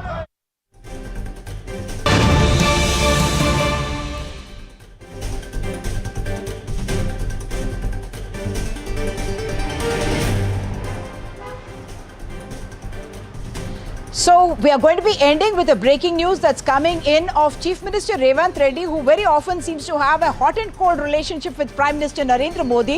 This time it's a jibe about the 56-inch chest, saying that there is no use of a 56-inch chest if we can't win an Olympic gold. That's a jibe that Chief Minister of Telangana is making against Prime Minister Narendra Modi, saying that his 56-inch chest is not able to win India a gold at the Olympic Games. That's it then on Southern View. From all of us here at the bureaus in the southern part of the country, it's a bye-bye and lots more coming up on the other side of a very short break.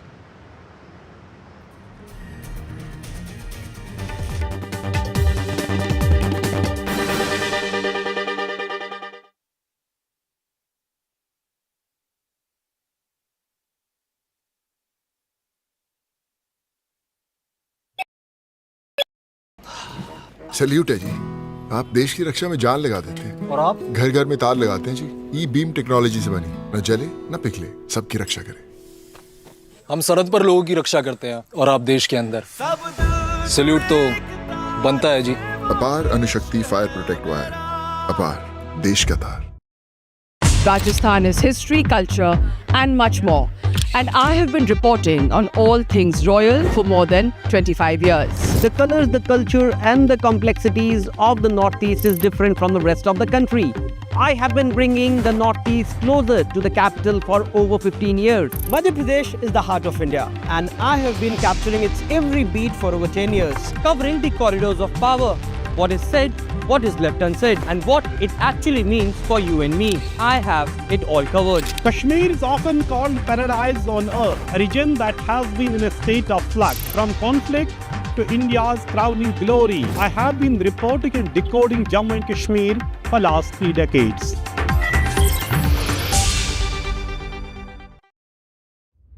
Vanakkam Tamil Nadu.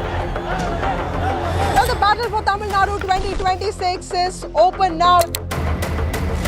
After Chief Minister Stalin rolls up his sleeves and Vijay steps in as a star challenger.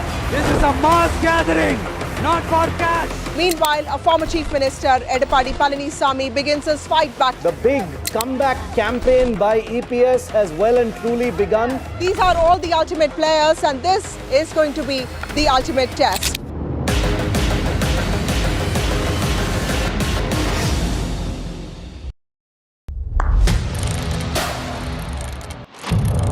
What seems settled for me is unfinished business. So I rewind, I pause, I reflect, I dig until what's buried stands up to be counted. Breaking ground, not just headlines, the meaning behind them. This is Breaking Ground with me, Vedika Sood.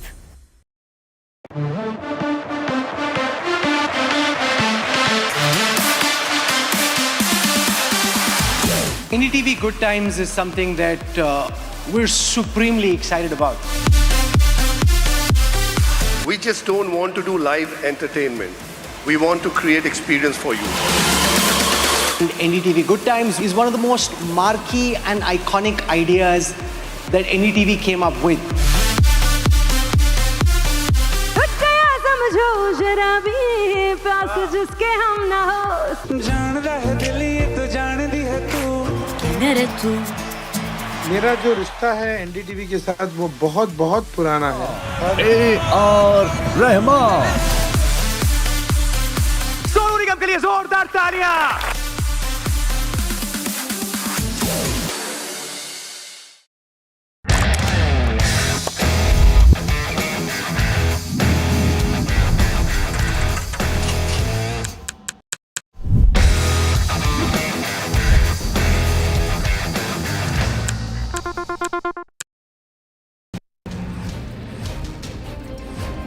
This is the Zorawar, India's very own light tank.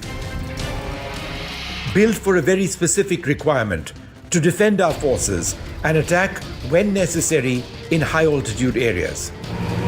Conceived of in the post-Gulf War context and in direct response to the emergence of the Chinese Type 15 light tank, the Zorawar is meant to plug holes in India's armored defenses. At the moment, India uses heavy tanks, the T-90 and T-72, way up in the Ladakh heights. These are far too heavy and unwieldy for operations in the rarefied atmosphere. And so, Zorawar was designed and developed in 21 months straight.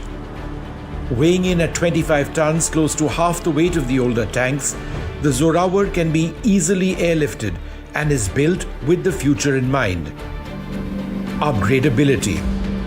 Designed to operate with drones, it will also feature an active protection system, a system which intercepts incoming missiles and rockets to protect the tank. But these upgrades will come later. At the moment, the army appears committed to the tank, which is being trialled not just in high altitude areas but also the desert.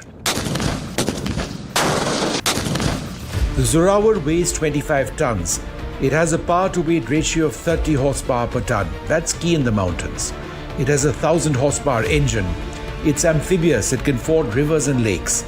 It can fire missiles, has a 105mm main gun, a 12.7mm remote-controlled weapon station, and a 7.62mm coaxial machine gun. In trials in September last year at the Mahajan firing range near Bikaner, the Zorawar hit its targets with pinpoint accuracy, using its Belgian-designed gun, proving its lethality. Zorawar's development is a triumph of collaboration and indigenization. Led by the Defence Research and Development Organisation and Larsen & Toubro, with contributions from micro, small and medium enterprises, the tank boasts over 70% indigenous content. From its hull to advanced systems, Indian industries have risen to the challenge, reducing reliance on foreign technology. Unlike the Arjun main battle tank, which faced delays and cost overruns because of an overemphasis on full indigenization, the Zorawar takes a pragmatic XT Pro, most stunning true color pro-grade camera. Motorola Edge 60 Pro. Grab Motorola Edge 60 Pro today.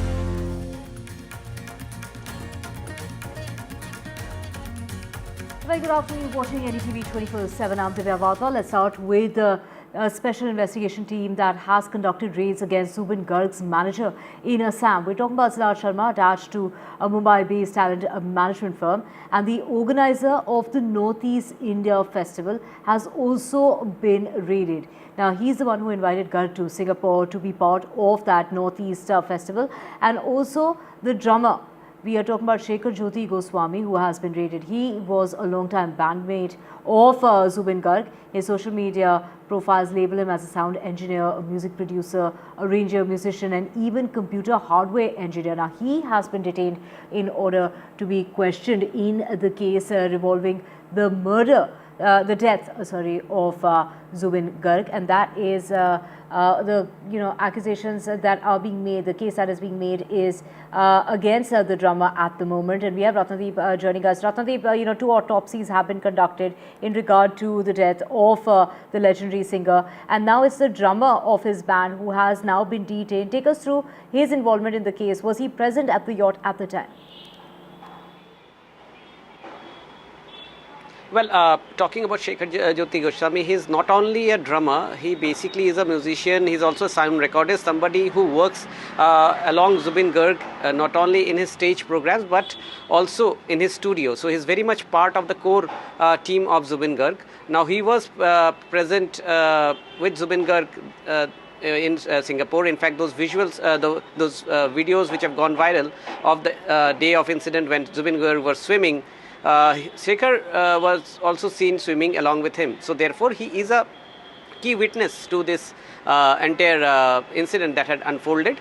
What we have been given to understand that he has not been officially, arrested or detained. He has been basically questioned and quizzed, and he is being quizzed even today. But what we have been given to understand is that there is a possibility that in due course of time, if required, he might also be arrested. That is what we have been given to understand by the by our sources in the SIT. The SIT is also today going to, in all likelihood, raid the residence of the main organizer of the Northeast Festival, Shamkanu Mahanta. Remember, yesterday the SIT had raided his residence, but they had raided only the office and confiscated several electronic devices, several documents, since his house was locked. I mean, therefore, the SIT needed permission from the magistrate to actually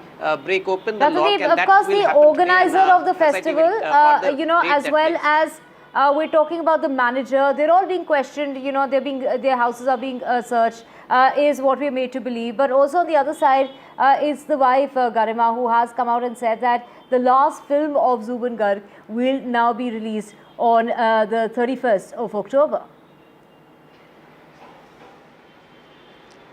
That's right. In fact, a lot of people who are close to Zubeen Garg and who were working in the project of the film that is getting completed have said that Zubeen Garg was very busy before going to Singapore, and he had to come and dub for the film because the film was slated to be released on the end of October. So therefore, now Garima Garg has come forward and said that this was his unfinished project, and therefore the family as well as the team of the film is trying its level best to wrap up this movie. Post-production works are going on so that they can release it in the time frame that Zubeen Garg wanted. Right. Thank you so much, Ratnadeep. We will keep tracking the story and coming back to you for more on that.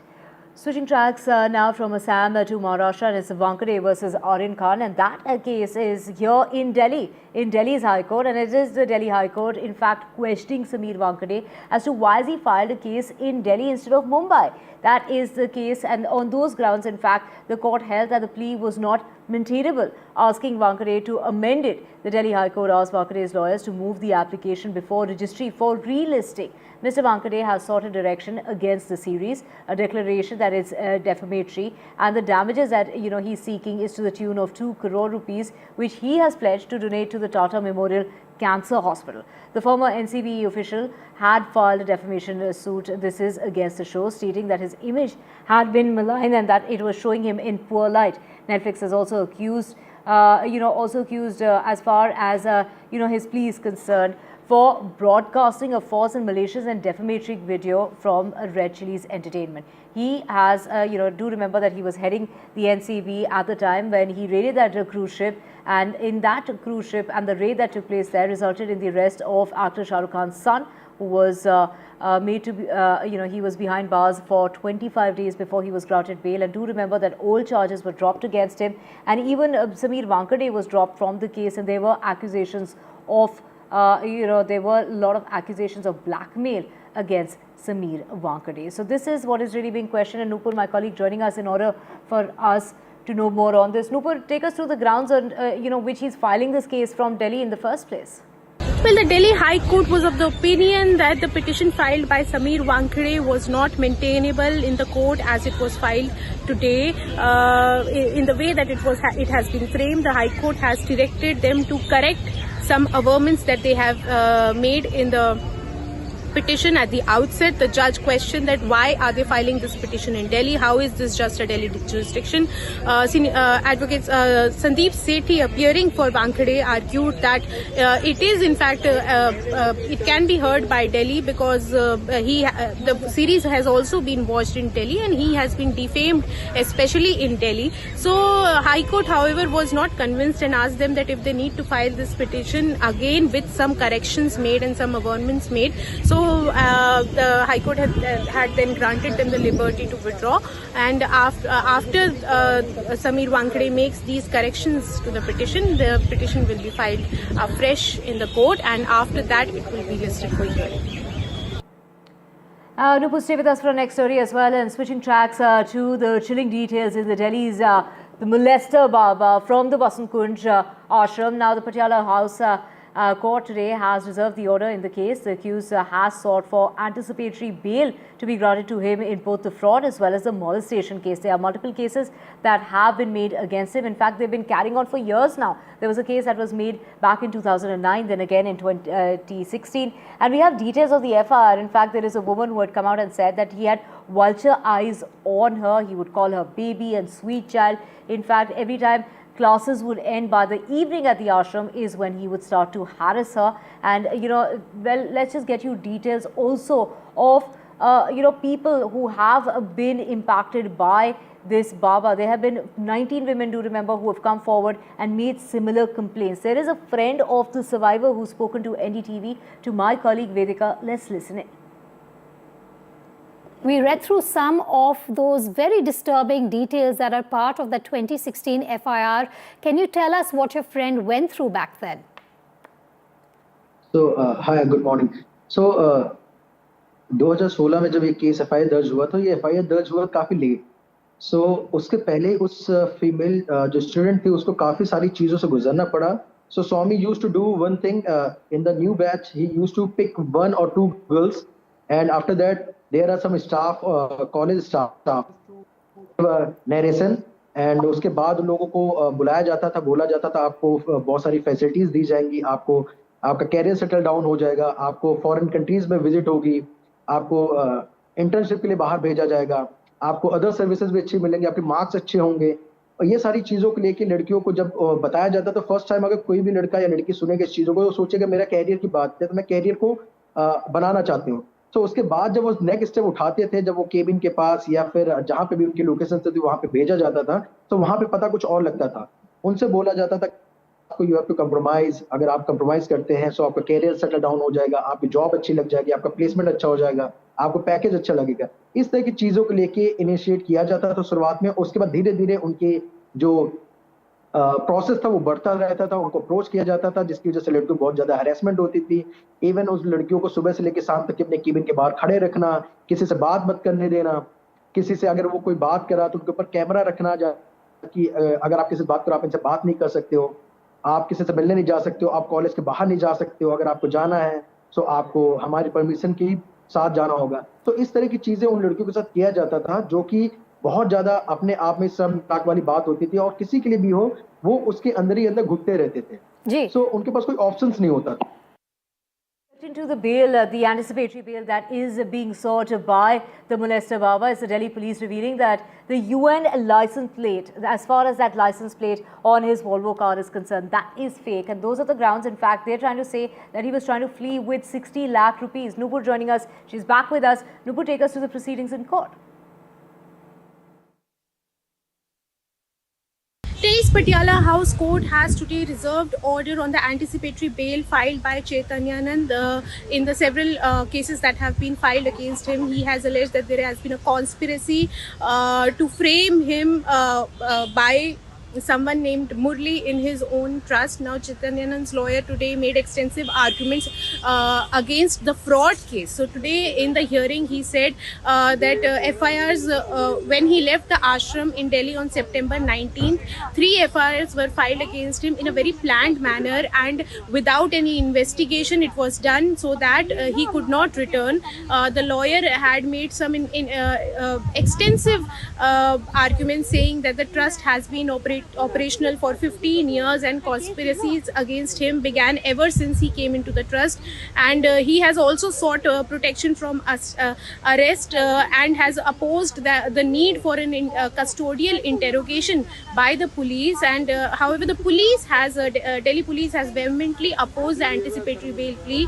saying that they need to recover 20 crore rupees from the fraud, and he withdrew 60 lakh rupees after fleeing. The Delhi police told the court that he has nearly 2 passports and 2 PAN cards, and for which he used after the registration of FIRs to transfer nearly 60 lakh rupees to these bank accounts. And however, Chinmayanan also said that other FIRs, criminal FIRs referring to the FIR under section 102 have been filed against him just because they want to frame him in this entire case and they want to make sure that he is arrested. Right, thank you so much, Nupur, for getting us those very details. Now, moving on, the government on Thursday evening cancelled the FCRA registration of Ladakh activist Sonam Wangchuk's non-profit, the Students' Educational and Cultural Movement of Ladakh, over repeat violations of the law governing foreign funding for non-governmental organizations. The cancellation comes 24 hours after violent protests over the statehood demands that were being made for Ladakh. To remember that he had been on that indefinite hunger strike, which was finally called off yesterday. The Home Ministry has said that there were provocative speeches that had urged a mob to attack a local BJP office and that of Ladakh election officer as well. Sources also said that the investigation had flagged serious financial irregularities in the functioning of his non-profit, including repeat violations of the Foreign Contribution Regulation Act. Now, it is the LG of Ladakh who has assured that action is being taken against the foreign influence for disrupting the situation of Ladakh. Meanwhile, NDTV has accessed a list of all injured in the deadly Leh clashes. At least 87 people have been injured, 3 from Leh. 4 Nepalis have also been injured in the clash, and the rest are from the area of Ladakh. Let's listen in to what the authorities have to say. देखिए वो कुछ आंकड़े सामने आए हैं कि जिसमें कुछ लोग उस दिन जो घायल भी थे उनमें भी कुछ नाम हैं, तो उसी आधार पर कार्रवाई की जा रही है, जांच की जा रही है। देखिए हम सिचुएशन नॉर्मल हो फिर से ज़िंदगी जो है पटरी पर उतरी, ऐसी ही हमारा है। लेकिन अगर कुछ लोग यहाँ पर हालात ख़राब करना चाहते हैं तो उनको इस प्रकार से वो जो उनकी कोशिश को नाकामयाब कर दिया जाएगा। The MHA has said, in fact, it's something that the LG also told us. He said that foreign elements were involved. The MHA statement says it is clear that the mob was incited by Shri Sonam Wangchuk through his provocative statements. Did you provoke the people into getting onto the streets, into starting this arson and stone pelting? Okay. There has been many such charges on me in the past 2 months. Right before the Hill Council elections. I see this as a chain of events in the same chain, but otherwise I was not even in a position to make speeches. I was on the 15th day of hunger. All I was doing was just 2 minutes update at the most to the people, followers on social media. Otherwise, not really.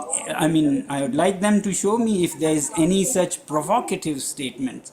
Okay. But what I find is it's unfortunate that while people have died, we are playing politics on the corpses. You know, it's very unfortunate. They didn't have any plans. It was abrupt and organic. But the immediate reason was when 2 people among the hunger strikers got hospitalized, 2 elderly people. And that was the immediate reason for people's sentiments. The impact of the violence here in Leh is such that the popular tourist destinations and even popular markets are completely shut down. There's a curfew-like situation. NDTV is reporting from the most popular Leh main market here in the heart of the Leh city.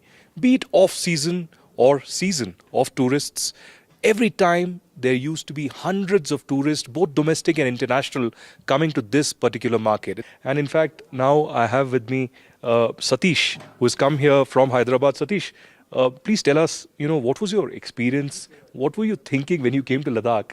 And has it changed drastically? Yeah, I came here as a tourist. It's 2 days now. When I come the first day, I feel sick. I stayed in the hotel. In the evening, we just walked around the street. It was very lively. But the next day, this incident happened, and it's called Bandh. Then I did not expect like this pin drop closure. Like we were stranded. We didn't understand where to go. You're basically stuck here until you go back home. You can't go to any other place, unfortunately. Yeah, I mean, it's flights are running, I think, if I'm not wrong. To go back, I can go. But yeah, that's not my purpose. I want to cover some places. Yeah. I cannot visit anything. That's the kind of sense we get from people, tourists like Satish, who have come here with a lot of expectations to understand what Ladakh is famous for, from Pangong to Chushul to the Nubra Valley, and of course a different kind of a climate here in Ladakh. Reporting from Leh with video journalist Moment, this is Aditya Raj Kaul for NDTV.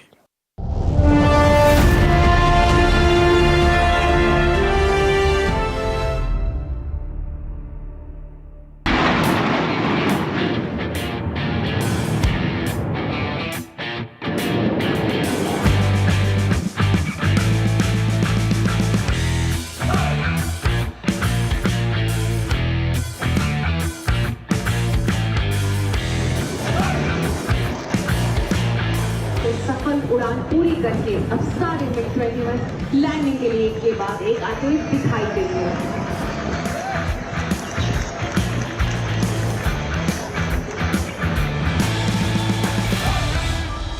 गर्व के ऐतिहासिक क्षण।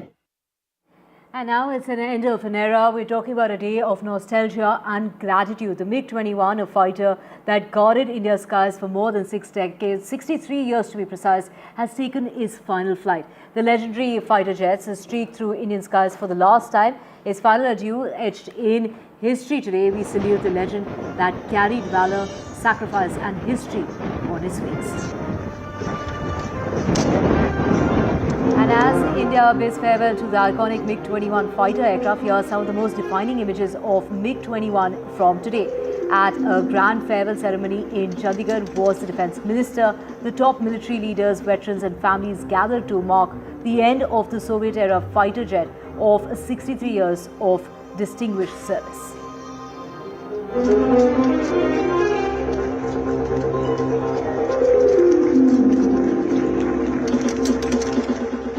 It was Squadron Leader Priya Sharma who flew the fighter plane one last time. Squadron Leader Priya Sharma, India's 7th woman fighter pilot, as the aircraft fleet was decommissioned today. So she took that last flight on the Panther.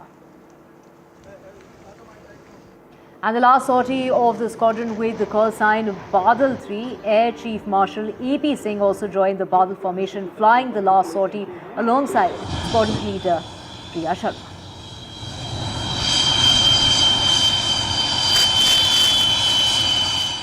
And the farewell ceremony featured a spectacular flypast by MiG-21s, the Jaguars, and also this was the iconic jets that were leading the Badal and the Panther formations.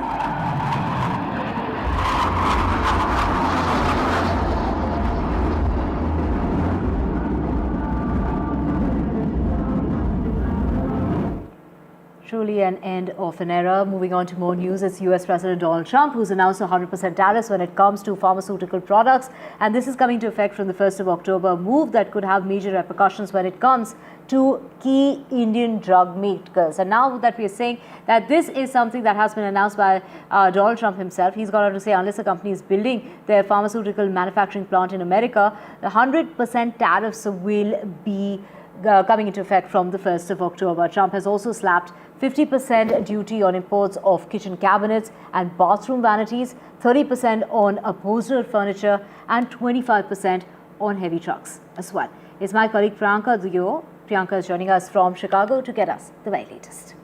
Donald Trump has pledged a 100% import tax on pharmaceutical drugs unless companies move manufacturing or build plants in the US. Now, on paper, this is about creating American jobs and reducing dependency on foreign supply chains. So in reality, it's really a seismic shock to global pharma and especially to India, because India is known as the pharmacy of the world, right? Supplying about 20% of global generics and a huge share of US demand. So if Trump enforces this tariff, Indian pharmaceutical exporters will face two choices: either invest heavily in the US based on facilities or watch their market share collapse under the weight of tariffs.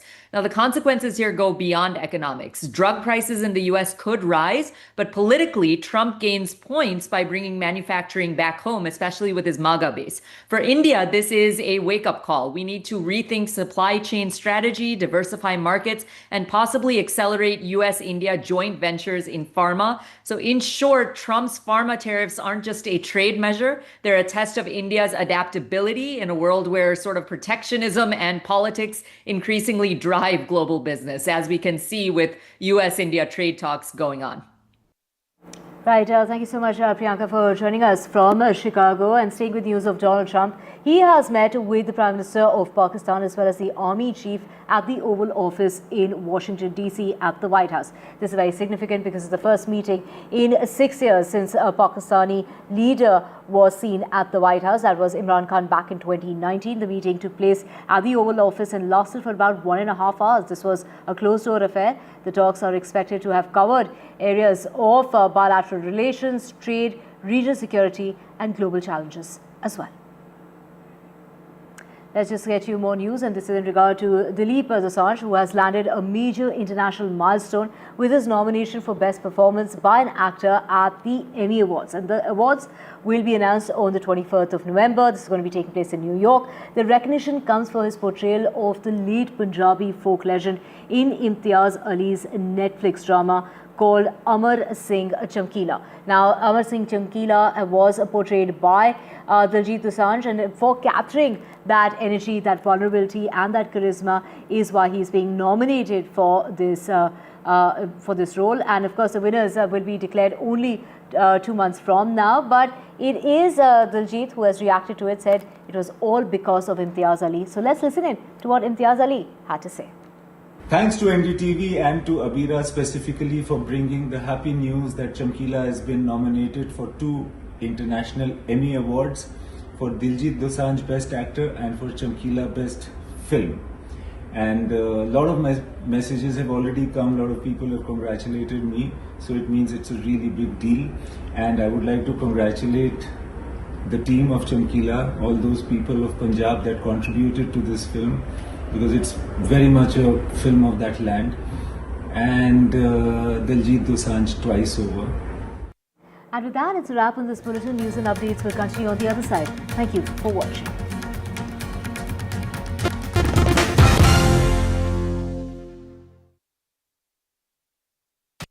Motorola Edge 60 Pro, most stunning true color pro grade camera. Motorola Edge 60 Pro. Grab Motorola Edge 60 Pro today.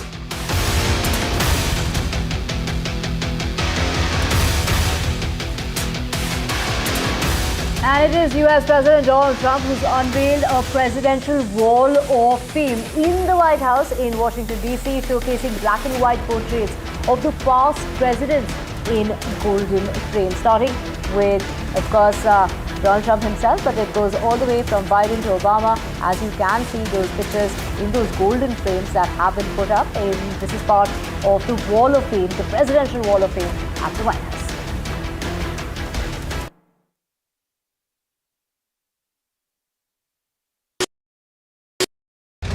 The world's defining stage.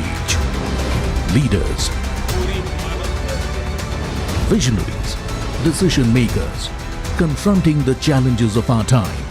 हमारा प्रयास होगा भारत की century सिर्फ भारत की नहीं बल्कि पूरी मानवता की जीत की सेंचुरी बने। NDTV World Summit 2025, Edge of the Unknown, 17th to 18th October, only on NDTV.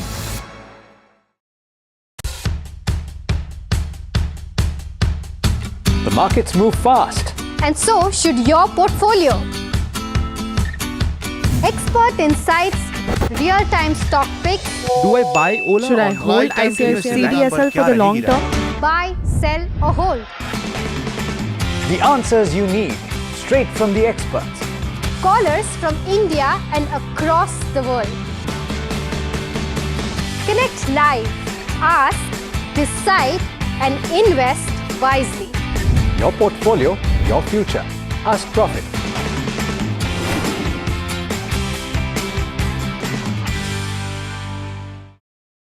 Pulling us into this country.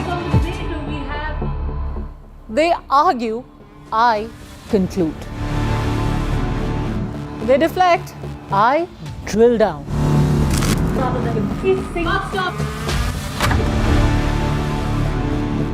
This isn't a free-for-all. It's a reckoning. No filler, no fog. Only the facts and where they lead. Every night at 9, the case closes because the buck stops here. The best app to use is the NDTV app.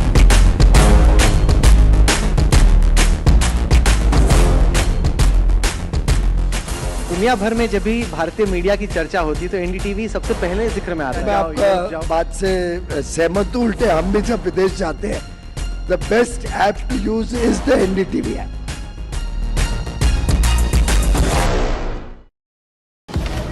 Breaking news का जमाना है। सबको तिल का ताड़ और राई का पहाड़ बनाना है। ऐसे में जनता के जूते के अंदर फंसा कंकड़ कौन देखे? बड़े बड़े मुद्दों के शोर में जमीन से जुड़े मुद्दे अक्सर खो जाते हैं। लेकिन देश तरक्की तब करता है जब जनता के माथे की शिकन हमारी हेडलाइंस बनती है। मैं सैयद सुहेल भारत को जीता हूं, भारत की बात बताता हूं। एनडीटीवी इंडिया पर।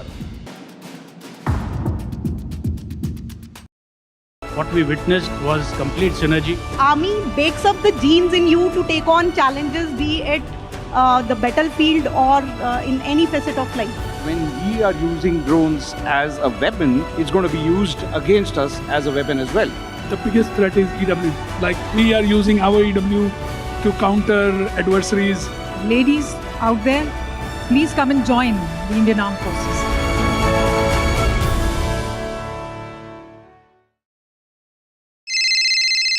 हेलो बोलिए मैडम। डब्बा ट्रेडिंग कब से चल रहा है पता है मैडम आपको? हम और आप तो जन्म भी नहीं हुआ था हमारा। We investigated a shady advisory firm that has spent big bucks on advertising on the front pages of national dailies. ये आपको बिल्कुल उसका ऐसे हल्का सा भी खौफ नहीं है? मैडम एक बात को खौफ किस लिए रखना चाहिए तो बताओ, कौन सा गलत काम कर रहा हूँ मैं? After our report, we also saw NSE came out with a cautionary circular to the investors. Market Regulator Securities and Exchange Board of India has also come out with a release talking about the actions that it has taken. Cyber complaint has also been filed against the entities involved in this entire Dabba trading scam.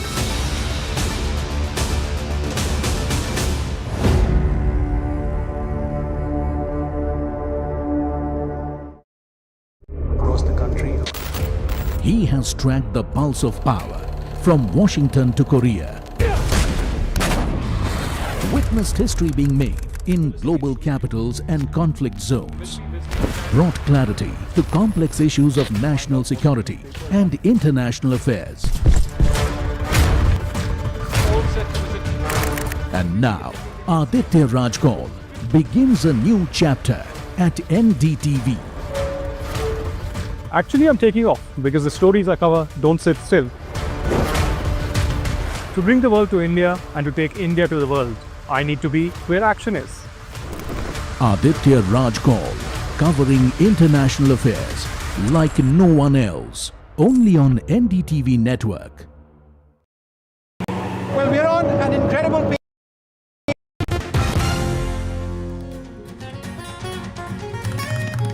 Hello and welcome. You're watching NDTV. I'm Gargi Rawat. Coming up ahead on our program will be Zubeen Garg's final interview. All that and more. First, a look at the headlines we're tracking.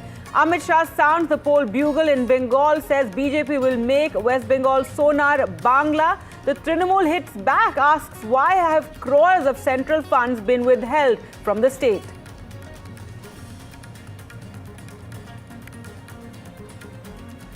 Maharashtra Deputy Chief Minister Ajit Pawar has done it again after he went viral for rebuking a woman IPS officer. Now he snaps at a farmer who lost his crops and was asking for a loan waiver.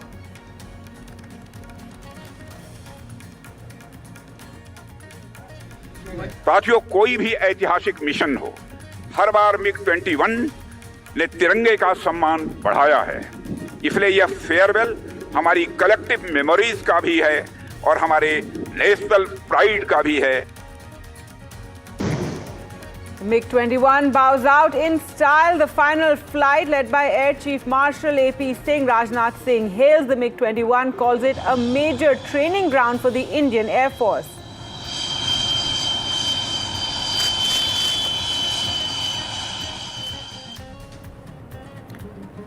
And the Delhi High Court has asked the former NCB officer Samir Wankhede to file a fresh petition, a matter to be relisted. Wankhede had filed a defamation suit against Aryan Khan over his alleged portrayal in his latest Netflix series.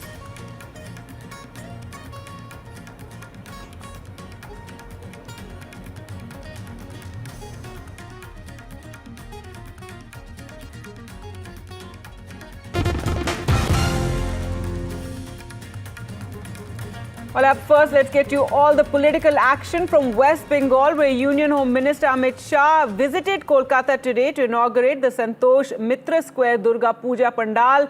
Shah said he prayed to Ma Durga for a new government post 2026, one that would restore Bengal's Sonar Bangla glory. That's the golden age in Bengal. The visit comes amid high-stakes political messaging ahead of next year's assembly polls. Shah also condoled the loss of 11 lives due to the recent record-breaking rainfall that took place. Meanwhile, the BJP accused local authorities of removing Amit Shah's banners ahead of his visit. Trinamool Congress's Abhishek Banerjee was quick to hit back. He questioned why the centre was holding back funds which were due to the state worth 2 lakh crore.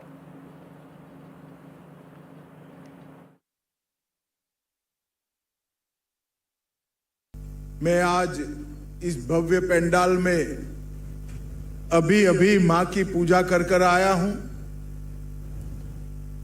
मैंने मां के सामने प्रार्थना की है कि इस चुनाव के बाद बंगाल में एक ऐसी सरकार बने जो सोनार बांग्ला का निर्माण कर पाए। हमारा बंगाल फिर से सुरक्षित, समृद्ध, शांत, सुजलाम सुफलाम बने। सोनार बांग्ला बनाने का बात कर रहे हैं, आप पूछे क्यों नहीं? भाई 2 दिन पहले बिहार में सड़क धंस गया, सोनार बिहार बना क्या? आप पूछे? गुजरात में रोज ब्रिज टूट रहे, महाराष्ट्र में पुल टूट रहे, ब्रिज टूट रहे, सोनार महाराष्ट्र बना क्या? लेकिन उनसे पहले पूछिए कि जो 2 लाख करोड़ आप बंगाल का पैसा रोक के रखे हैं, वो पैसा आप कब छोड़ेंगे और किस आधार पे और किस नियम पे आप रोक के रखे?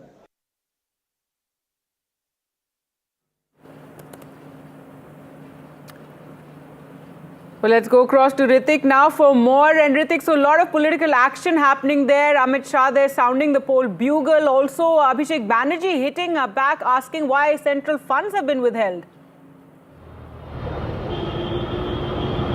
Well, that's right. While inaugurating a Puja Pandal here in Kolkata, Union Home Minister Amit Shah sets the tune for his political party and followers for upcoming 2026 assembly election. And his, Sonar Bangla rhetoric reminds me the days of previous Vidhan Sabha election which happened during 2021. And that time also... All right, Ritik, sorry to interrupt you there. We're going across to where Kunal Ghosh is addressing the media. Let's listen in.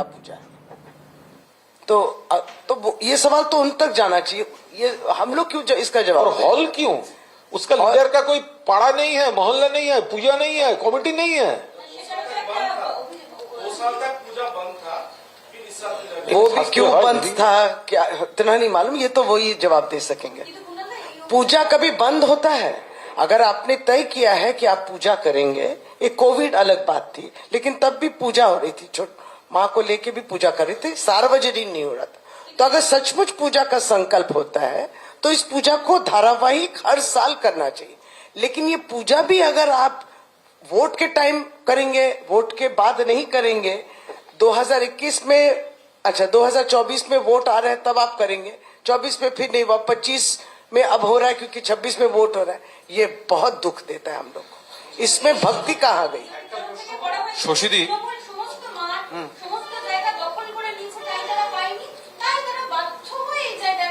আমি একটা কথা বলবো, এটা তুমি ওদের জিজ্ঞাসা করছো না কেন বলো তো? আমরা যখন কট্টর সিপিএম এর over the BJP's allegation removing Amit Shah's poster in front of Kalighat Kali Temple, he said that why are you not asking BJP? BJP নেতা তার পাড়ার পুজোয় তো থাকবে, BJP leaders from Bengal should have its association to Durga Puja festivity. As you know that our leaders are associated to several puja pandals here in Kolkata. They don't believe in Durga Puja. They are not associated to Durga Pujas. It is now their turn to answer these questions.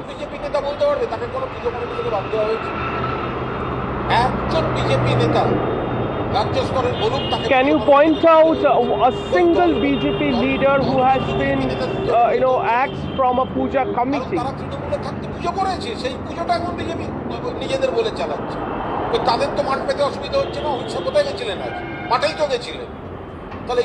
BJP is calling a Durga Puja its own, which was initially inaugurated by Trinamool Congress Party.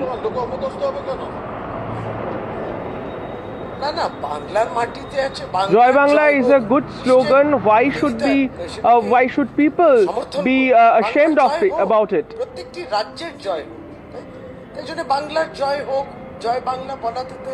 We want victories for Bengal and for other states. That we heard from the Bengal Minister Shashi Paja.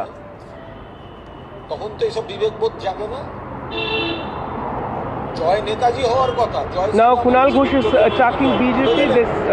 He came down heavily on BJP and said when Jai Shri Ram slogans being chanted during Netaji's birth anniversary, why there was no criticism from BJP. আর বাংলার মাটিতে জয় বাংলা বললে আপনার গায়ে লাগছে, আপনি ঘোষিত বাংলা বিরোধী, বাঙালি বিরোধী।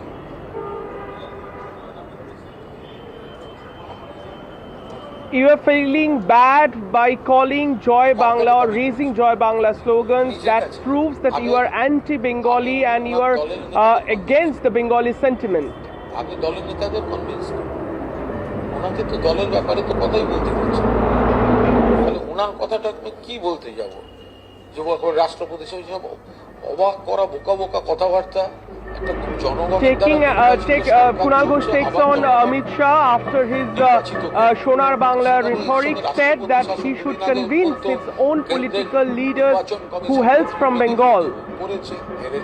কেন্দ্রীয় বাহিনী দিয়ে ভোট করিয়ে দেখিয়ে দেবো, দেখেছি ওরা হেরে গেছে।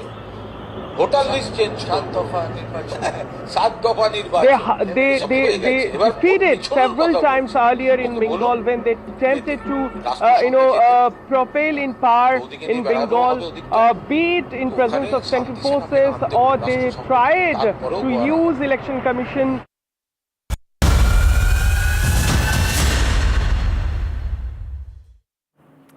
All right, from political action in Bengal now to political action in Bihar, and the stage is set for battleground Bihar. In a bid to woo the women voters of the state, Prime Minister Narendra Modi will be transferring 7,500 crore as the first installment to 75 lakh women under a scheme, the Mukhya Mantri Mahila Rozgar Yojana, to help them start businesses of their choice.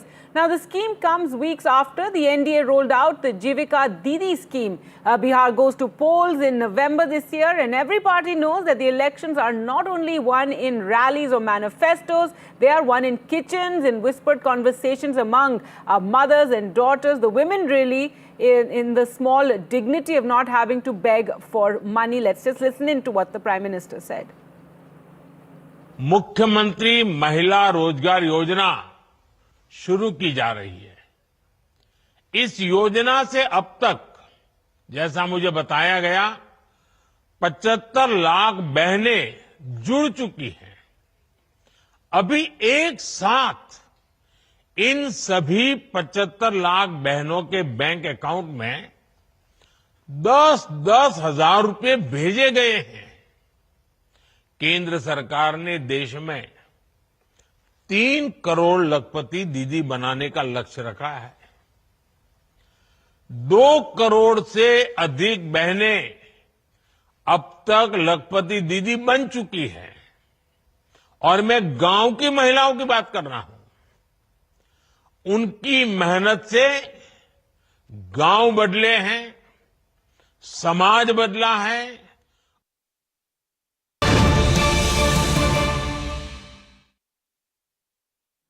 Now, Priyanka Gandhi Vadra has slammed the Prime Minister after the Prime Minister transferred those funds under this new Yojana to women in the state. As the Prime Minister launched this employment scheme, Priyanka Gandhi Vadra questions him, why didn't you give this 10,000 for the last 20 years? So Priyanka Gandhi Vadra, who's also in Bihar today, in fact, she's at the Sadakat ashram where she's been interacting with the women there at the ashram.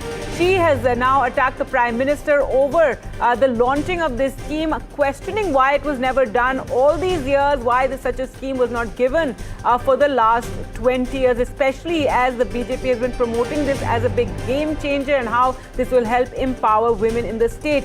Well, let's go across to, let's first listen into what Priyanka Gandhi had to say.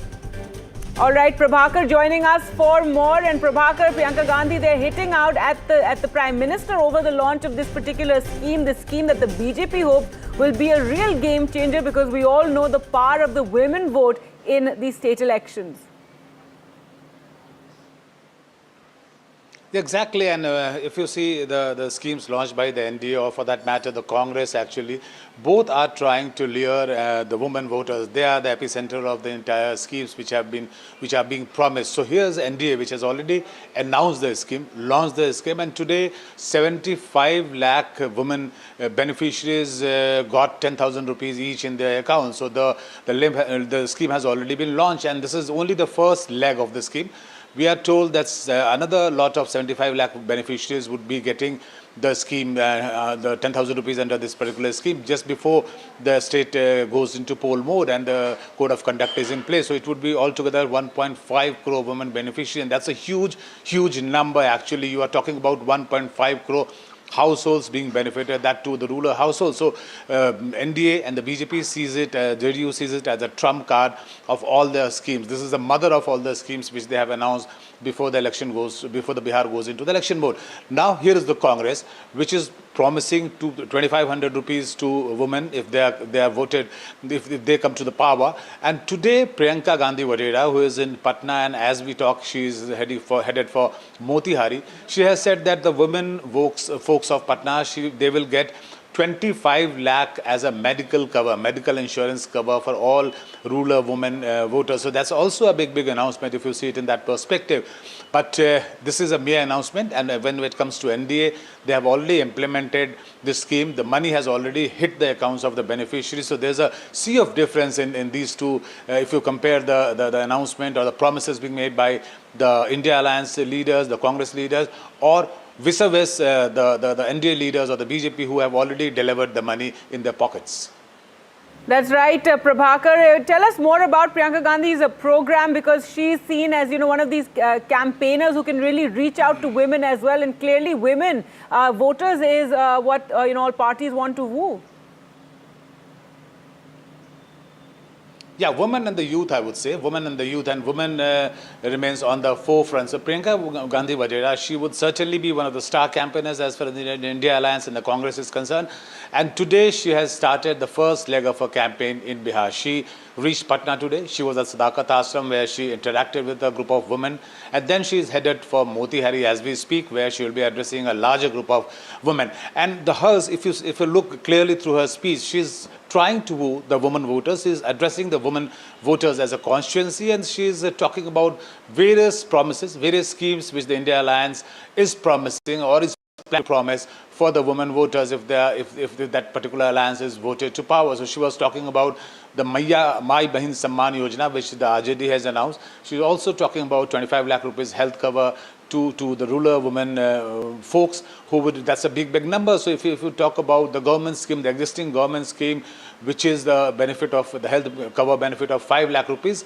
So compare 5 lakh rupees with 25 lakh rupees, which is being promised, and that too covering all the critical illness. So that's a big promise being made by the India Alliance. And Priyanka Gandhi is also coming hard on the promises and the deliveries made by the NDA leaders, especially the Prime Minister and the Chief Minister. She said that though they have delivered the first installment of this particular scheme, but if they are voted back to power, they might actually scrap this scheme at all. All right, thanks so much, Prabhakar. Let's just listen into what Priyanka Gandhi Vadra had to say. चुनाव के आज शायद 1-1.5 महीने पहले हम चुनाव आ रहा है तो आपको 10,000 रुपए मिल रहे हैं, तो ऐलान हो गया है कि आपको 10,000 रुपए दिए जाएंगे। 20 सालों से यहां कौन सरकार में रहा? 20 सालों से किसने नीतियां बनाई?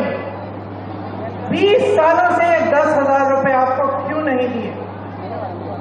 अब चुनाव आ रहा है तो उन्हें कह दिया कि 10,000 रुपए आपको मिलेंगे, लेकिन ये नहीं कह रहे कि हर महीने मिलेंगे, ये नहीं कह रहे कि आपका मानदेय 10,000 रुपए हो जाएगा, कि उसको बढ़ाकर हम आपको 10,000 रुपए देंगे। ये सिर्फ ये कह रहे हैं कि अब बड़ी संख्या में हम महिलाओं को 10,000 रुपए दे देंगे। क्यों? ताकि आप अपना वोट उनको दें। And staying with the news from Bihar, Asaduddin Owaisi has also entered the battlefield. He has already said that he is open to an alliance with the Mahagathbandhan. The opposition alliance has branded Owaisi as the B team of the BJP. Now he spoke exclusively to NDTV. Let's listen in to what he has to say.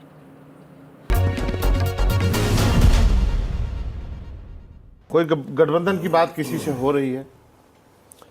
अब इतना जल्दी बहुत जल्दी हो जाएगा बोलना इस बारे में, मगर इतना तो हम बोल सकते हैं कि हमारे दरवाजे बंद नहीं हैं, मगर अब उस इंतज़ार में, उस फिराक में तो हम नहीं बैठ सकते, और हमको इलेक्शन की तैयारी पहले से शुरू हो चुकी है और अच्छी तरह से चल रही है।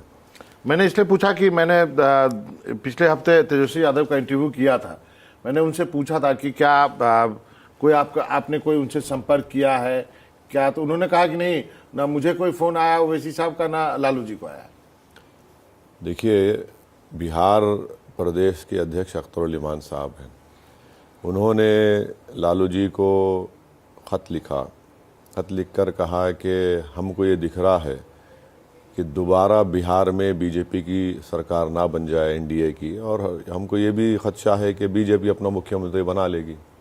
तो उसको रोकने के लिए, बावजूद इसके कि आपकी पार्टी ने हमारे 4 MLAs को ख़रीदा, तोड़ा, हम बिहार के लार्जर इंटरेस्ट में सेकुलरिज्म को स्ट्रेंथन करने के लिए हम आपसे अलायंस करना चाहते हैं।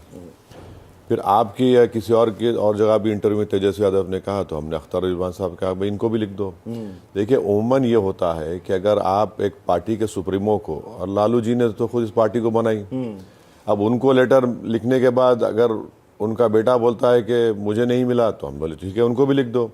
उसमें तो साफ क्लियरली लिख दिया अख्तर साहब ने कि आप 6 सीट दीजिए, हम तो 5 पिछले बार जीते थे, अगर आपको सत्ता मिलती है तो कोई मंत्री मत बनाइए, सीमांचल डेवलपमेंट काउंसिल बनाइए और ये कम्युनलिज्म फैशिज्म से लड़ते रहिए। अब इससे बढ़ के और क्या कर सकते हम? इससे बढ़ के आपको तो दे चुके हैं सब चीज़।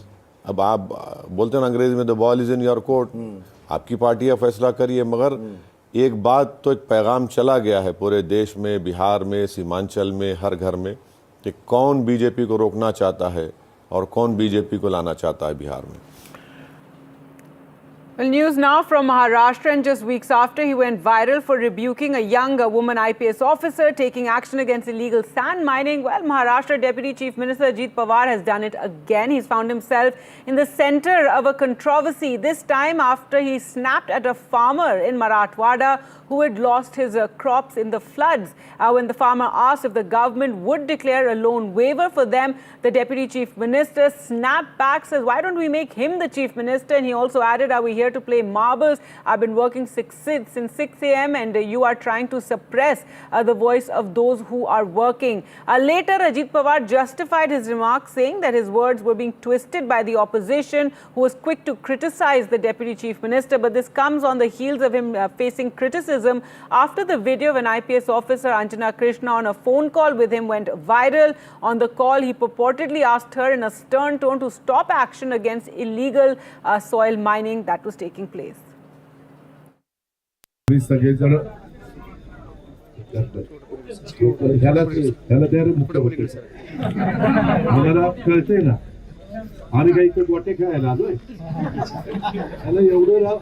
सकाळी 6ला सुरू केले बाळा मी करमळ्याला म्हणजे जे काम करतं ना त्याचीच मारा बघा ना आता एवढा जीव तोडून चालतोय हातून पण एका ठिकाणी जायचंय यांची नावं घेत नाही पण सगळ्यांनी मिळून सुभाष होता आपला चेतन होता अशा सगळ्यांनी मिळून आपण तो कार्यक्रम केला मी खरं तर सुभाष कालच्या 2 दिवसात कडक असल्यावर कोण येणार होतो पण मला रावलं नाही ते सगळं बघितल्यानंतर मी ताबडतोब बाय रोड सोलापूरमध्ये शिरलो आणि तिथून हा सगळा भेटी द्यायचा कार्यक्रम केला परंतु त्याच्यात वेगवेगळ्या बातम्या येतात मी चांगल्या भावनेने काही सांगायला गेलो की सगळी सोंग करता येतात पैशाचं सोंग करता येत नाही तर त्याच्यातनं वेगळा अर्थ काढतात आणि अजित पवारांचं मला काय माझ्या मनात माझ्या अडचणीतल्या बळीराजाला मदत करणं आणि त्याला पुन्हा उभं करणं ज्यांची घरदार उद्ध्वस्त करणं केली झालेली आहेत पावसामुळं पाण्यामुळं. All right, well, let's go across to Abhishek now for more on this story. Abhishek, so once again, Ajit Pawar, who's, no stranger to controversy, has found himself again in such a controversy, especially after what could be seen as very insensitive remark to a poor farmer who's just lost his crops. Definitely, we'll have to understand that this is not for the first time he has lost his control, because yesterday when he was, reviewing or inspecting the flood-prone areas of Dharashiv district, wherein he was addressing a gathering in which a young farmer, just reminded him about the promise that ahead of Mahayuti, where they were ahead in alliance and they made a promise of loan waiver, and then he immediately said that why don't you become the chief minister? You have seen us since morning, we are traveling across areas doing inspections, and this is not the way it should be done. And more importantly, he said everything is possible but we cannot generate money, and this is the difficulty that I am facing. And all that aggression he put on that small farmer who had questioned him on the promise that was made by Mahayuti. This has not happened for the first time. Earlier also we saw how the phone call with the IPS officer went viral, where he gave direct instructions on the phone call. But definitely, the situation in Maharashtra is getting worse day by day, and definitely farmers are expecting that promise should be fulfilled. At least 30 to 50,000 per acre hectare relief should be given, and that's the point which was raised by that farmer. But you have seen the reaction. But though now Ajit Pawar had clarified on this entire controversy and said that my words were twisted, I didn't meant to say what the opposition is alleging, and he gave the clarification. But one thing, that one after the other such controversy, definitely see how the government is definitely behaving with farmers who are already into tragedy on ground. But such incidences again exposes or given to the fact that the promises of Mahayuti government are still to be fulfilled. And now at the time when grave situation is being suffered by the farmers, they are reminding them, and we will have to wait and watch out for when the relief will reach the farmers. Back to you.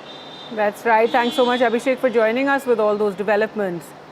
Well, news now from Delhi and more chilling details in the Delhi molester Baba case. This is a Baba who was the director of an institute where several women, over a dozen, have accused him of molestation and harassment. The Patiala House Court has reserved its order currently in this case. In this ashram, girls were pressurized to comply with his demands. The Baba is currently on the run. The accused Baba has sought for anticipatory bail to be granted to him in both the fraud as well as molestation case. The police has objected to bail. Objecting to the bail, Delhi police revealed in court that a UN license plate has been used by the Baba that were indeed fake. These were license plates used on his luxury cars, and he was trying to flee with 60 lakh. Remember, over a dozen girls have accused him of sexual harassment. We read through some of those very disturbing details that are part of the 2016 FIR. Can you tell us what your friend went through back then? So, hi, good morning. So, 2016 में जब ये case FIR दर्ज हुआ था, ये FIR दर्ज हुआ काफ़ी लेट. So, उसके पहले उस फीमेल जो स्टूडेंट थी उसको काफ़ी सारी चीज़ों से गुजरना पड़ा. So, Swami used to do one thing in the new batch. He used to pick 1 or 2 girls, and after that, there are some staff, college staff, narration, and उसके बाद उन लोगों को बुलाया जाता था, बोला जाता था आपको बहुत सारी फैसिलिटीज दी जाएंगी, आपको आपका कैरियर सेटल डाउन हो जाएगा, आपको फॉरेन कंट्रीज में विजिट होगी, आपको इंटर्नशिप के लिए बाहर भेजा जाएगा, आपको अदर सर्विसेज भी अच्छी मिलेंगी, आपके मार्क्स अच्छे होंगे. और ये सारी चीज़ों को लेके लड़कियों को जब बताया जाता तो फर्स्ट टाइम अगर कोई भी लड़का या लड़की सुनेगा इस चीज़ों को, तो सोचेगा मेरा कैरियर की बात है, तो मैं कैरियर को बनाना चाहती हूँ. तो उसके बाद जब वो नेक्स्ट स्टेप उठाते थे, जब वो केबिन के पास या फिर जहाँ पे भी उनकी लोकेशन थी वहाँ पे भेजा जाता था, तो वहाँ पे पता कुछ और लगता था. उनसे बोला जाता था आपको यू हैव टू कंप्रोमाइज, अगर आप कंप्रोमाइज करते हैं तो आपका कैरियर सेटल डाउन हो जाएगा, आपकी जॉब अच्छी लग जाएगी, आपका प्लेसमेंट अच्छा हो जाएगा, आपको पैकेज अच्छा लगेगा. इस तरह की चीज़ों को लेके इनिशिएट किया जाता था शुरुआत में. उसके बाद धीरे धीरे उनके जो प्रोसेस था वो बढ़ता रहता था, उनको अप्रोच किया जाता था, जिसकी वजह से लड़कियों को बहुत ज्यादा हैरेसमेंट होती थी. इवन उस लड़कियों को सुबह से लेकर शाम तक अपने केबिन के बाहर खड़े रखना, किसी से बात मत करने देना, किसी से अगर वो कोई बात करा तो उनके ऊपर कैमरा रखना कि अगर आप किसी से बात करो आप इनसे बात नहीं कर सकते हो, आप किसी से मिलने नहीं जा सकते हो, आप कॉलेज के बाहर नहीं जा सकते हो, अगर आपको जाना है तो आपको हमारी परमिशन के साथ जाना होगा. तो इस तरह की चीजें उन लड़कियों के साथ किया जाता था, जो कि बहुत ज्यादा अपने आप में शर्मनाक वाली बात होती थी, और किसी के लिए भी हो वो उसके अंदर ही अंदर घुटते रहते थे जी. सो उनके पास कोई ऑप्शंस नहीं होता था.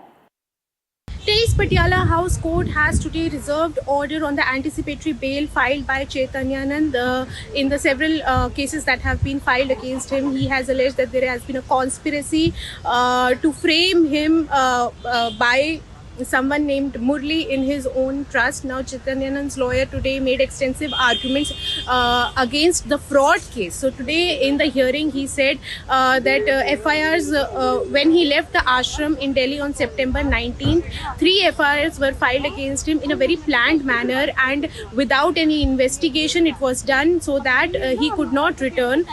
The lawyer had made some extensive arguments saying that the trust has been operational for 15 years and conspiracies against him began ever since he came into the trust, and he has also sought protection from arrest and has opposed the need for an custodial interrogation by the police. And however, the police has Delhi police has vehemently opposed the anticipatory bail plea, saying that they need to recover 20 crore rupees from the fraud, and he withdrew 60 lakh rupees after fleeing.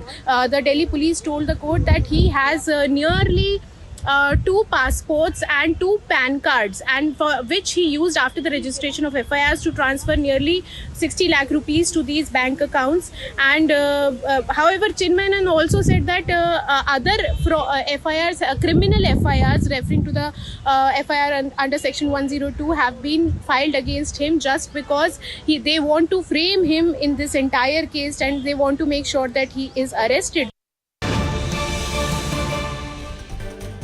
Now coming in, the Delhi High Court is continuing its hearing in the case involving a petition filed by late businessman Sanjay Kapoor's wife Priya Kapoor, who has sought permission to file a list of his personal assets and liabilities in a sealed cover.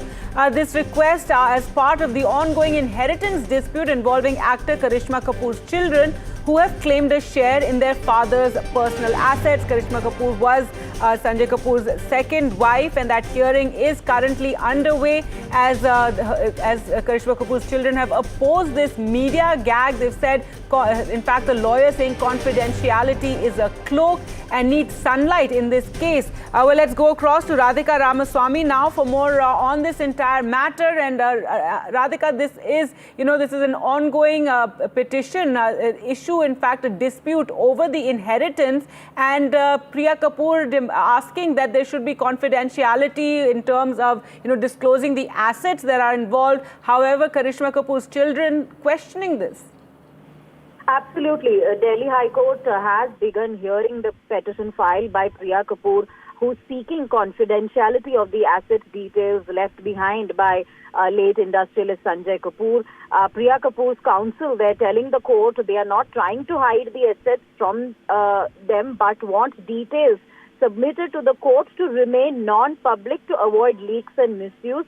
But Karishma Kapoor's children, who are challenging the will, have opposed the move. Through senior advocate Mahesh Jethmalani, they argue that sunlight is needed, not secrecy, also alleging that confidentiality is being used as a cloak to fritter away assets. Now, the court there being very cautious, they are asking both sides to exercise restraint in speaking to the media while it considers, how to sort of balance transparency with privacy. Of course, Sanjay Kapoor, ex-husband of actor Karishma Kapoor, died in June 2025. Of course, yet, a will dated March 2025 had surfaced, after which, allegedly leaving Sanjay's personal assets to Priya Kapoor. Now, this has been challenged by Karishma Kapoor's children. They've challenged the will in the Delhi High Court, calling it forged and claiming their rightful inheritance is being diverted. So that's the kind of allegation. Priya Kapoor sought confidentiality and also defending why there needs to be confidentiality, but Karishma Kapoor's children have opposed this particular move at this point. That's right. And in fact, Priya Kapoor had argued that the children had already got a share of, money from the trust fund. However, this matter is now being disputed in the court in terms of what the assets that remain that Sanjay Kapoor left behind. Thanks so much, Radhika, for joining us with all those details. With that, we'll slip into a short break. Coming up on the other side, we'll get you the final interview done by beloved Assamese singer Zubeen Garg.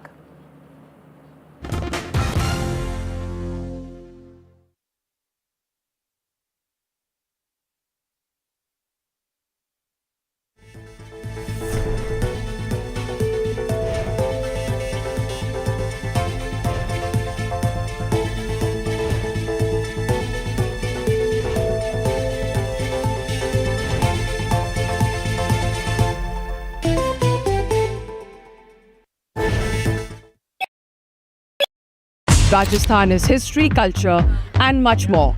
And I have been reporting on all things royal for more than 25 years. The colors, the culture and the complexities of the Northeast is different from the rest of the country.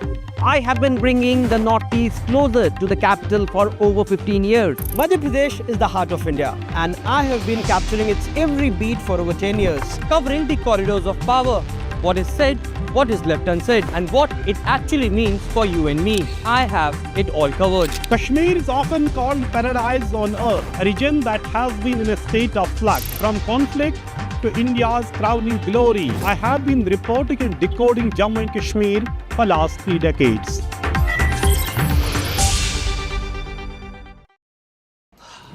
Salute है जी, आप देश की रक्षा में जान लगा देते हैं और आप घर घर में तार लगाते हैं जी। ई बीम टेक्नोलॉजी से बनी, न जले न पिघले, सबकी रक्षा करे। हम सरहद पर लोगों की रक्षा करते हैं और आप देश के अंदर। सल्यूट तो बनता है जी। अपार अणुशक्ति फायर प्रोटेक्ट वायर, अपार देश का तार।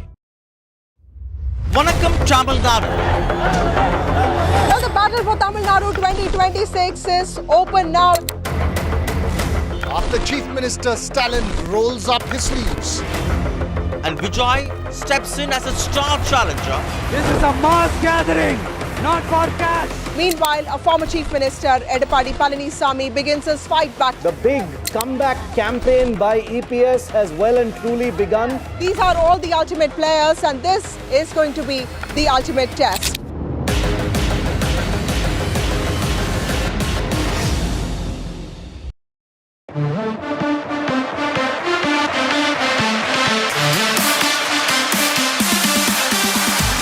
NDTV Good Times is something that we're supremely excited about.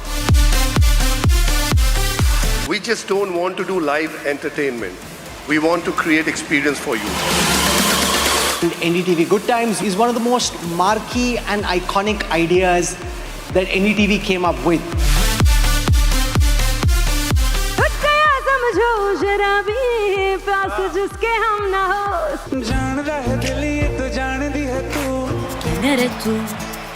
मेरा जो रिश्ता है एनडीटीवी के साथ वो बहुत बहुत पुराना है। और रहमान सोनू निगम के लिए जोरदार तालियां।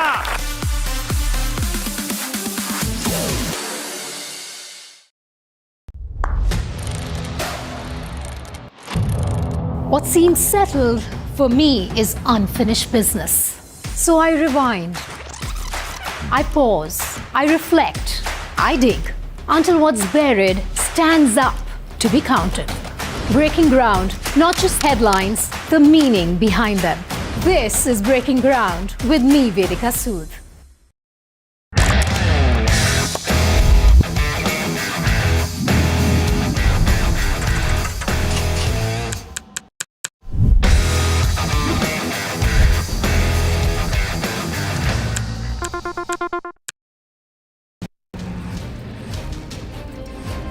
This is the Zorawar, India's very own light tank.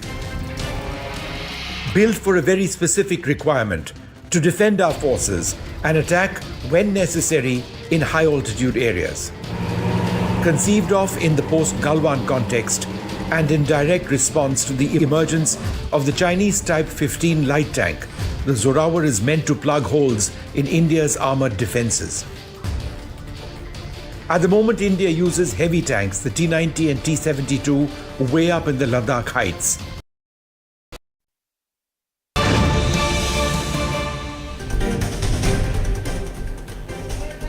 Some breaking news now coming in from Ladakh, where environmentalist Sonam Wangchuk, who was spearheading the protests in Ladakh, he was on a hunger strike. Later, we saw how violence broke out, and the Ministry of Home Affairs blamed Sonam Wangchuk for that violence, in which four people died. Now Sonam Wangchuk has been arrested. That is the big breaking news coming in. This comes days after the violence that broke out in Ladakh, in which at least 4 people were killed in police firing. This was a protest for statehood, and Sonam Wangchuk had been sitting on a hunger strike for around 14 days at the time when this protest march was taken out, and there were clashes and violence. The BJP office was also set on fire. Police vehicles were set on fire, and 4 of the people involved in that protest were killed in police firing. Already we know that the government has cancelled the FCRA license for his NGO. Sonam Wangchuk is a renowned climate activist, and now the government in its first action had cancelled the FCRA license, which involved receiving foreign funds, and they claimed that he had incited the crowds, in fact, and blamed him for the violence that broke out in Ladakh, in which 4 people were killed, saying that Wangchuk had made provocative statements regarding Gen Z, regarding the recent Nepal protest that we saw led by the youth of Nepal, and this is being seen as an instigation for the violence that broke out in Ladakh recently. Now, this was an ongoing protest. Sonam Wangchuk, from time to time, in fact, ever since Ladakh became a separate union territory, has been going on protests and hunger strikes demanding certain rights for the union territory. Let's go across to Aditya now for more. And Aditya, what we do know is that Sonam Wangchuk earlier was meant to hold a press conference at around 2:30. He didn't turn up for that, and now he's been arrested. Well, yes, that's the big development we are breaking here. First on NDTV, that activist Sonam Wankhede has been arrested. This is the development that has come in just minutes ago. I can also tell you that the office of Sonam Wankhede has told me that after 4 p.m. he will be giving an interview to NDTV. But that clearly will not happen now because he had left his residence and on the way he has been arrested. There's been no official statement that has been released yet by the Ladakh police or the district administration here. But clearly a big development coming in 2 to 3 days after the massive violence in Leh, in which 4 people were killed and more than 87 were injured. Now Sonam Wankhede has been arrested. What will be the charges slapped against him? Will there be some serious, charges slapped against him? We'll have to wait and watch for the official statement from the government of India, either from the MHA or from the Ladakh police. But as of now, we are being told that Sonam Wankhede has been arrested and he has been taken to an undisclosed location. Will he be moved out of Ladakh as well? That is also under consideration right now. But certainly a big development coming in, that Sonam Wankhede, who was on a hunger strike, who was demanding a statehood and 6th schedule to be implemented, now has been arrested after violence because the MHA had blamed Sonam Wankhede for provoking a violence here in Leh. Unprecedented violence that had never ever been seen here on the streets of Ladakh. And of course the BJP headquarters being burnt and gutted. The Ladakh Hill Development Council office also being Aditya, stay on with us. And We're joined several on officers. the phone line by Ladakh MP Mohammad Hanifa on the phone line with us. Sir, thank you for speaking to us. आपका reaction क्या है? अभी NDTV ने खबर break करी है कि सोनम वांगचुक को अरेस्ट किया गया है. सर, आपको आवाज आ रही है? All right, we will try and reconnect with the MP, but returning to Aditya there. Aditya, tell us what the situation is like on the ground. Sonam Wankhede had spoken about how he feared that he might get scapegoated and that he would be arrested, given the kind of statements that were coming from the MEA, the fact that the FCRA license for his NGO was also cancelled. Sorry, Aditya, we'll try once again to speak to the MP, Mohammad Hanifa, joining us on the phone line. Sir, आपका first reaction, Sonam Wankhede का arrest हो गया है? देखिए, अभी तक मेरे notice में अभी तक नहीं है, क्योंकि कल दिन भर में लेह में थे, रात को तकरीबन 10-11 बजे में लेह से चले थे, तो सुबह 3-4 बजे यहाँ पहुंचे थे, तो काफी तबीयत थोड़ा खराब था, इसलिए अभी घर पे बैठा हूँ, लेकिन मैंने अभी तक सुना नहीं है। लेकिन अगर सर, मैं आपको अब ये खबर ला रही हूँ कि उनका अरेस्ट हो चुका है, तो आपका क्या रिएक्शन है? आप क्या कमेंट करेंगे इस पर? देखिए, कल लेह में मैं एलजी साहब से भी मिला था और डीजीपी साहब से भी मैं फोन पे उनको भी ये कहा था कि कोई भी ऐसा एक्ट या ऐसा चीज नहीं होना चाहिए कि ये जो माहौल जो लेह लद्दाख में जो हुए हैं, इसको और बढ़ावा मिले। बहुत ही संयम से जो है इंक्वायरी अच्छी तरह करके फ्री एंड फेयर इंक्वायरी करने के बाद अगर कोई गिल्टी पा जाता है, उसको लीगली उस पर एक्शन लेना चाहिए। सोनम वांगचुक को अगर इस आंदोलन के सपोर्ट में उन्होंने जो अनशन वगैरह किया, उसकी वजह से अगर इसको पकड़ा किया है, तो ये बहुत ही कंडेमनेबल है। हम इसको कंडेम करते हैं। बाकी रहा सोनम वांगचुक के पीछे उनके बाकी चीजों पे, उनके जमीन को लेके, उनके सिग्मोल में जो चीजें हैं उनको लेके जो इंक्वायरी वगैरह चल रहे हैं, वो एक अलग मसला है। वो उनका अलग मसला है। वो जो है उसका इन्वेस्टिगेशन हो रहा था, वो एक अलग मसला। लेकिन प्योरली जब कल अनशन वगैरह पे बैठे हैं, उसमें कोई सोनम वांगचुक का कोई ये नहीं है। केडीएफ और एपेक्स पिछले 4-5 सालों से जो है अपने राइट्स के लिए, अपने मुस्तकबिल के लिए, लद्दाख के जो फ्यूचर के लिए जो एक किस्म का जो लड़ाई लड़ रही है, गवर्नमेंट के साथ हमारी बातचीत भी हो रही है, उसमें सोनम वांगचुक जो है वो पिछले कुछ सालों से जुड़ा है, हमारे आंदोलन के साथ वो खड़े हैं। तो वो प्योरली लद्दाख के मुद्दों को लेके जो है आंदोलन में है। तो और जो जिस तरह की बातें जो अभी निकल के लोगों के जो रूमर चला रहे हैं कि भाई ये सोनम वांगचुक बाहर का कोई हवा, इस तरह का कोई चीज नहीं है।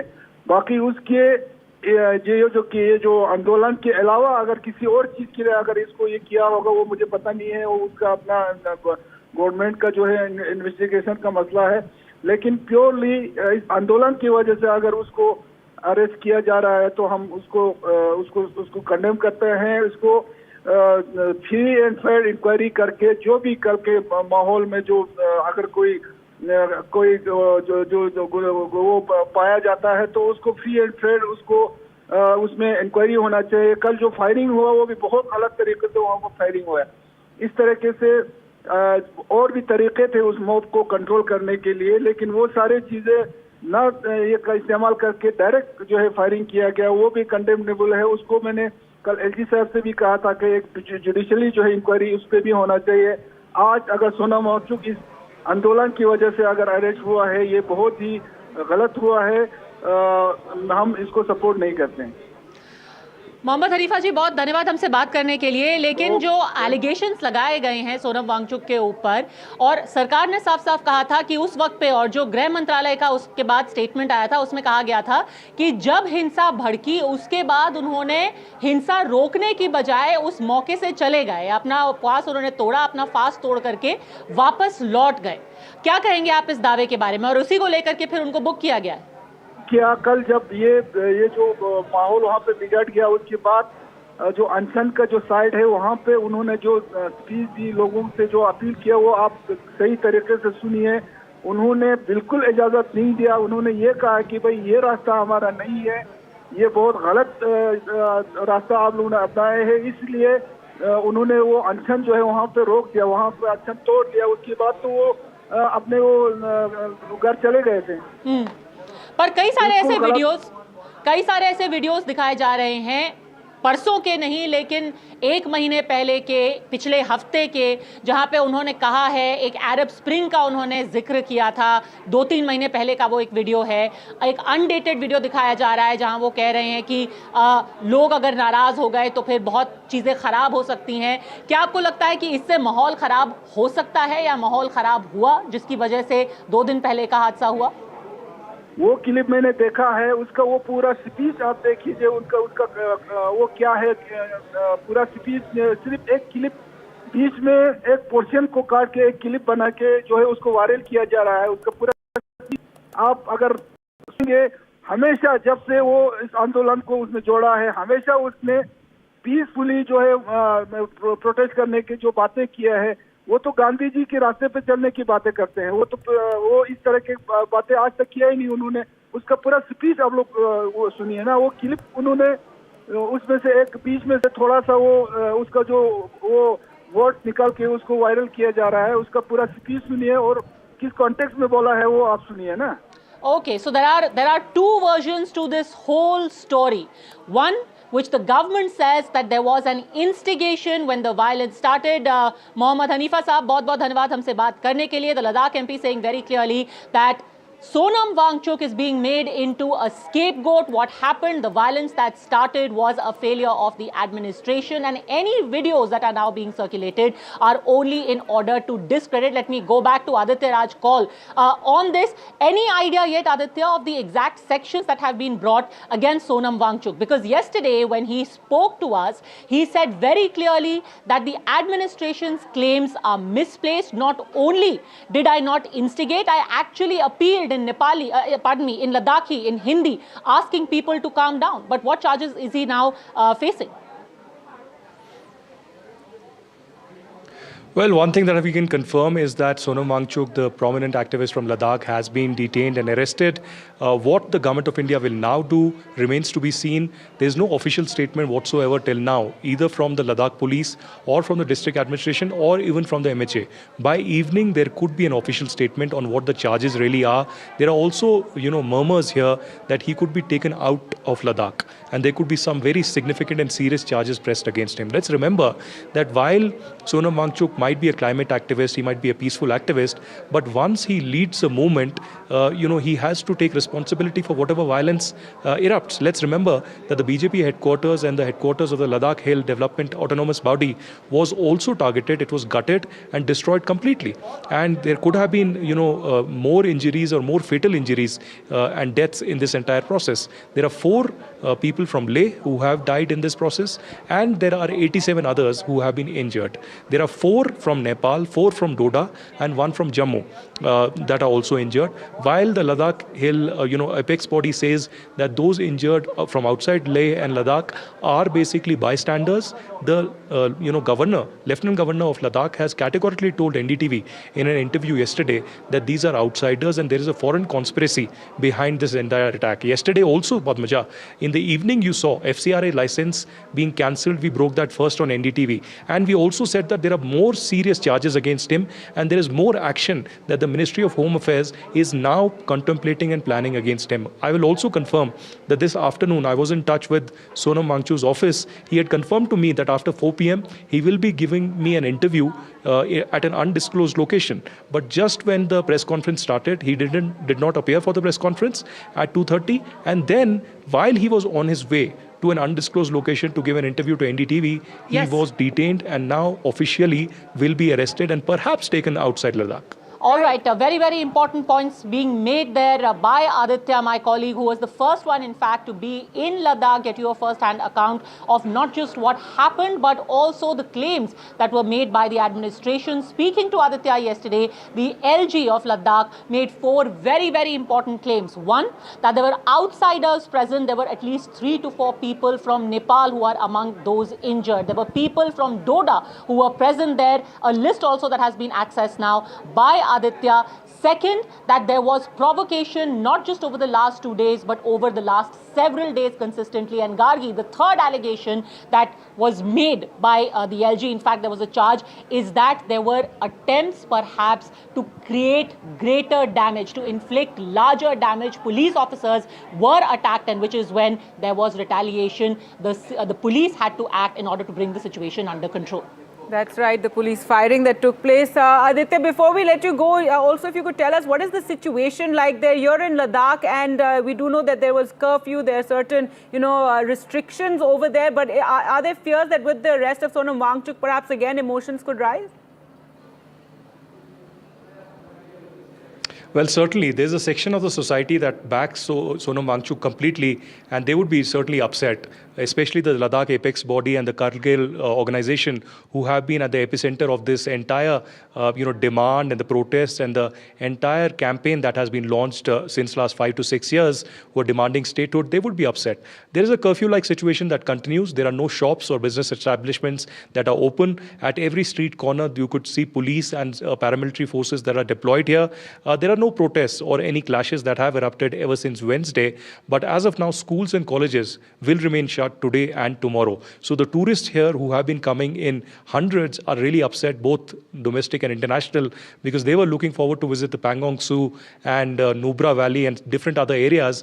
And, the economy of Ladakh is completely based on tourism. So that has taken a hit over the last 2 to 3 days. But as of now, there's an eerie calm. We'll have to see how the Apex Body and the Kargil Council really reacts to this arrest. And we are also waiting for a formal statement from the Ministry of Home Affairs, perhaps later today, giving details of what really are the charges against him and what will be the future course of action. Because let's remember, on 6th October is the major dialogue process in New Delhi at the MHA between the agitators here and the MHA officials.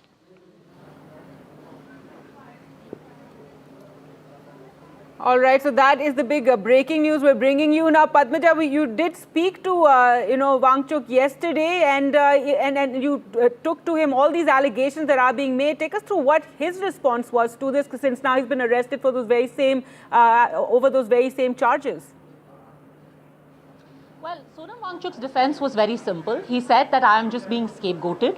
What happened was an administrative failure.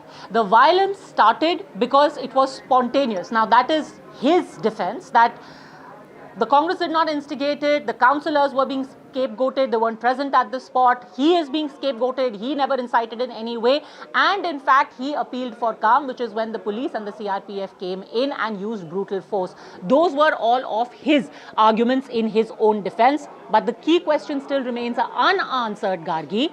Then who started the violence? Can there be this kind of spontaneous surge of stone pelting, of arson. Remember, the BJP's office was set on fire. Police officers, their vehicles were set on fire.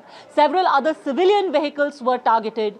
Passers-by got involved. Several people were injured. Many of them are critical and still in hospital. And what the state administration has said are really grave charges, simply cannot be passed off as a spontaneous outburst. Let's listen in to Kabinder Gupta, who spoke to Aditya Raj Kaul, our colleague, yesterday. चीजें जायज हैं, लेकिन उसमें एक साजिश की जब बू आती है तो साफ जाहिर होता है कहीं ना कहीं विदेशी ताकतें अब धीरे धीरे बहुत सी चीजें सामने आएंगी जो इसको करवा रही हैं। ये एक सुनियोजित एक साजिश थी और अभी तो जांच होने के बाद बहुत सी चीजें सामने आएंगी, कौन लोग इसके पीछे थे, कौन लोग इसको सभी के सामने भड़काने का प्रयास कर रहे थे। आज मैं उन कुछ घायल लोगों की लिस्ट भी देख रहा हूँ, जिसमें डोडा से भी, नेपाल से भी। अब इसके बाद वो तो कुछ इंजर्ड हुए तो वो सामने ध्यान में आए हैं, लेकिन इसके बावजूद कहाँ से ये चीज़ें हो रही थी। बहुत सी ऐसी पॉलिटिकल पार्टीज भी इसके लिए जिम्मेवार हैं। पुलिस को पूरा जब डिप्लॉयमेंट सुबह की गई थी, हमने लाठियों के साथ उनको भेजा था कि बड़ा शांतिपूर्ण अगर होता है तो उस पर, लेकिन इन लोगों ने मजबूर कर दिया। मुझे लगता है कि ये कहीं ना कहीं ये चाहते थे कि किसी व्यक्ति को भी आग लगा करके वो भड़काया जाए और यहाँ पर माहौल ख़राब किया जाए। हमारी पुलिस ने, हमारे सीआरपीएफ ने बड़े संयम के साथ काम लेकर के इस चीज़ को रोका है।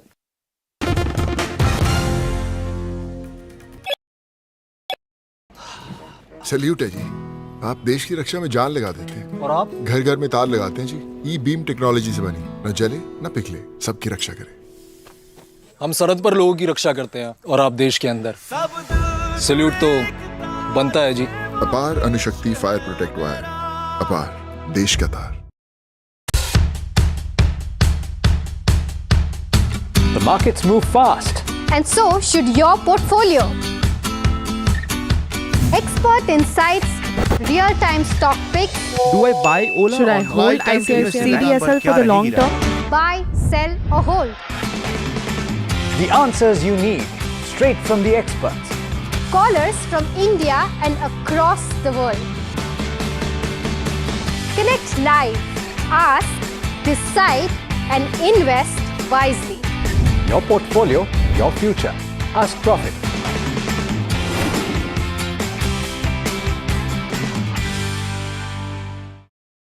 Pulling us into this country.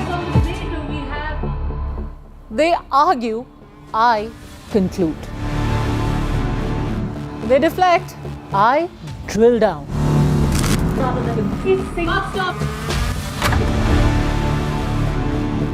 This isn't a free-for-all. It's a reckoning. No filler, no fog. Only the facts and where they lead. Every night at 9, the case closes because the buck stops here. The best app to use is the NDTV app.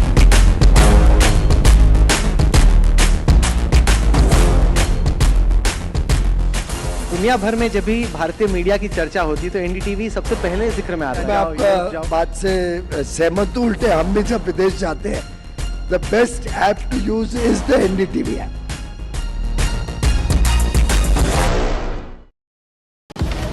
Breaking news का जमाना है, सबको तिल का ताड़ और राई का पहाड़ बनाना है। ऐसे में जनता के जूते के अंदर फंसा कंकड़ कौन देखे? बड़े बड़े मुद्दों के शोर में जमीन से जुड़े मुद्दे अक्सर खो जाते हैं, लेकिन देश तरक्की तब करता है जब जनता के माथे की शिकन हमारी हेडलाइंस बनती है। मैं सैयद सुहेल भारत को जीता हूं, भारत की बात बताता हूं, एनडीटीवी इंडिया पर। What we witnessed was complete synergy. Army bakes up the genes in you to take on challenges, be it the battlefield or in any facet of life.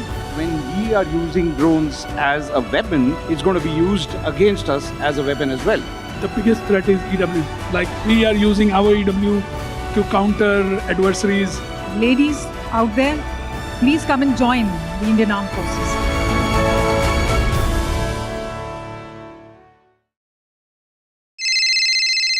Hello बोलिए मैडम, डब्बा trading कब से चल रहा है पता है मैडम आपको? हम और आप तो जन्म भी नहीं हुआ था हमारा.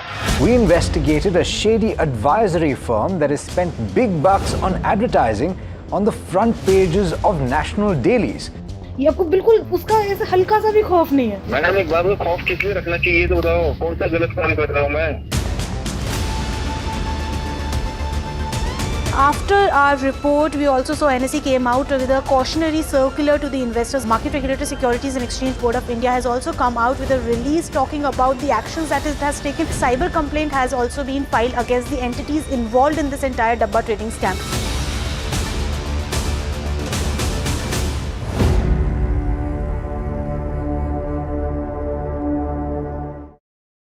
Across the country, he has tracked the pulse of power. From Washington to Korea, witnessed history being made in global capitals and conflict zones, brought clarity to complex issues of national security and international affairs. And now, Aditya Raj Kaul begins a new chapter at NDTV. Actually, I'm taking off because the stories I cover don't sit still. To bring the world to India and to take India to the world, I need to be where action is. Aditya Raj Kaul, covering international affairs like no one else, only on NDTV network. Well, we're on an incredible piece of Indian engineering. Shiv and I are absolutely privileged to be here with Larsen & Toubro in Hazira near Surat. This is a tank. It's called the Zorawar. It takes the battle to the Chinese in altitudes upwards of 15,000 feet. You know, Vishnu, it's actually incredible that for a country that has fought so many wars in the mountains and at high altitude, a country didn't know until it had another war on its hands that it needed a tank like the Zorawar. No, you're and that's right. the kind of tank we're sitting on. You're absolutely right. Now, India does have a history of light tanks. Yeah. We've had the Sherman tank, pushed up the Zojila Pass in 1948. We've had the AMX light tank. We've had the PT-76. But they want Indian. Yeah. This is an Indian tank for a new modern Indian requirement. And it stands out as the best tank of its class, possibly in the world. There are tanks like the T-15, which the Chinese deployed in Ladakh during the standoff.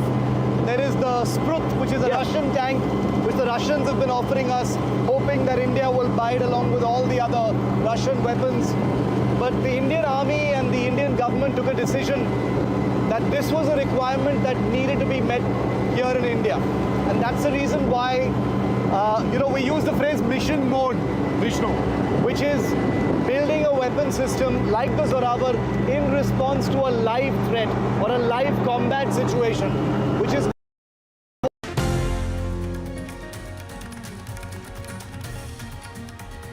Hello and welcome. You're watching NDTV. I'm Gargi Rawat. Stay with us for all the top news. Sonam Wankhede arrested in Ladakh. All that and more coming up ahead. Let's take a look at the headlines we're tracking at this hour.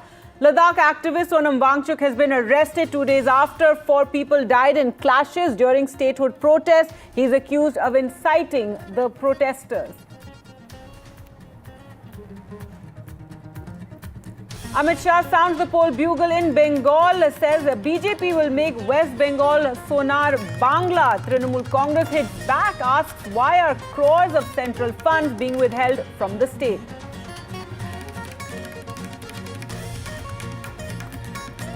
The BJP and Congress woo women voters in Bihar. Prime Minister Modi launches the job scheme for women while Congress MP Priyanka Gandhi Vadra hits out at the Prime Minister addresses a women's conclave in Patna. The High Court hearing of Priya Kapoor case continues today as she seeks confidentiality. As Karishma's lawyers have said, confidentiality is a cloak. Delhi High Court has asked Priya Kapoor wife of businessman Sanjay Kapoor, who died, to declare her assets.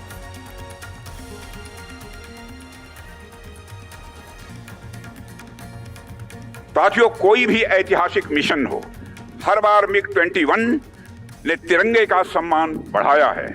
इसलिए यह farewell हमारी collective memories का भी है और हमारे national pride का भी है। MiG-21 bows out in style. The final flight is led by Air Chief Marshal A.P. Singh. Rajnath Singh hails the MiG-21, calls it a major training ground for the Indian Air Force.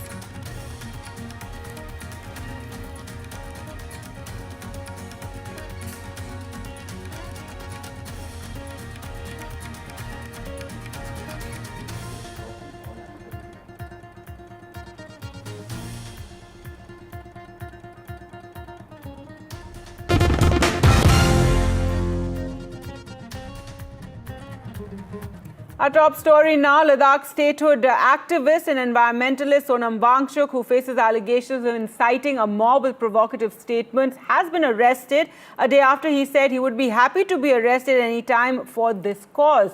Now, the arrest also comes a day after the Ministry of Home Affairs cancelled the registration of Mr. Wangchuk's non-profit Students' Education and Cultural Movement of Ladakh, an NGO to receive funds from abroad under the Foreign Contribution Act, or FCRA. The activist from Ladakh, who won the Magsaysay Award in 2018, has denied all allegations made by the Centre and the Union Territories administration, saying that he instigated the violence, that comments made by him is what led to the violence that broke out in Ladakh. In fact, 4 people were killed and over 80 were injured, and security personnel were also injured during these clashes that took place. It was a protest march for statehood and for special status for the region of Ladakh. When the march was stopped and clashes then broke out, the BJP's office was also set on fire and police vehicles set on fire. There's also anger over the indiscriminate firing. That is the allegation that was done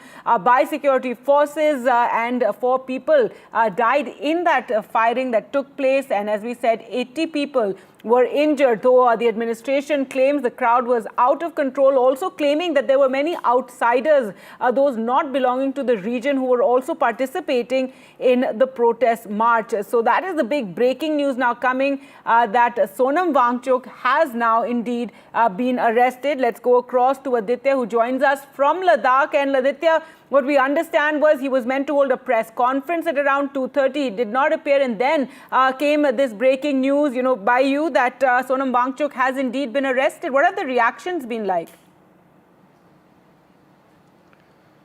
Well, that's right. That's the big development. We broke first here on NDTV that climate activist Sonam Wangchuk has been arrested by the Ladakh police. What are the charges against him? Will he be taken out of Ladakh? Will be clear by later today. But the arrest has really happened. And the main charge against Sonam Wangchuk is that he had incited the violence. He had incited the mob, which led to the burning and attack on the BJP headquarters and the headquarters of the Ladakh Hill Development Autonomous Body. Apart from that, a CRPF vehicle was also gutted completely. And in this entire process, 4 people unfortunately died who were from Leh, and 87 others were injured as well. They are in the different hospitals of Ladakh. Apart from that, we spoke to the Lieutenant Governor, Kavinder Gupta, yesterday exclusively here on NDTV, who confirmed that there is a foreign conspiracy behind this attack. Now, what is this foreign conspiracy? Who are these people is not clear yet, but the MHA yesterday swung into action and cancelled the FCRA license of Sonam Wangchuk's NGO, and also said that there will be more action taken. In fact, I'm picking up from top sources in the government of India now, and it's a big development, that there could be serious charges slapped against Sonam Wangchuk to the extent of NSA and PSA. Will this happen by tonight or later tomorrow is not amply clear, but Sonam Wangchuk, after his arrest, has been taken to an undisclosed location. I'll just briefly sum up the sequence of events, what happened. I received a message, a WhatsApp message from Sonam Wangchuk himself, that there's a press conference that's been organized, and on behalf of the apex body, he invited me for the press conference at 2:30 p.m., where he would have been there as well. And then I was told that after 4 p.m., he will be giving an interview to NDTV at an undisclosed location, and the location will be given to me later. But just when he had left his residence or wherever he was.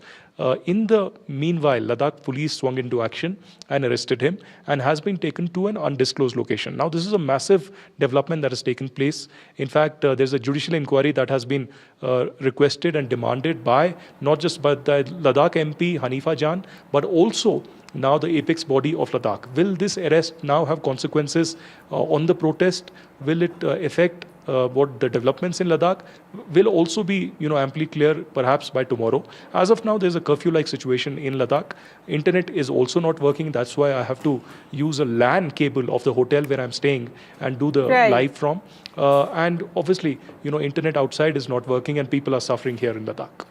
All right, thanks so much for joining us with all those details. So that is the breaking news coming in from Ladakh. Sonam Wangchuk has been arrested.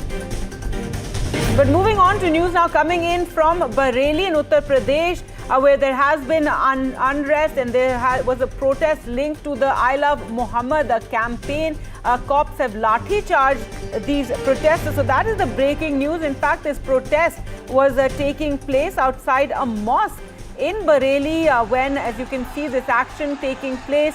It is a group that was holding up those posters. There has recently been a huge controversy over this campaign and posters of I Love Muhammad being carried, and that is leading to all kinds of in fact action by the authorities. And as you can see there, the police action there against those protesters. Well, let's go across to Ranveer now for more. Give us all the details of what exactly happened here in Bareilly.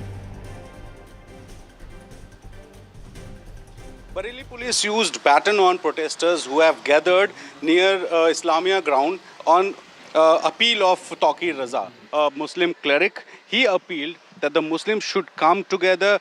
They should show their strength over the I Love Muhammad versus I Love Mahadev issue. And today, Maulana Taqir Raza requested everyone that after the namaz, they should gather near the Islamia ground. And today, Taqir Raza was not present there, but the mob, the crowd after the namaz, they gathered together, they raised slogans, and during the slogans, police requested that the people should go back to their respective homes, to their respective areas. But the mob was continuously increasing, the number of protesters were increasing, and that's why police used baton to disperse the mob.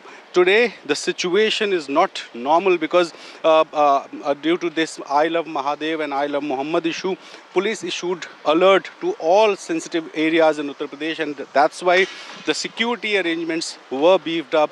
The security was done by drones, was done by intelligence, was police and paramilitary forces were deployed, and that's why a major incident averted. So today at Bareilly, a huge number of protesters gathered outside a mosque near Islamia ground on the appeal of Maulana Taqir Raza, and police, when requested the mob to go back to their home, and they denied so. They raised slogans, objectionable slogans were raised by the protesters, and that's why Bareilly police used baton on these protesters. So just due to an appeal of Maulana Taqir Raza, the situation became worse, and that's why police used force to disperse the mob. So now the security arrangements have been beefed up, and police is trying to control the situation, but we can say that the situation is, as of now, not under control, and the tension prevails in Bareilly.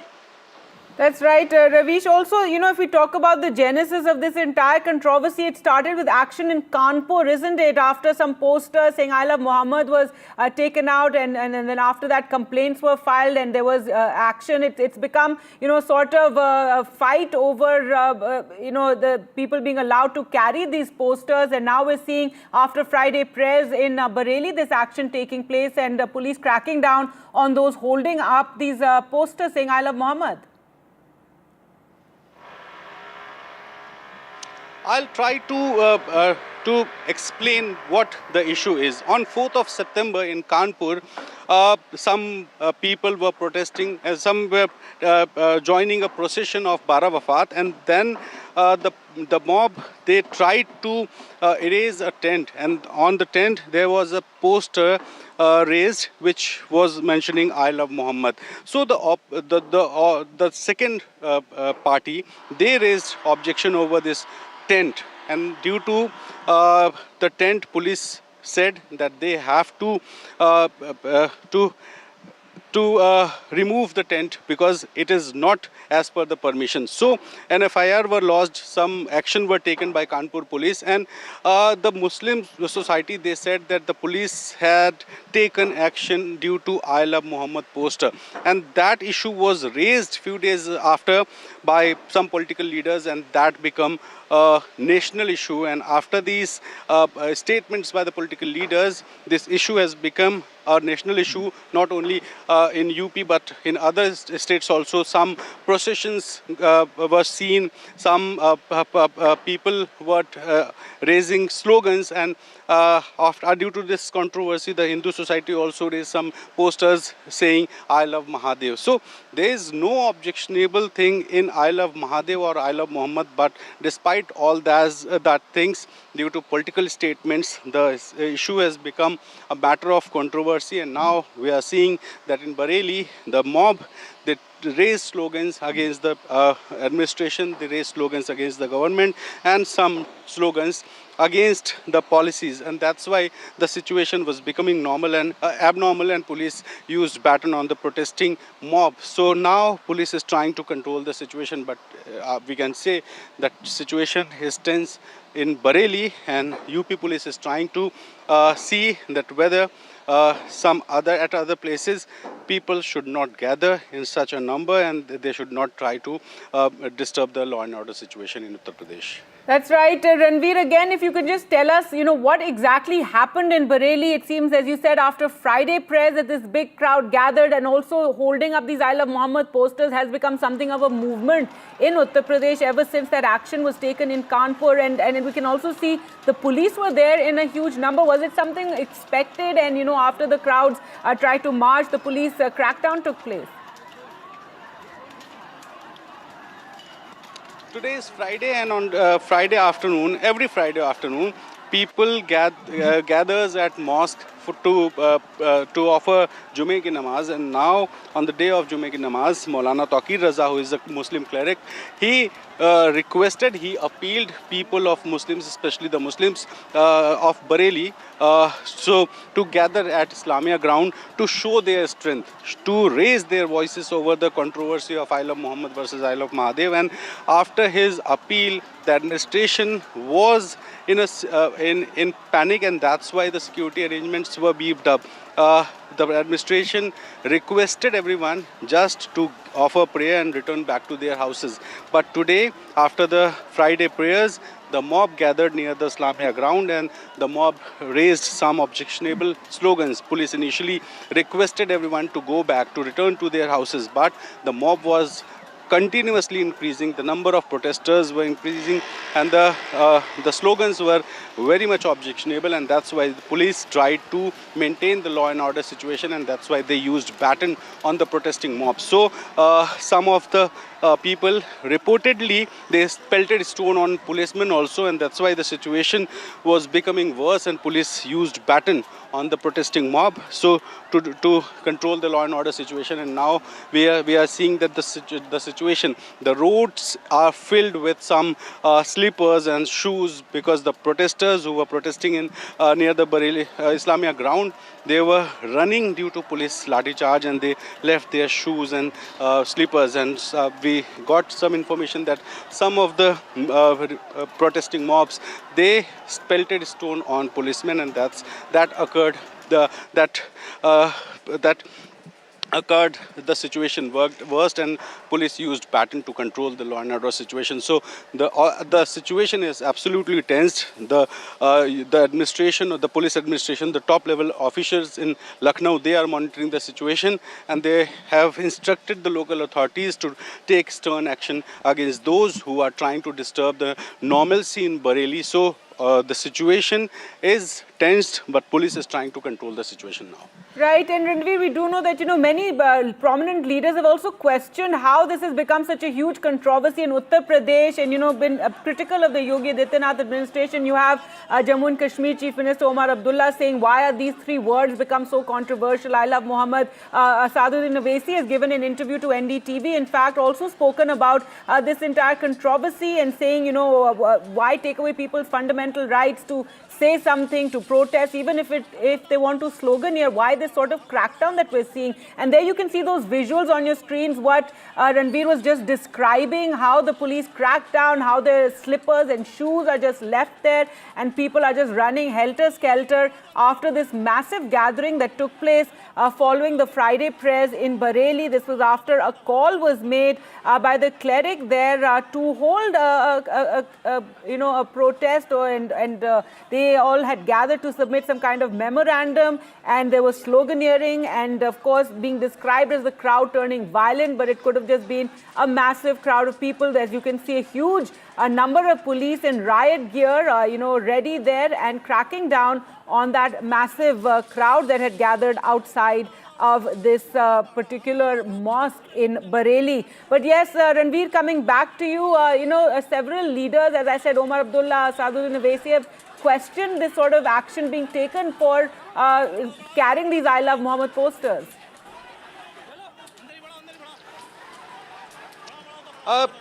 This controversy started from Kanpur on the day of 4th September when the Bara Wafat procession was going on. So police lodged an FIR. And after the FIR, some people said that the FIR was lodged just because of a poster which was mentioning I Love Muhammad.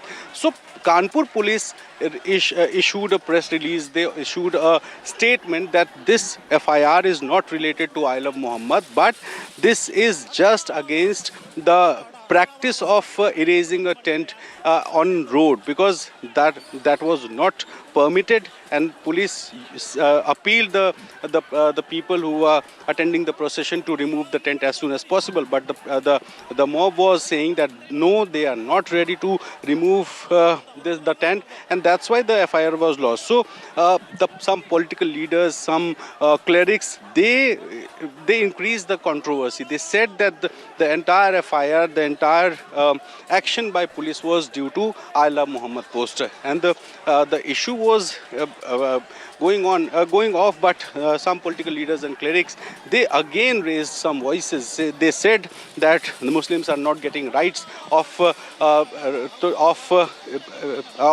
using a poster mentioning I Love Muhammad. So this raised the sentimental issues between the Muslims, and that's why today, due to Friday, administration was alert. Administration was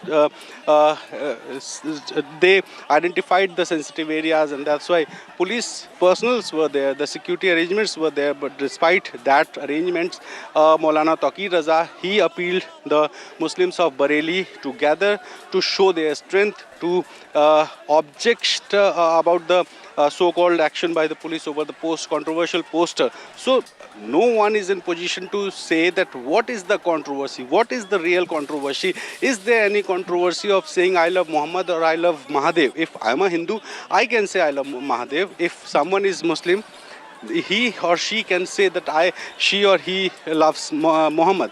So this is everyone's right, but no one knows what is actual controversy. But despite all that, you can see people, they are objecting entering of any Muslims in Dandiya, because Navratra is going on, and obviously they are getting on roads, they are raising slogans. A few days back, we seen that people were chanting slogans like Sartan se juda. So obviously this is a practice of disturbing the law and order situation in Uttar Pradesh, and not only in Uttar Pradesh, but we have seen that the controversy reached to Uttarakhand, Madhya Pradesh, Maharashtra, and so many other districts, so many other states. So obviously this is just because of the controversial statement by the clerics, by the political parties, by the political leaders, and that's why the situation is getting worse day by day. That's right, Ranveer, bringing us details of this entire controversy. What you're seeing on your screens, if you've just tuned in, is violence that broke out in Bareilly. This is after Friday prayers.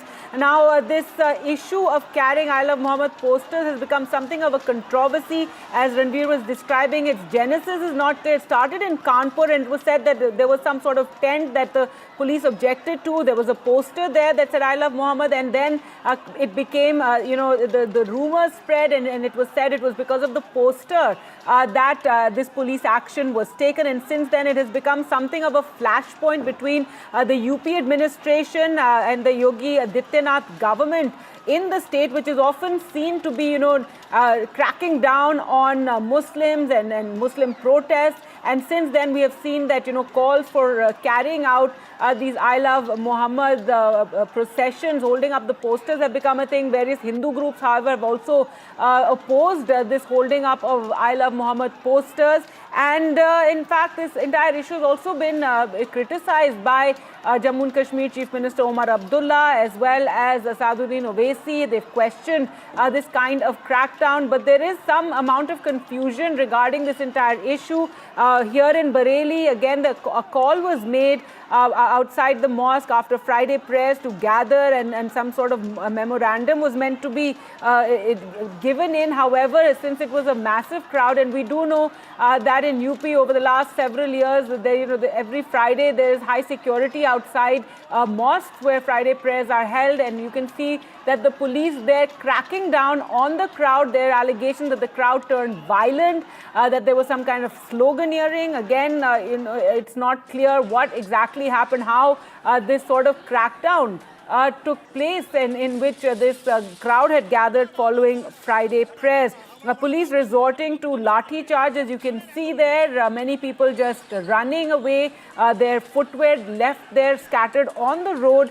And this is not something just limited to Bareilly. In fact, such protests have been held in other parts of not just the state, but in the country as well, as there have been some sort of demonstrations and the holding up of posters of I Love Muhammad in Hyderabad, in Kashipur as well.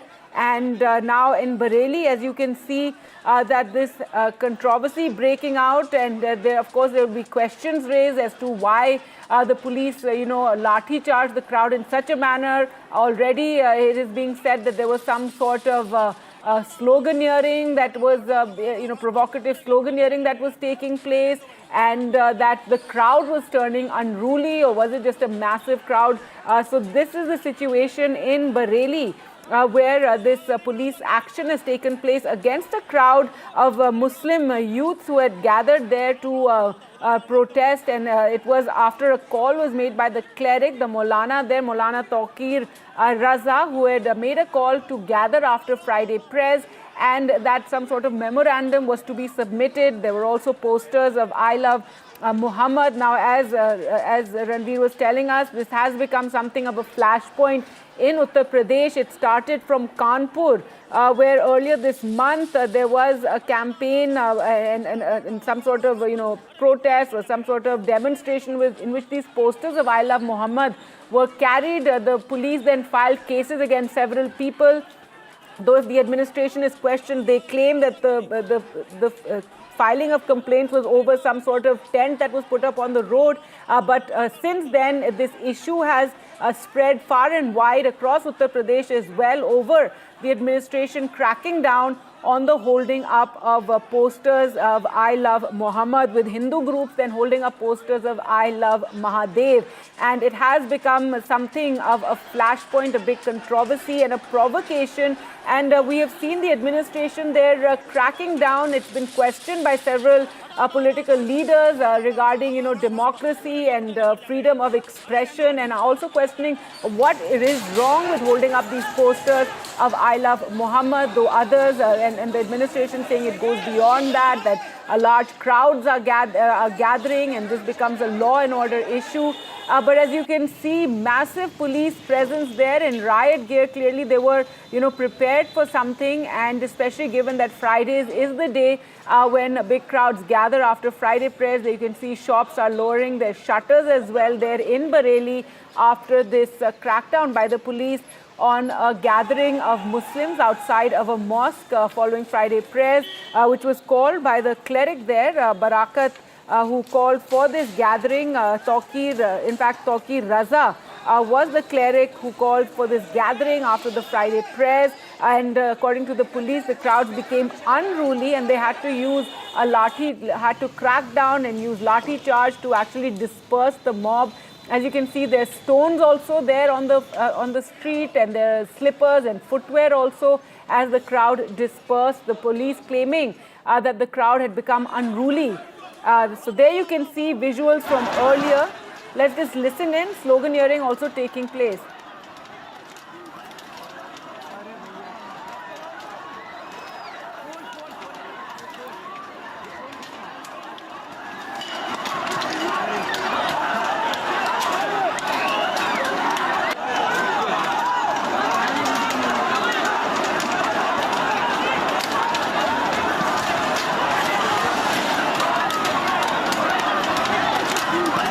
There you can see visuals from earlier when that massive crowd had gathered and there was a sloganeering. This is outside of a mosque in Bareilly, and there you can see those posters, that flags being used as well with I Love Muhammad written on it, and this has become a flashpoint, a way to also challenge the administration, challenge authorities by the Muslims there in Uttar Pradesh. There have been protests in several parts of the state, not just here but in Lucknow. There have been protests in Hyderabad as well, and all of this began earlier this month when there was an incident that took place in Kanpur, where there was a protest and there was a poster of I Love Muhammad there.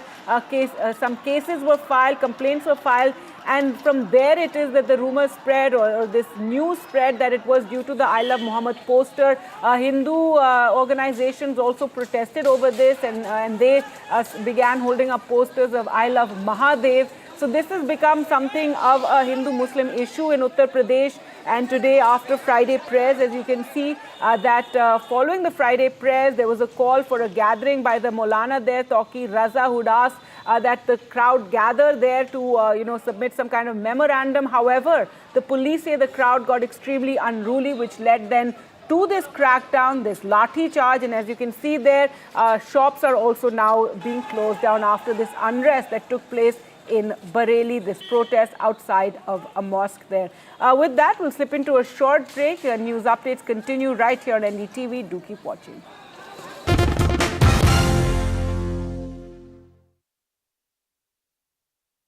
Motorola Edge 60 Pro, most stunning true color pro grade camera. Motorola Edge 60 Pro. Grab Motorola Edge 60 Pro today.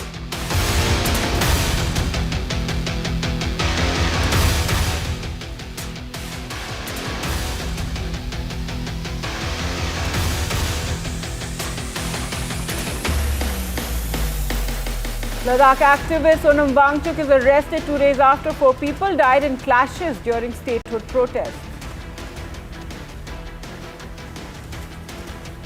In West Bengal, Home Minister Amit Shah says we will make West Bengal into Sonar Bangla. The Trinamool Congress questions why central funds are being held back. The BJP and Congress woo women voters in Bihar. The Prime Minister launches a job scheme for women. Congress MP Priyanka Gandhi Vadra addresses a women's conclave.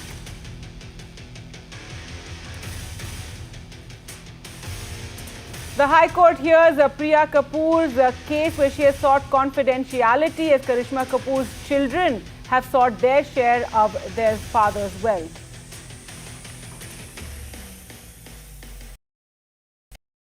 Rajasthan is history, culture, and much more.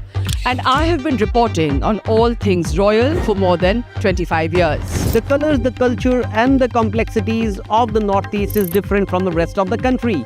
I have been bringing the Northeast closer to the capital for over 15 years. Madhya Pradesh is the heart of India, and I have been capturing its every beat for over 10 years, covering the corridors of power, what is said, what is left unsaid, and what it actually means for you and me. I have it all covered. Kashmir is often called paradise on earth, a region that has been in a state of flux from conflict to India's crowning glory. I have been reporting and decoding Jammu and Kashmir for last 3 decades.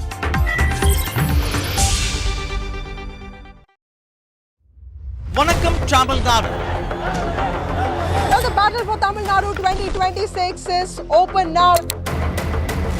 After Chief Minister Stalin rolls up his sleeves. And Vijay steps in as a star challenger. This is a mass gathering, not for cash. Meanwhile, a former Chief Minister, Edappadi Palanisamy, begins his fight back. The big comeback campaign by EPS has well and truly begun. These are all the ultimate players, and this is going to be the ultimate test.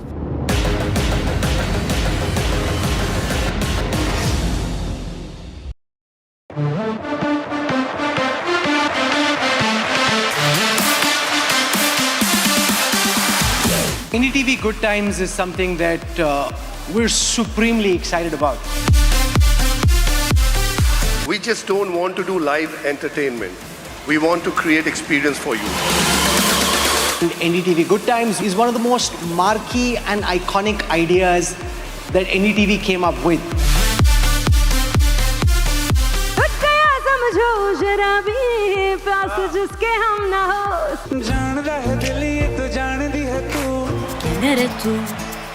मेरा जो रिश्ता है NDTV के साथ वो बहुत बहुत पुराना है।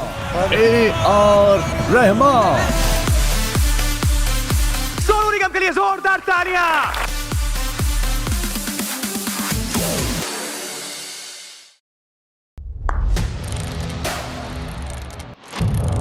What seems settled for me is unfinished business. So I rewind. I pause. I reflect. I dig until what's buried stands up to be counted. Breaking ground, not just headlines, the meaning behind them. This is Breaking Ground with me, Vedika Sood.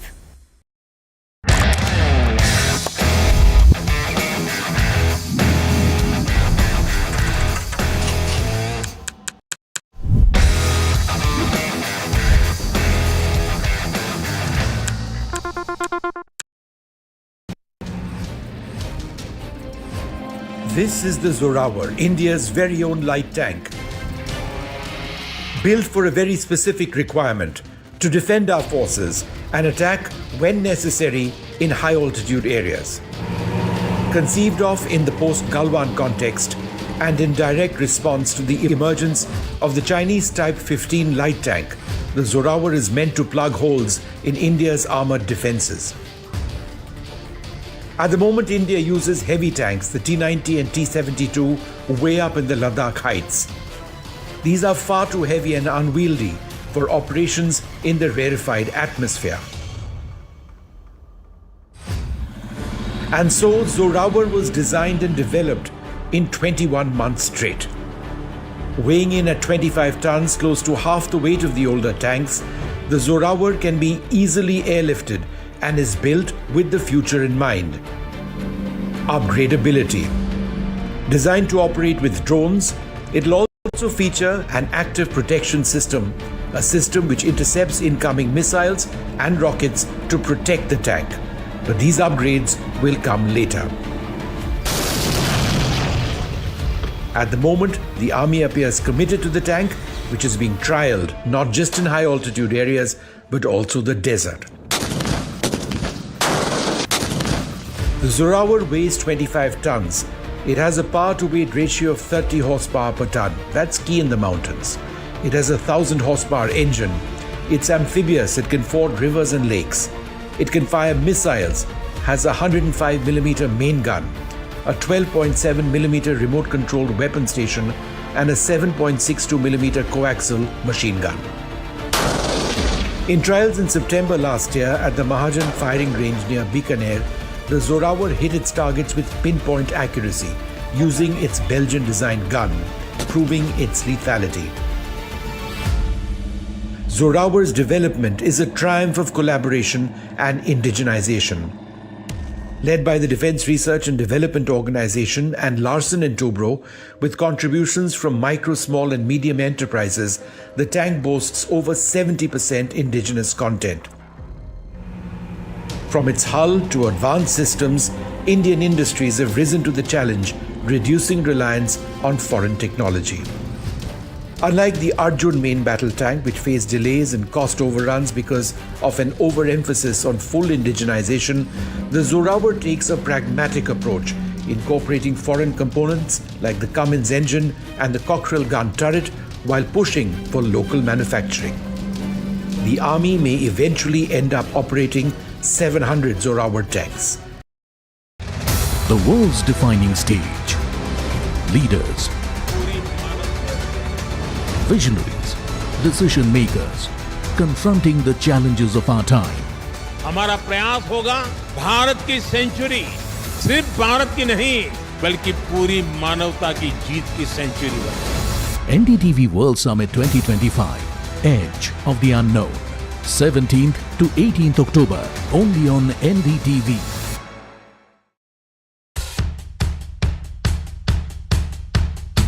The markets move fast. And so should your portfolio. Expert insights, real-time stock picks. Do I buy Ola? Should I hold CDSL for the long term? Buy, sell or hold. The answers you need, straight from the experts. Callers from India and across the world.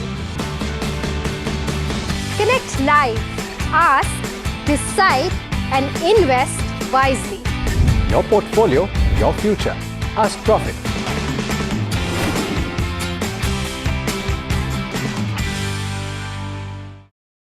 Pulling us into this country. They argue, I conclude. They deflect, I drill down. At sea in Singapore, his last podcast has now been released. In it, Zubeen talks about his love for the sea, waves, and how he loves to jump into water without thinking how deep he is. A very poignant, comments there. Zubeen also talks about his love for Assam and predicted that when he dies, Assam will shut down for a week, which is actually what happened as Assam mourned its beloved singer. So, writer, singer, artist, jiye nohok. Korobat. I'm an artist. Hokolue, creators. Hokolure kintu nijor sondo, nijor tal, nijor loy, sobore thake. Jodiu moi prose likhu, tatu loy ase, tatu sondo. Most mane ko artist boli ko.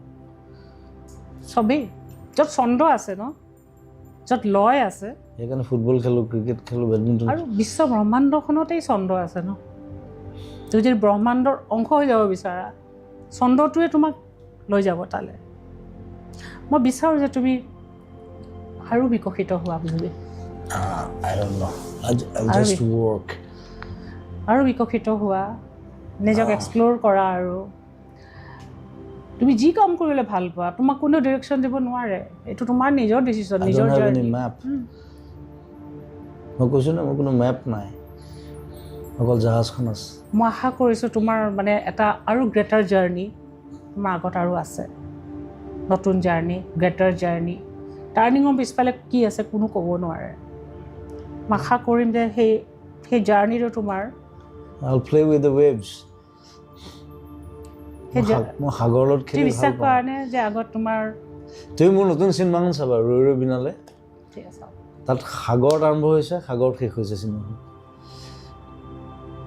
কি সাগৰখন চুবলৈ বিচাৰি ফুৰে তুমি প্ৰথম পোষ্টাৰখনো হেতুৱে মই সাগৰখন চুই থাকো লাগে কাৰণ সি নেদেখে আই এম ব্লাইণ্ড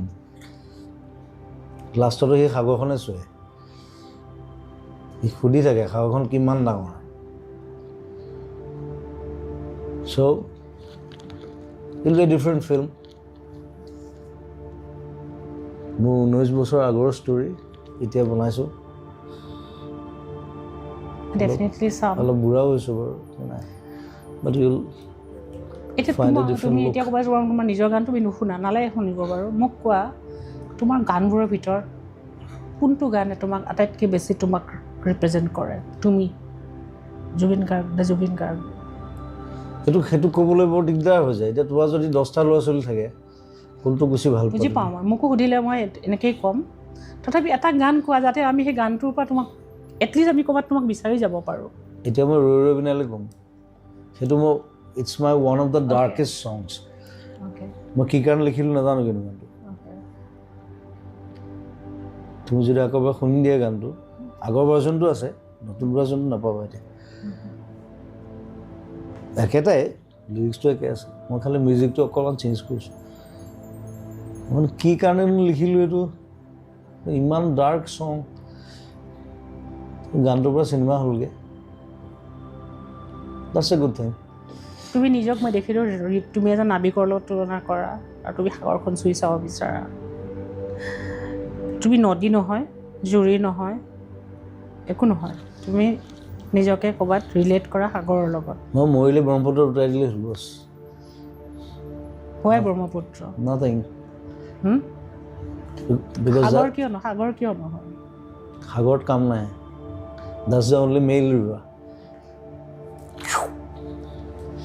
সেইটো নহয় সেইটো তুমি এনে কৈছা কিন্তু সাগৰত একো কাম নাই সাগৰত গৈ থাকিলে হ'ল আৰু it's a dead end এতিয়া ব্ৰহ্মপুত্ৰ নৈৰে তুমি গৈ গৈ গৈ গৈ তুমি সাগৰলৈ যাব বিচাৰা নে সাগৰৰ তুমি মাজত আছা এতিয়া I'm just swimming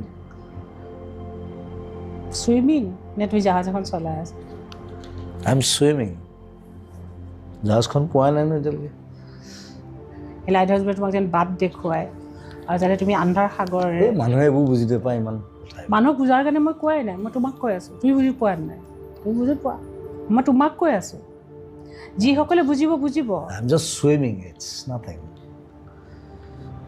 I love to swim কিমান দ মই নাচাওঁ খালি দ কিমান মই নাচাওঁ কিন্তু জাপ মাৰি দিওঁ চিনেমাখনৰ শ্বটটা আছে মোক 5টামান মানুহে বচাই আনিছে সেইটো মই ৰিক্ৰিয়েট কৰিছোঁ চিনেমাত শ্ৰীলংকাত কৰিছোঁ আমি এই বহেমিয়ান মানুহটো খেলি মেলি মানুহটো কেঅছ তুমি ভাবা নেকি যে তাৰ মাজত এটা পেটাৰ্ণ আছে তোমাৰ ভিতৰত no কোনো পেটাৰ্ণ নাই there's no pattern nothing I do whatever I like নকৰোঁ আজি এটা গালি খাই গৈছে তাক কিবা চিনেমাখনৰ গান এটা বোলো মই নাগাওঁ কিয় আহিছোঁ তই বেয়া শব্দকেইটা নকওঁ গোটেইকেইটা ফুটিলে মই কৈছিলোঁ মই নাগাওঁ বুলি নাগাওঁ যেতিয়াই গাম তেতিয়াহে গাম গাইছিলোঁ এসময়ত 15টা 20টা 36টালৈকে গাইছোঁ এতিয়া নাগাওঁ তোৰ চিনেমা ৰিলিজ আছে মোৰ কি ঘণ্টা তাহাঁতি প্ৰথমতে অসমীয়াত কৰিলে এতিয়া আকৌ হিন্দীটো কৰিব তামিল তেলেগু চব উলিয়াবি মই গাই থাকিম নেকি মোৰ কাম বন বাদ দিম মোৰ নিজৰ নাগাওঁ মই যেতিয়া গাম বুলি ক'ম তেতিয়া গাম একচুৱেলি হয় কাৰণ মই এতিয়া নিজে শ্ল' ডাউন কৰিছোঁ মোৰ নিজৰ চিনেমাখন চলি আছে ন মোৰ তুমি ভাল 5টা ষ্টুডিঅ'ত চলি আছে মোৰ কাম মই ইটোত যাওঁ সিটোত যাওঁ মই বলিয়া নিচিনা মোক তুমি নিজৰ যত্ন ল'বা তুমি নিজৰ যত্নটো নলোৱা মেচিন মান কাম অন তুমি কৈছা তোমাক যন্ত্ৰ বনাই দিলে কোনে বনালে তুমি নিজেইতো বনাইছা নিজৰ পিপল মানুহে কৰিছে তোমাক they made me machine I was not like that সেইকাৰণে মোক খং উঠে নহয়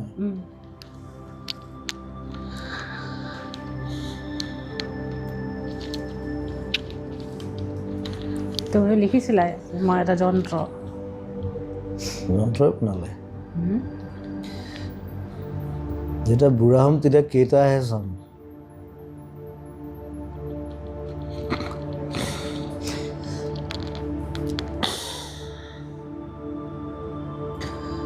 য'ত যেতিয়া মৰে লগত 3টা মানুহে থাকে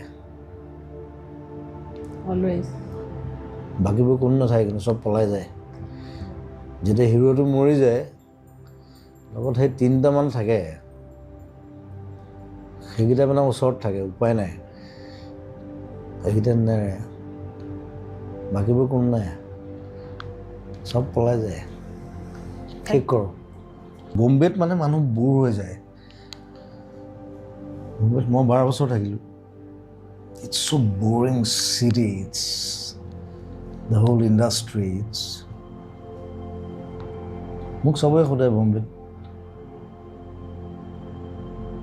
যে আপুনি কিয় নাথাকে ইয়াত তুমি ইয়ালৈ গোৱাৰ পিছত যিটো হৈছিল মইতো এগাল চিনেমা গালো ন 100খনমান গালিলো তথাপি ইয়ালৈ যিটো হেৰি বেটুটো আৰু মই বোলে চা a king should never leave his kingdom তাত কোনো ৰজা নাই লতা মঙ্গেশকাৰ মৰিলে কিবা এটা কৰিলে তাহাঁতি নাই কৰা ৰাজেশ খান্না মৰিছে এটা নিউজ এটা ওলাইছে ৰাজেশ খান্না ডাইড মোৰ তাত ৰজা নাই মই চা মই অসমত যদি মই মৰোঁ এসপ্তাহ বন্ধ হৈ যাব আই লিভ লাইক দেট তাত সেইকাৰণে মোক ভয় কৰে মোক নামাতে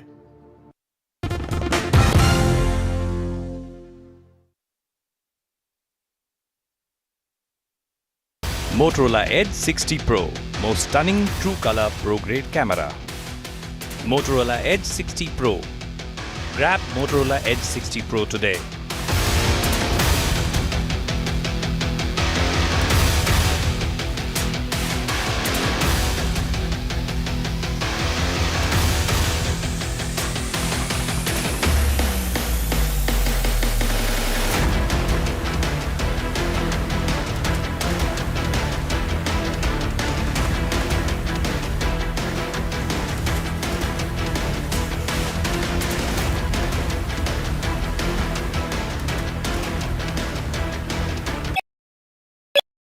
The best app to use is the NDTV app.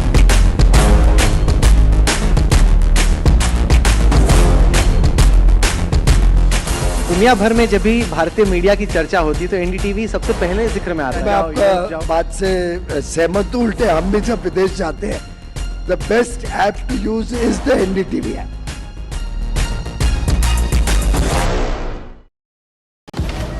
Breaking news का जमाना है, सबको तिल का ताड़ और राई का पहाड़ बनाना है।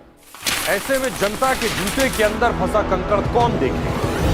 बड़े बड़े मुद्दों के शोर में जमीन से जुड़े मुद्दे अक्सर खो जाते हैं, लेकिन देश तरक्की तब करता है जब जनता के माथे की शिकन हमारी हेडलाइंस बनती है। मैं सैयद सुहेल भारत को जीता हूं, भारत की बात बताता हूं। एनडीटीवी इंडिया पर What we witnessed was complete synergy. Army bakes up the genes in you to take on challenges, be it the battlefield or in any facet of life. When we are using drones as a weapon, it's going to be used against us as a weapon as well. The biggest threat is EW. Like we are using our EW to counter adversaries. Ladies out there, please come and join the Indian Armed Forces.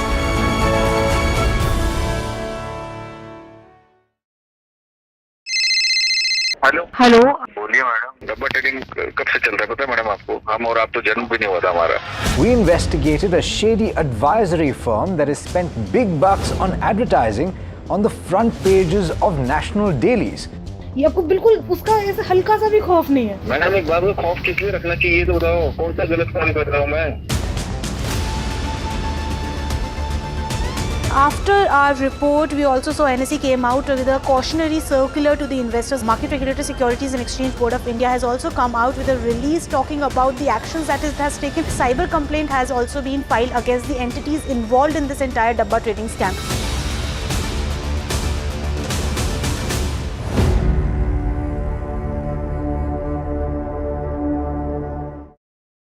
Across the country, he has tracked the pulse of power from Washington to Korea.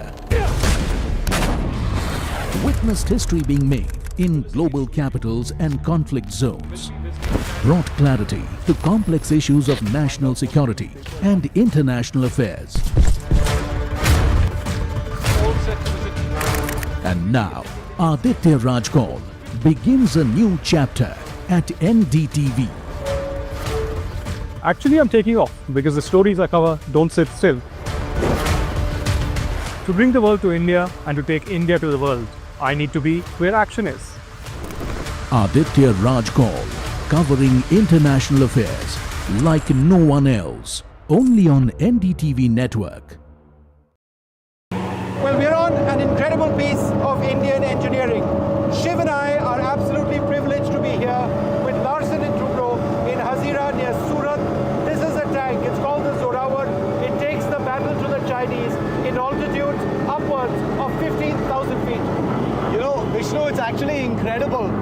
that for a country that has fought so many wars in the mountains and at high altitude, a country didn't know until it had another war on its hands that it needed a tank like the Zorawar. No, you're and that's quite the right. kind of tank we're sitting on. You're absolutely right. Now, India does have a history of light tanks. Yeah. We've had the Sherman tank, pushed up the Zojila Pass in 1948. We've had the AMX light tank. We've had the PT-76, but they weren't Indian. Yeah. This is an Indian tank for a new modern Indian requirement, and it stands out as the best tank of its class, possibly in the world. There are tanks like the T-15, which the Chinese deployed in Ladakh during the standoff. There is the Sprut, which is a Russian tank, which the Russians have been offering us, hoping that India will buy it along with all the other Russian weapons. But the Indian Army and the Indian government took a decision that this was a requirement that needed to be met here in India. And that's the reason why, we use the phrase mission mode, Vishnu, which is building a weapon system like the Zorawar in response to a live threat or a live combat situation, which is what Eastern Ladakh really is. And that's the reason why Vishnu and I sitting here on the Zorawar means so much, Vishnu. This is the actual tank that was there in the mountains. And this was a tank which was designed and developed and prototyped and rolled out in 21 months. This has already done trials quite successfully by Elon team, not yet user trials, up in Ladakh, out in the desert as well. They are fixing it to make it even better, and very soon it's going to be handed over to the Indian Army to put it through some incredibly rigorous trials, because acquisition of these tanks in very large numbers takes place only once that's done. Well, let's just talk a little bit about why mountain tanks are necessary, Vishnu. In places like Ladakh, where you've got very steep slopes, access is difficult. The closest a tank can get to a roadhead can be many hundreds of meters because of snow, etc. How does a tank like this really help? And what is it like fighting in those altitudes? A tank like this is crucial and is better in many senses than the existing tank we have, because it's got a very high power to weight ratio and it's light. It weighs approximately 25 tons. The main battle tanks in the class of the T-90 are more than twice the weight of this tank. And in the rarefied atmosphere of Ladakh, in temperatures which go down to minus 30, minus 35, you need a light tank with a very high power to weight ratio to be able to operate. Forget about the gun for a moment, forget about the systems. If you don't have mobility, then you're nothing. And this tank is much more mobile at those altitudes than what we operate with. So you've got a main gun, you've got this weapon over here, you've got missiles housed in that canister over there. So this is a hugely armed light tank. It's not just built for mobility, it's built to really deliver a punch and really deliver hurt to any adversary that comes anywhere within range of it. It has an incredible suite of electronics, targeting systems. There's crew comfort that's been built into the Zorawar.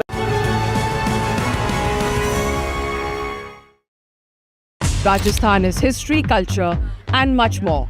And I have been reporting on all things royal for more than 25 years. The colors, the culture, and the complexities of the Northeast is different from the rest of the country. I have been bringing the Northeast closer to the capital for over 15 years. Madhya Pradesh is the heart of India, and I have been capturing its every beat for over 10 years, covering the corridors of power, what is said, what is left unsaid, and what it actually means for you and me. I have it all covered. Kashmir is often called paradise on earth, a region that has been in a state of flux from conflict to India's crowning glory. I have been reporting and decoding Jammu and Kashmir for last 3 decades.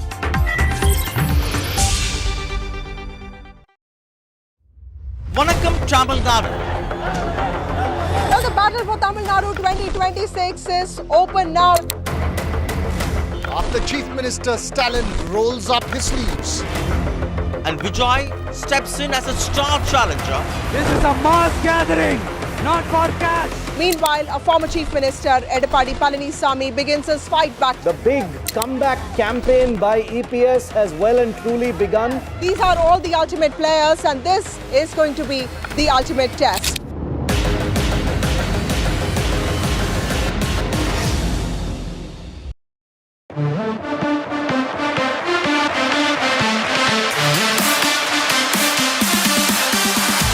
NDTV Good Times is something that we're supremely excited about.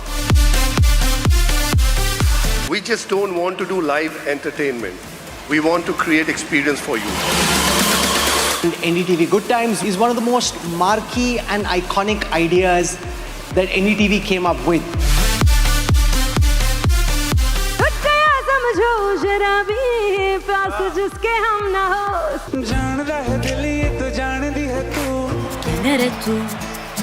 मेरा जो रिश्ता है NDTV के साथ वो बहुत बहुत पुराना है। रहमान सोनू निगम के लिए जोरदार तालियां।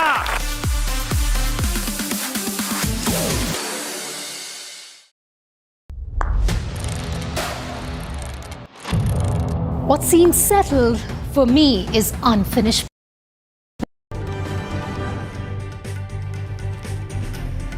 A very good evening. You're watching Prime 5 with me, Gauri Dwivedi. We'll get you all the big stories that we're tracking this Friday evening, including the latest in the battle for Bihar. But first up, the headlines.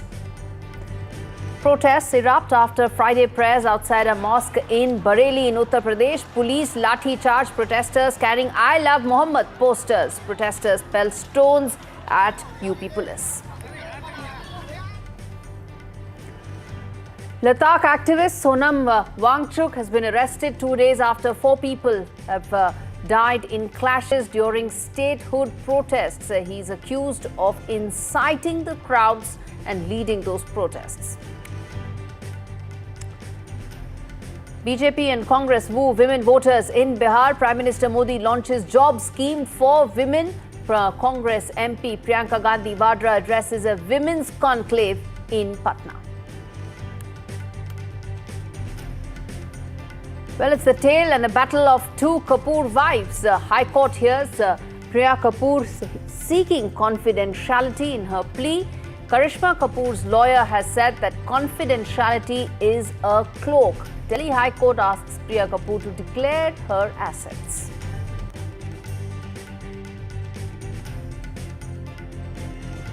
साथियों, कोई भी ऐतिहासिक mission हो, हर बार MiG-21 ने तिरंगे का सम्मान बढ़ाया है।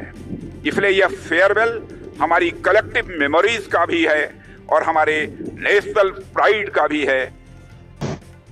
MiG-21 bows out in style. Final flight led by Air Chief Marshal AP Singh. Rajnath Singh hails MiG-21, calls it a major training ground for Indian Air Force.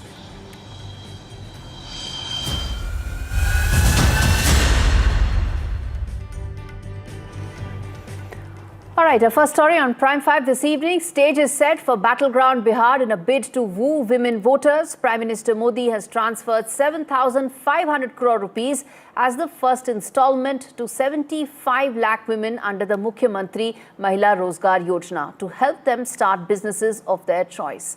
The scheme comes just weeks after the NDA rolled out a Jivika Didi scheme.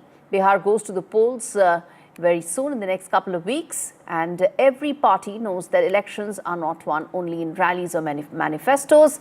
They're actually won in kitchens, in whispered conversations. Let's first get you what Prime Minister Modi said when he launched that scheme. We come back and talk more about what the opposition plans to do, since Priyanka Gandhi Vadra is also in battleground Bihar. But first up, PM Modi. मुख्यमंत्री महिला रोजगार योजना शुरू की जा रही है। इस योजना से अब तक, जैसा मुझे बताया गया, 75 लाख बहनें जुड़ चुकी हैं। अभी एक साथ इन सभी 75 लाख बहनों के बैंक अकाउंट में 10-10 हजार रुपए भेजे गए हैं। केंद्र सरकार ने देश में 3 करोड़ लखपति दीदी बनाने का लक्ष्य रखा है। 2 करोड़ से अधिक बहनें अब तक लखपति दीदी बन चुकी हैं। और मैं गांव की महिलाओं की बात कर रहा हूं। उनकी मेहनत से गांव बदले हैं, समाज बदला है। All right, all roads lead to Bihar right now. Priyanka Gandhi Vadra is also in Bihar. In fact, she's also addressed the women voters in Bihar and she slammed Prime Minister Modi and BJP, saying that this 10,000 rupees should have been given earlier. Why not in the last 20 years? In fact, it's a Shakti Adhikar program that Priyanka Gandhi was addressing and reaching out to the women voters. Listen into what she has said. Then we come back and talk more about why women voters are central to Bihar politics. चुनाव आ रहा है। चुनाव के आज शायद 1-1.5 महीने पहले हम चुनाव आ रहा है तो आपको 10,000 रुपए मिल रहे हैं। तो ऐलान हो गया है कि आपको 10,000 रुपए दिए जाएंगे। 20 सालों से यहाँ कौन सरकार में रहा? 20 सालों से किसने नीतियां बनाई? 20 सालों से 10,000 रुपए आपको क्यों नहीं दिए? अब चुनाव आ रहा है तो उन्होंने कह दिया कि 10,000 रुपए आपको मिलेंगे, लेकिन ये नहीं कह रहे कि हर महीने मिलेंगे। ये नहीं कह रहे कि आपका मानदेय 10,000 रुपए हो जाएगा, कि उसको बढ़ाकर हम आपको 10,000 रुपए देंगे।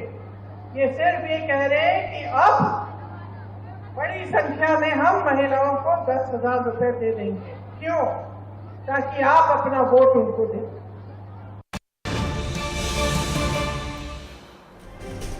All right, turning attention to breaking news that's coming in as we speak, which is regarding Sonam Wangchuk. Very serious charges have now been slapped against Sonam Wangchuk. NSA slapped against him to protect national security and to maintain public order. Let's get in my colleague Aditya Rajkol, who's been tracking this story from the very beginning, who's been getting us all details with regard to this. Aditya, what more are you picking up from your sources which are suggesting and telling you that NSA has been slapped against the activist?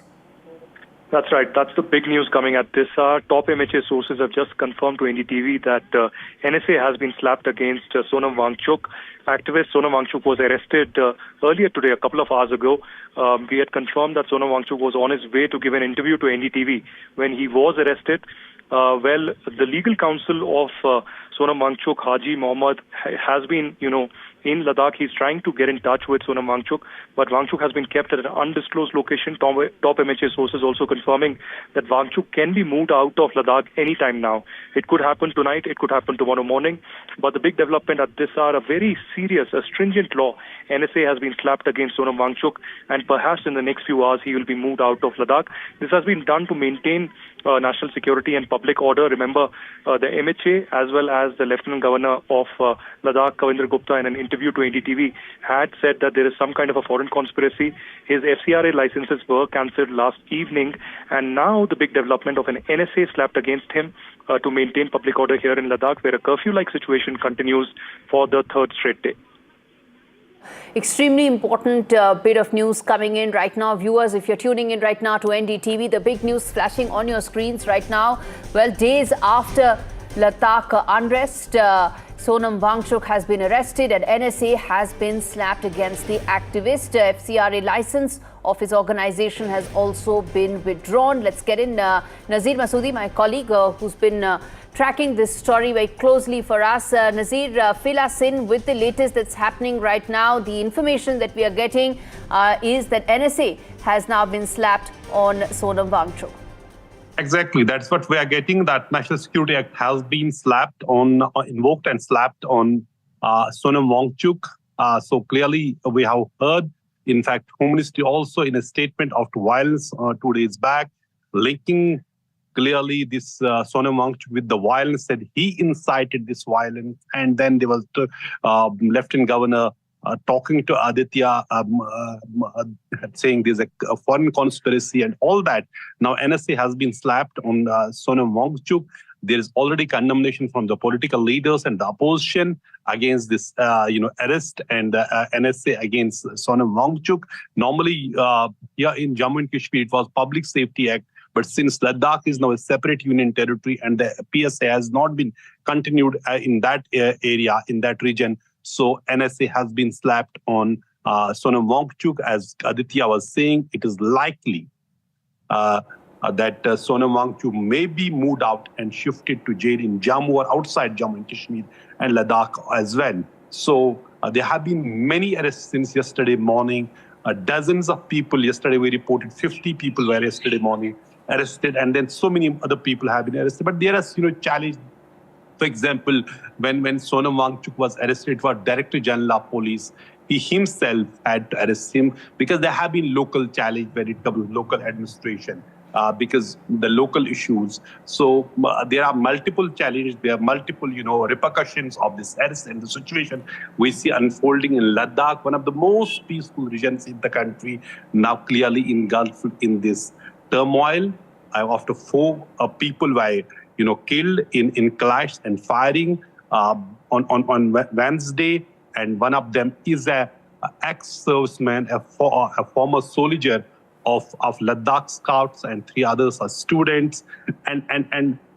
So since then the situation is dead. These bodies of those who died have been handed over to the families yesterday in Leh. But after the arrest of Sonam Wangchuk, before he addressed a press conference in Leh, things are clearly more tense what it used to be since yesterday, because authorities had imposed curfew in Leh and restrictions in Kargil to ensure nothing goes wrong. In fact, they succeeded in bringing down tempers and the violence, but we'll have to see how it is going to play out after the arrest of Sonam Wangchuk, who has become face of agitation in Ladakh region for statehood to Ladakh and constitutional guarantees under 6th schedule. All right, very serious provisions under the National Security Act have been slapped against activist Sonam Wangchuk. And that also means that next steps that will be taken by the government, as sources are telling NDTV, would be extremely critical, where, as our reporters, our colleagues are pointing out, that he will be possibly moved out of Jammu Kashmir after those stringent provisions have been slapped against him. Listen into some reactions that have been coming in on that big story that NDTV has been getting you all details. First up, listen into what Omar Abdullah and several others have been telling and saying in terms of reactions coming in on the latest unfolding in Ladakh. गिरफ्तार किया गया, चलिए अफसोस की बात है, लेकिन जिस तरह मरकज की हुकूमत कल से उनके पीछे पड़ी हुई थी, शायद ये लग ही रहा था कि इस तरह का वो करेंगे। मरकज की हुकूमत की क्या मजबूरी है कि वादे करने के बाद वो उन वादों से मुकर जाते हैं। हिल काउंसिल के इलेक्शन से पहले मरकजी एक वजीर ले गए थे, क्योंकि वहां लोगों ने इलेक्शन बॉयकॉट करने का फैसला किया था। लोगों को इलेक्शन में लड़वाने के लिए कुछ वादे हुए, लोगों ने बढ़ चढ़ के इलेक्शन में हिस्सा लिया, न सिर्फ हिस्सा लिया बल्कि बीजेपी को कामयाब किया, लेकिन वो वादे वहीं रह गए। मुझे रास्ते में ही पता चला, उनकी खबर मिली है कि उन्होंने उसको अरेस्ट किया है। मेरे हिसाब से वो भी अनवांटेड है, वो मतलब स्टेप उठाने की जरूरत नहीं थी, कि वो मोस्ट रेस्पेक्टेबल आदमी है। देखिए, ये तो सोनम वांगचुक को फॉरेन फंडिंग के लिए परमिशन भी एनडीए सरकार ने ही दिया, यूनियन होम मिनिस्ट्री ने दिया है। ये उनकी मिसहैंडलिंग है, टोटल लेह सिचुएशन को, लद्दाख सिचुएशन को टोटल मिसहैंडलिंग है।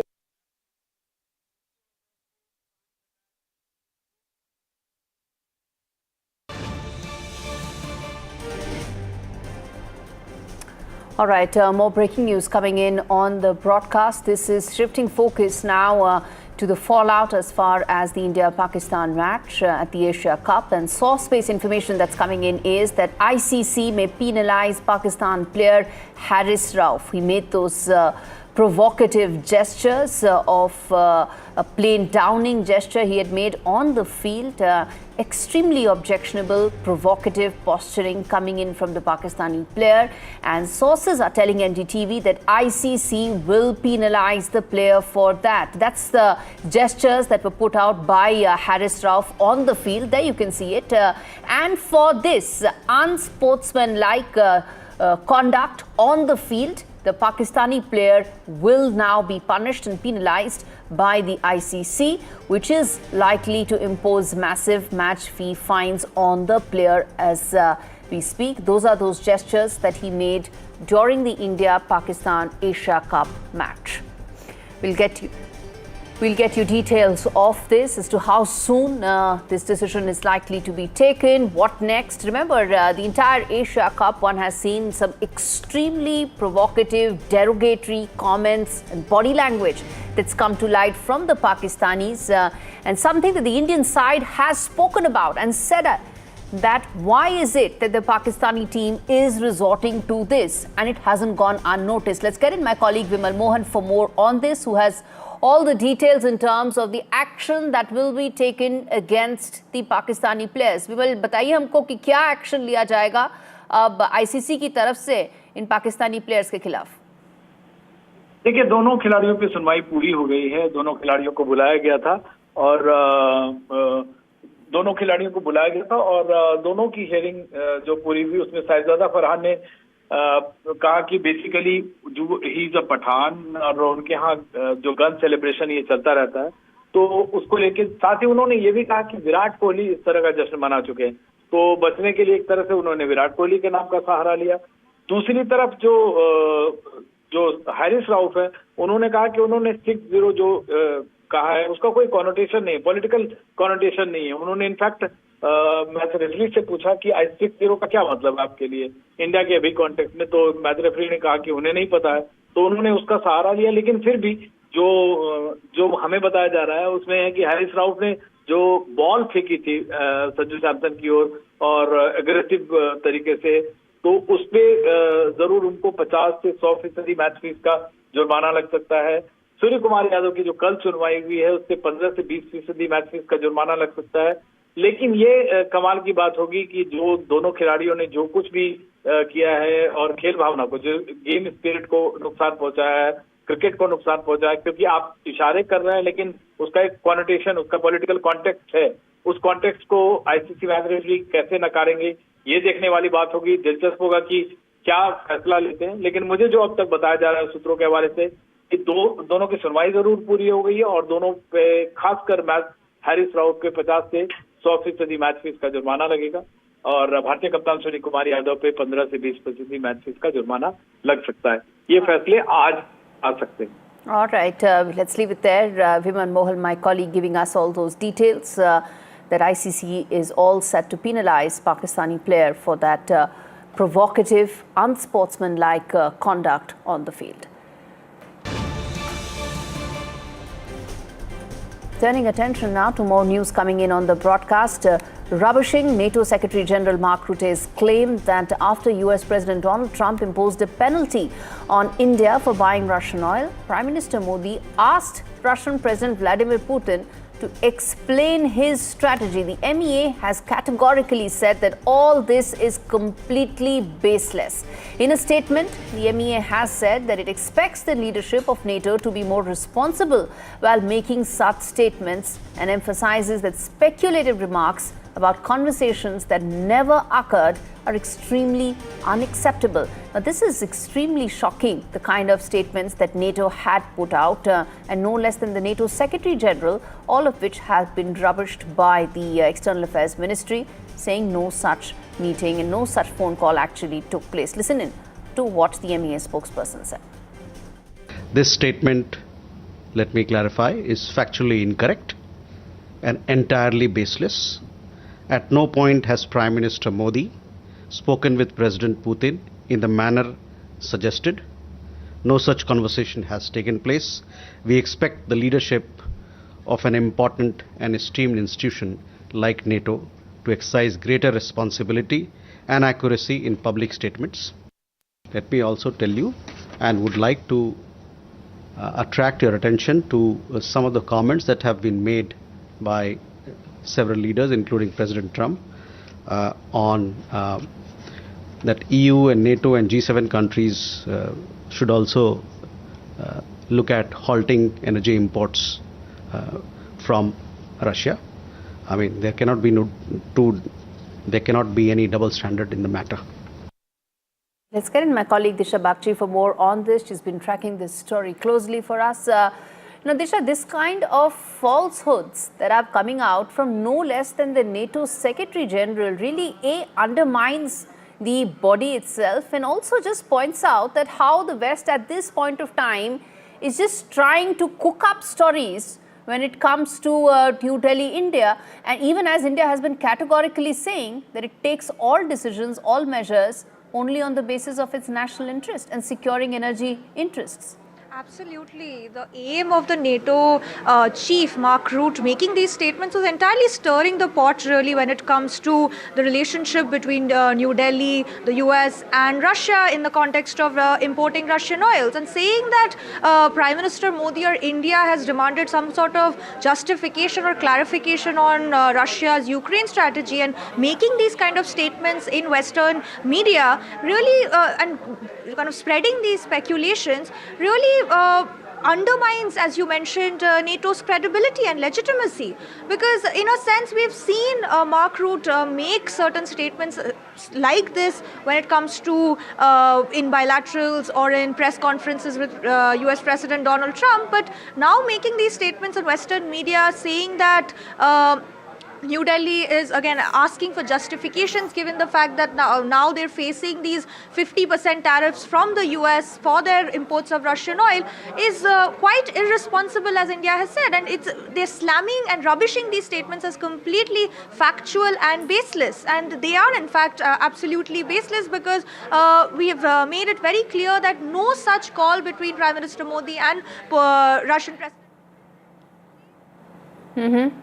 was on the 17th of September, when the Russian president in fact wished Prime Minister Modi a happy birthday and also discussed certain bilateral issues. But nowhere was it mentioned that oil was discussed or any such clarification or justification was asked from New Delhi to Moscow. But so making such statements, especially on Western media, is quite irresponsible by the NATO chief. Indeed, irresponsible, undermining the position of NATO Secretary General. I'm going to leave it there. Disha Bagchi, thanks much for joining me on the broadcast. Turning attention to more news that's breaking on Prime 5.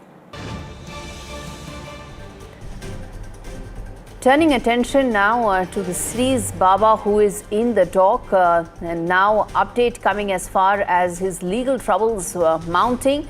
The accused, Swami, has got a major setback from the Patiala House Court, and his anticipatory bail plea has been rejected. That's the latest update coming in, and we're going to connect with my colleague Nupur in just a bit. She tracks the courts very closely for us. She'll fill us in terms of what really happened. But the update, the big update coming in is that the anticipatory bail that Swami Chaitanyananda Saraswati had filed in Patiala House Court has been rejected.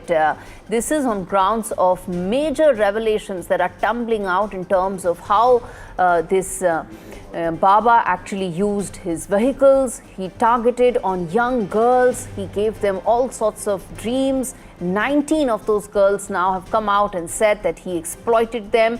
Big BMW cars were actually used as avenues where the Baba had actually preyed on these young girls. And now with each and every of those details tumbling out, it's absolutely clear the court's stance as far as the Baba is concerned. Let's get in Nupur Dogra for more update in terms of what really happened in the court, and were there any specific observations that came in from the court. Nupur. Well, yes, in a major setback to Chaitanyananda Baba from the Delhi Patiala House Court, his anticipatory bail has been rejected for now. However, a detailed order copy was not passed. Just orally the order was pronounced. So we don't know of any observations yet. But as far as we have heard the judges saying, the Justice Hardeep Kaur has rejected the petition filed by him seeking anticipatory bail. Remember, he had argued on the fraud case against him today. After hearing all the arguments by his lawyers at length today, the Delhi court had reserved verdict in the morning. Now the court has finally pronounced and rejected the bail, which means he will have to go to jail as soon as the police gets their hand on him. All right, let's leave it there. Renu Putogra tracking that story for us.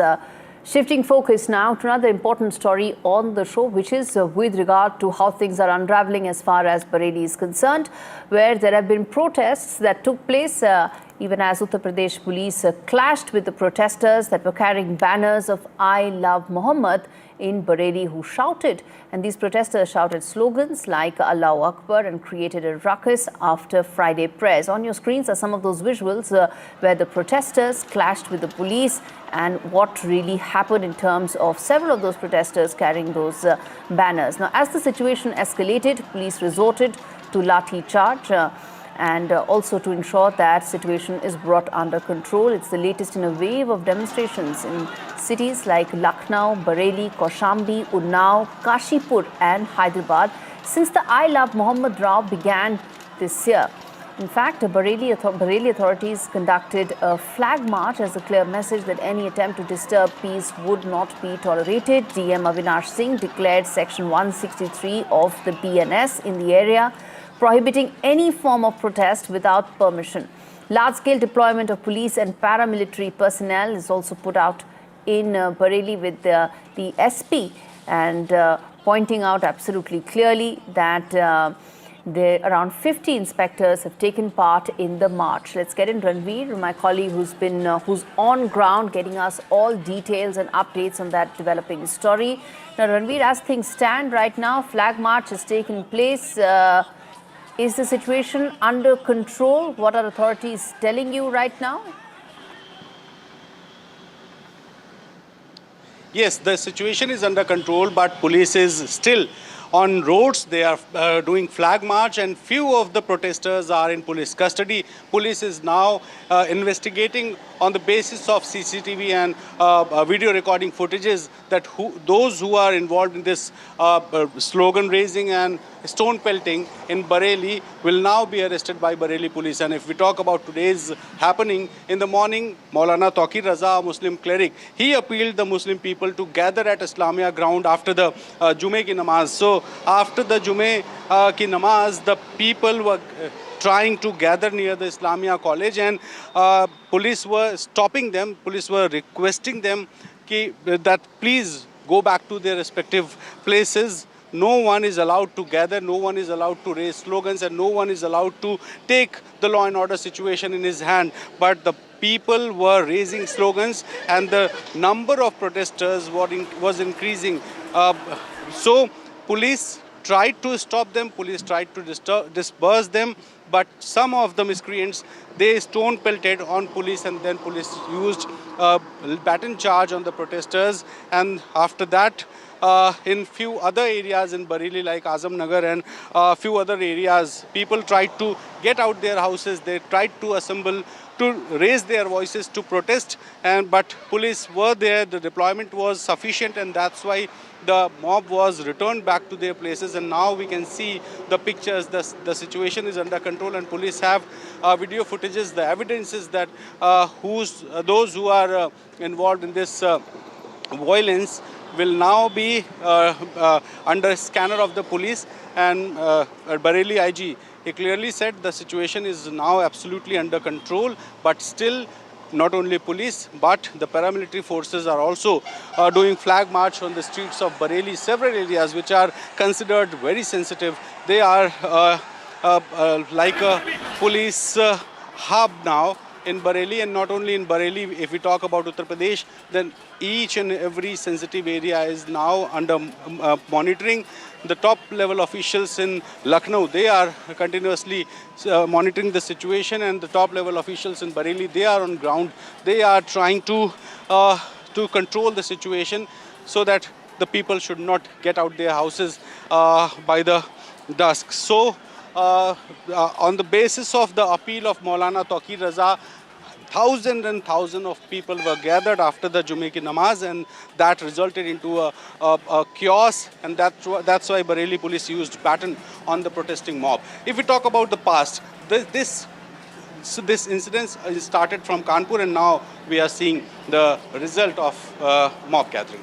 All right, we leave it there. Ranveer Singh filling us in with the very latest in terms of I Love Muhammad, protesters clashing with the police in Bareilly. But now this Muhammad versus Mahadev Rao has actually escalated, and it is also now taking effect as far as Maharashtra politics is concerned, where Maharashtra minister has backed the Mahadev chant. So in response to I Love Muhammad, there has been I Love Mahadev that has come in, and where you have the Maharashtra minister saying that M for Mumbai, M for Mahadev. Listen in to what he really said there, escalating this entire controversy. पण ही भूमीत महादेवाची आहे ना, आपल्या प्रत्येकाच्या श्वासातच महादेव आहे. Hindu राष्ट्रामध्ये I love Mahadev नाही लिहिणार तर अजून काय लिहिणार. ही भूमीच महादेवाची आहे. M for Maharashtra, M for Mahadev, M for Mumbai आणि एम फॉर महादेव, सरळ स्पष्ट आहे. म्हणून आमच्या हिंदू राष्ट्रामध्ये आय लव्ह महादेवच चालणार. त्याच्यामध्ये मी काय दुसरं काय, मी पाकिस्तान, कराची, इस्लामाबादमध्ये बसून आय लव्ह महादेव नाही लिहिलेलं आहे. मी आमच्या भारतामध्ये हिंदू राष्ट्रामध्ये आमच्या हिंदुत्वादी विचाराच्या महाराष्ट्रामध्येच बसून आय लव्ह महादेव लिहिलेला आहे, पोस्ट केलेला है. त्याच्यामध्ये काहीच चुकीचं नाही. आज बहुत सारे अलग प्रॉब्लम्स है राज्य को, देश को, उसके बारे में ज़्यादा चर्चा होनी चाहिए. लेकिन जब एक आध गवर्नमेंट हो या गवर्नमेंट के विचार की एक आध संगठन हो, वो किस चीज़ पे, डेवलपमेंट पे कम पड़ते हैं, तो वो इनडायरेक्टली एक आग लगा देते, किसी और विषय पे ध्यान लोगों का जाना चाहिए. इसलिए मुझे लगता है कि ये जो चर्चा है, ये जो विषय है, शायद वो डाइवर्जन की कोशिश है. और दूसरी बात, हिंदू में भी बहुत सारे में धार्मिक गुरु है, मुसलमान हो या कोई और रिलीजन हो, उसमें भी धार्मिक गुरु बहुत होते हैं. कभी ना कभी एक आध धार्मिक गुरु कुछ बोल देता है तो सभी धर्म, उस धर्म के लोग हैं, उसका वो कहना होता है, ऐसे नहीं होता. इसीलिए मुझे लगता है जो भी व्यक्ति खुद के धर्म के बारे में बोलते वक्त किसी और धर्म को अगर नीचा दिखाना चाहता है या किसी को गाड़ने की बात करता है तो वो गलत चीज़ है.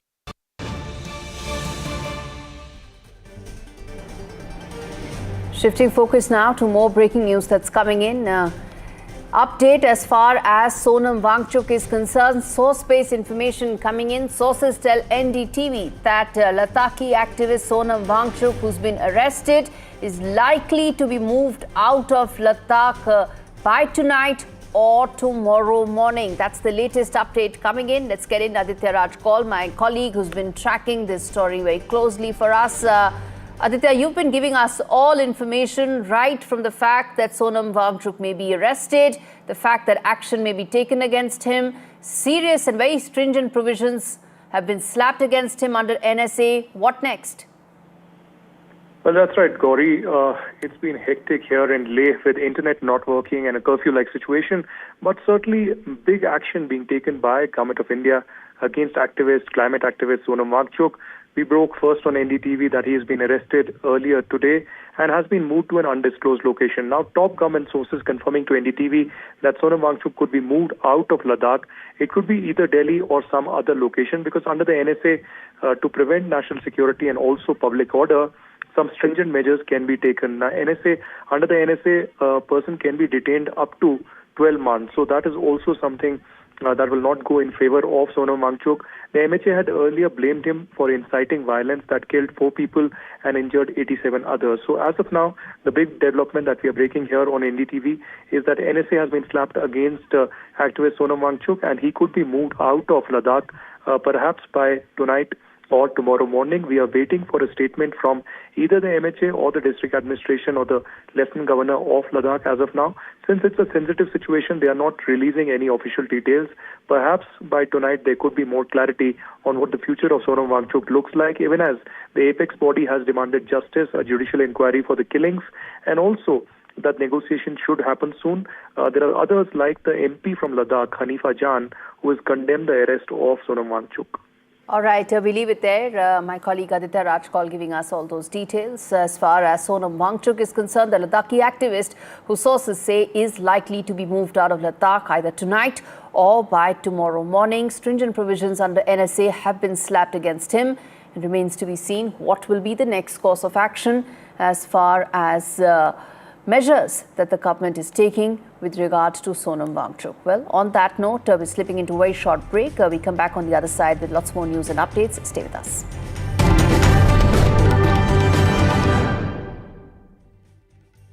Motorola Edge 60 Pro, most stunning true color pro grade camera.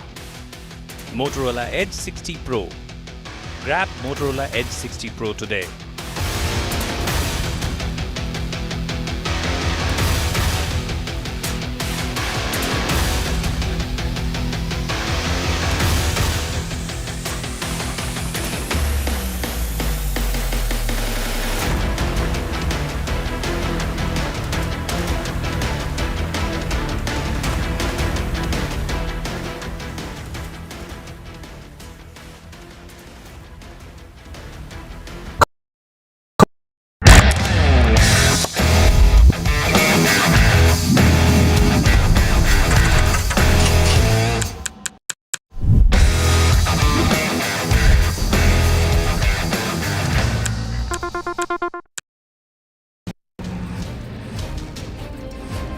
This is the Zorawar, India's very own light tank.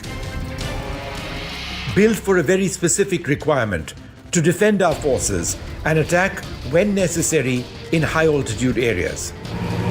Conceived of in the post-Galwan context and in direct response to the emergence of the Chinese Type 15 light tank, the Zorawar is meant to plug holes in India's armoured defences. At the moment, India uses heavy tanks, the T-90 and T-72, way up in the Ladakh heights. These are far too heavy and unwieldy for operations in the rarefied atmosphere. And so, Zorawar was designed and developed in 21 months straight.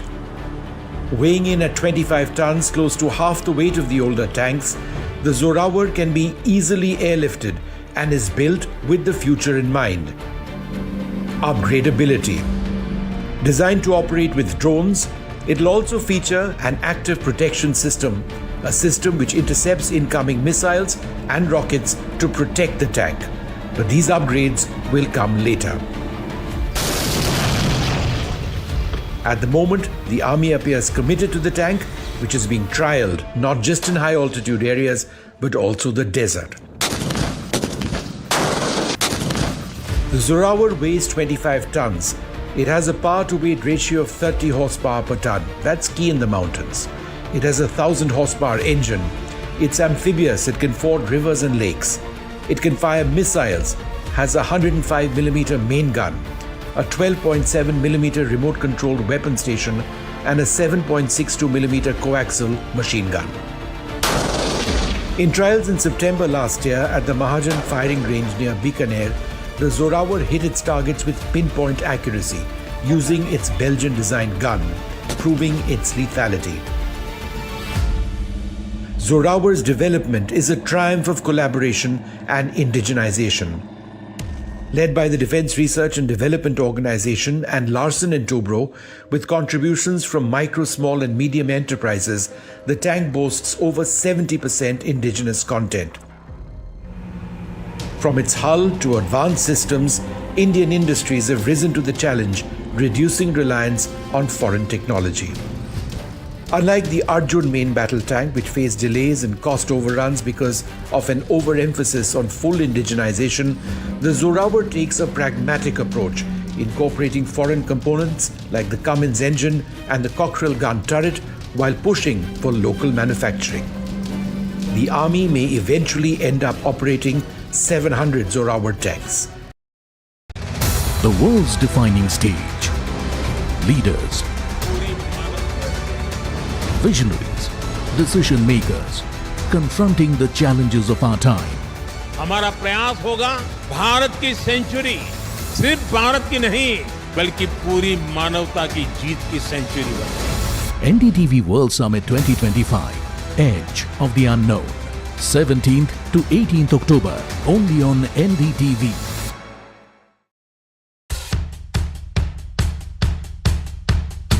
The markets move fast. And so should your portfolio. Expert insights, real-time stock picks. Do I buy Ola? Should I hold CDSL for the long term? Buy, sell or hold. The answers you need, straight from the experts. Callers from India and across the world. Connect live, ask, decide and invest wisely. Your portfolio, your future. Ask Profit.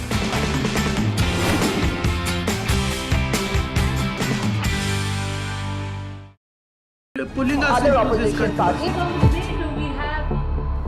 They argue, I can.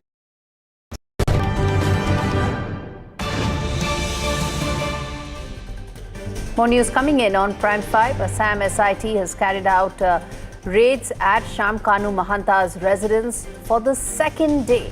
Shyam Kanu Mahanta, viewers, is the chief organizer of the Northeast India Festival at Singapore. And Assam SIT has issued summons with regards to Shyam Kanu Mahanta, who is the chief organizer of the Northeast India Festival at Singapore, which is where Zubeen Garg was scheduled and slated to perform.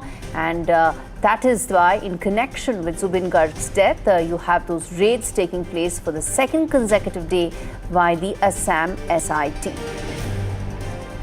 All right, probe heating up as far as Zubeen Garg's death is concerned, and details that are coming in right now is that Assam SIT is conducting raids for the second consecutive day in terms of what were the procedures that may have, the lapses that could have taken place, the security misses that could have happened, and all those details is what the SIT is probing. All right. That's the story that we're going to keep coming back to, viewers, as and when details emerge. On that note, we're slipping into a short break. Lots lined up on the other side. Stay with us.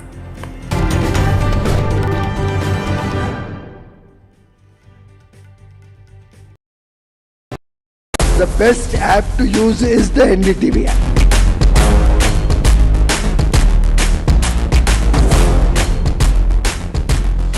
दुनिया भर में जब भी भारतीय media की चर्चा होती है तो एनडीटीवी सबसे पहले जिक्र में आता है। मैं आपका बात से सहमत हूं, उल्टे हम भी जब विदेश जाते हैं, the best app to use is the NDTV app.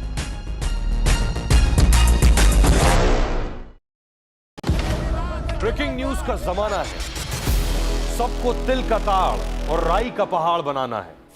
ऐसे में जनता के जूते के अंदर फंसा कंकड़ कौन देखे? बड़े बड़े मुद्दों के शोर में जमीन से जुड़े मुद्दे अक्सर खो जाते हैं, लेकिन देश तरक्की तब करता है जब जनता के माथे की शिकन हमारी हेडलाइंस बनती है। मैं सैयद सुहेल भारत को जीता हूं, भारत की बात बताता हूं एनडीटीवी इंडिया पर।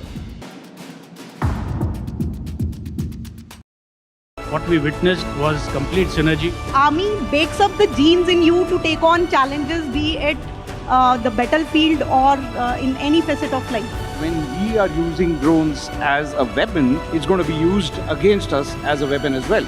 The biggest threat is EW. Like, we are using our EW to counter adversaries. Ladies out there, please come and join the Indian Armed Forces.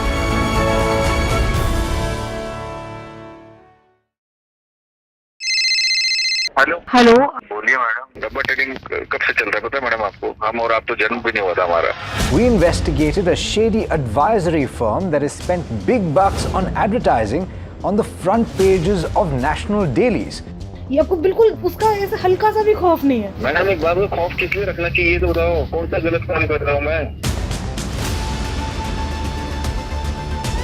After our report, we also saw NSE came out with a cautionary circular to the investors. Market Regulator Securities and Exchange Board of India has also come out with a release talking about the actions that it has taken. Cyber complaint has also been filed against the entities involved in this entire dabba trading scam.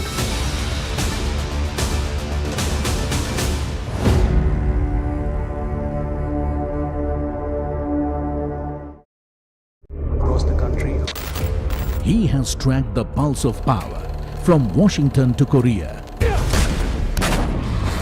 witnessed history being made in global capitals and conflict zones, brought clarity to complex issues of national security and international affairs. And now, Aditya Rajkaul begins a new chapter at NDTV. Actually, I'm taking off because the stories I cover don't sit still.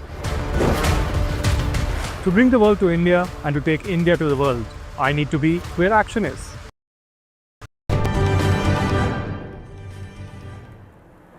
Turning attention now to the other big story that we are tracking on Prime 5. It's the major development as far as the Sanjay Kapoor's legacy battle is concerned. Delhi High Court directed Priya Kapoor, widow of late industrialist Sanjay Kapoor, to disclose details of his assets along with a copy of the will as part of the ongoing inheritance battle with his mother, that is Rani Kapoor, and his former wife, Karishma Kapoor's children.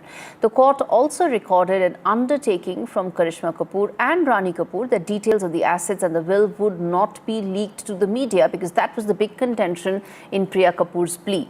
And during the hearing, senior advocate Mahesh Jethmalani, representing Karishma Kapoor's children, that is Samaira and Kian Raj Kapoor, said conditionality is a cloak under which you fritter away the assets. Making a huge claim, he continued, assets under the will were appropriated by Priya Kapoor to herself.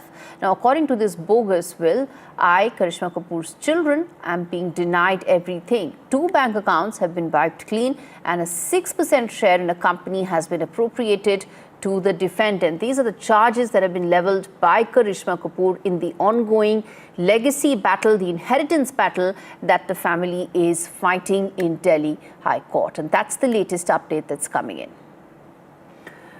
All right, viewers, quick break. We return with more on the other side.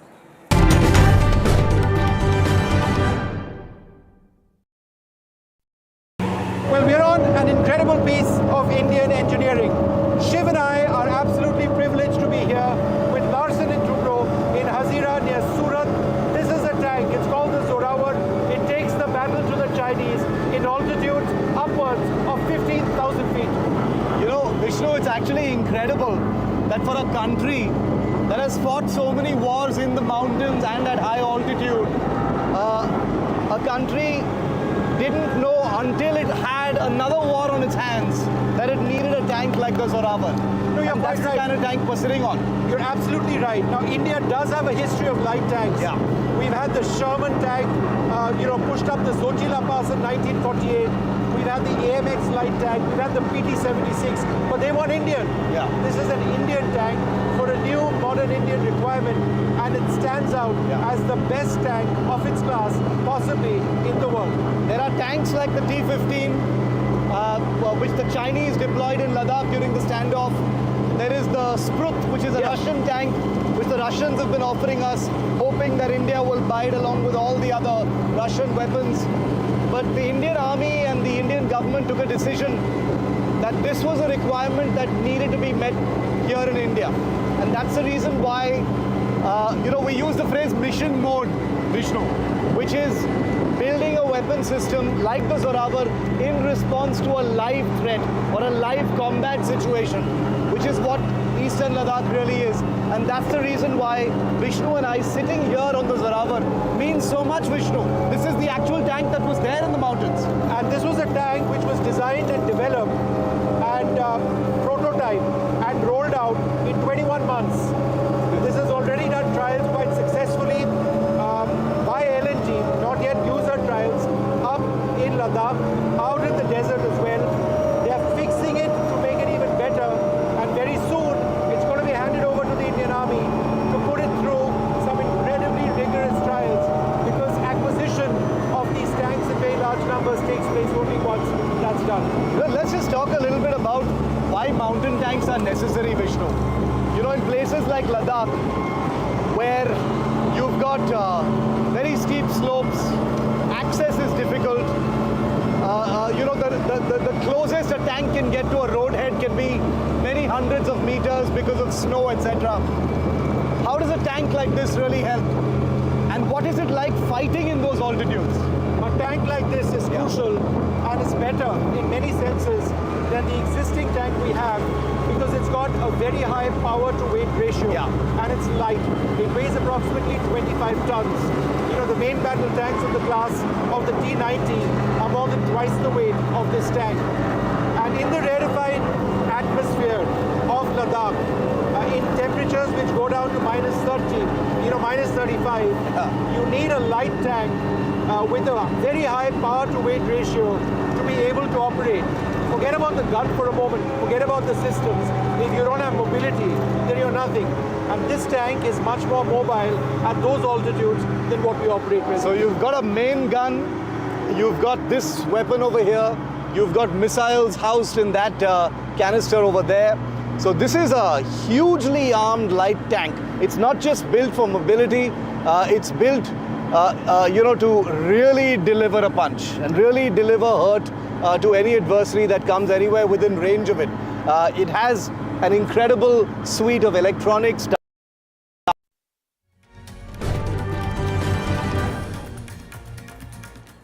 External Affairs Minister Dr. Jaishankar's big global workforce push amidst H-1B visa woes. Jaishankar stated that today's changing world requires a global workforce, stressing that nations cannot escape the reality that demands for a global workforce that cannot be met in many countries due to national demographics. His remarks come amidst Trump's hardline stance on immigration, including a new $100,000 fees on H-1B visas that largely affects Indian professionals who make up the majority of beneficiaries of these H-1B visas.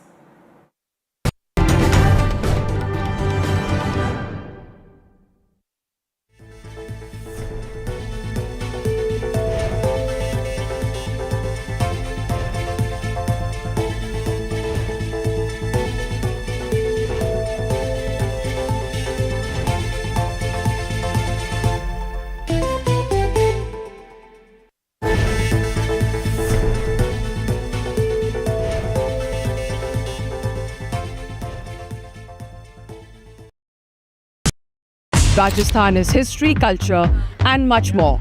And I have been reporting on all things royal for more than 25 years. The colors, the culture and the complexities of the Northeast is different from the rest of the country. I have been bringing the Northeast closer to the capital for over 15 years. Madhya Pradesh is the heart of India and I have been capturing its every beat for over 10 years, covering the corridors of power, what is said, what is left unsaid, and what it actually means for you and me. I have it all covered. Kashmir is often called paradise on earth, a region that has been in a state of flux. From conflict to India's crowning glory, I have been reporting and decoding Jammu and Kashmir for last 3 decades.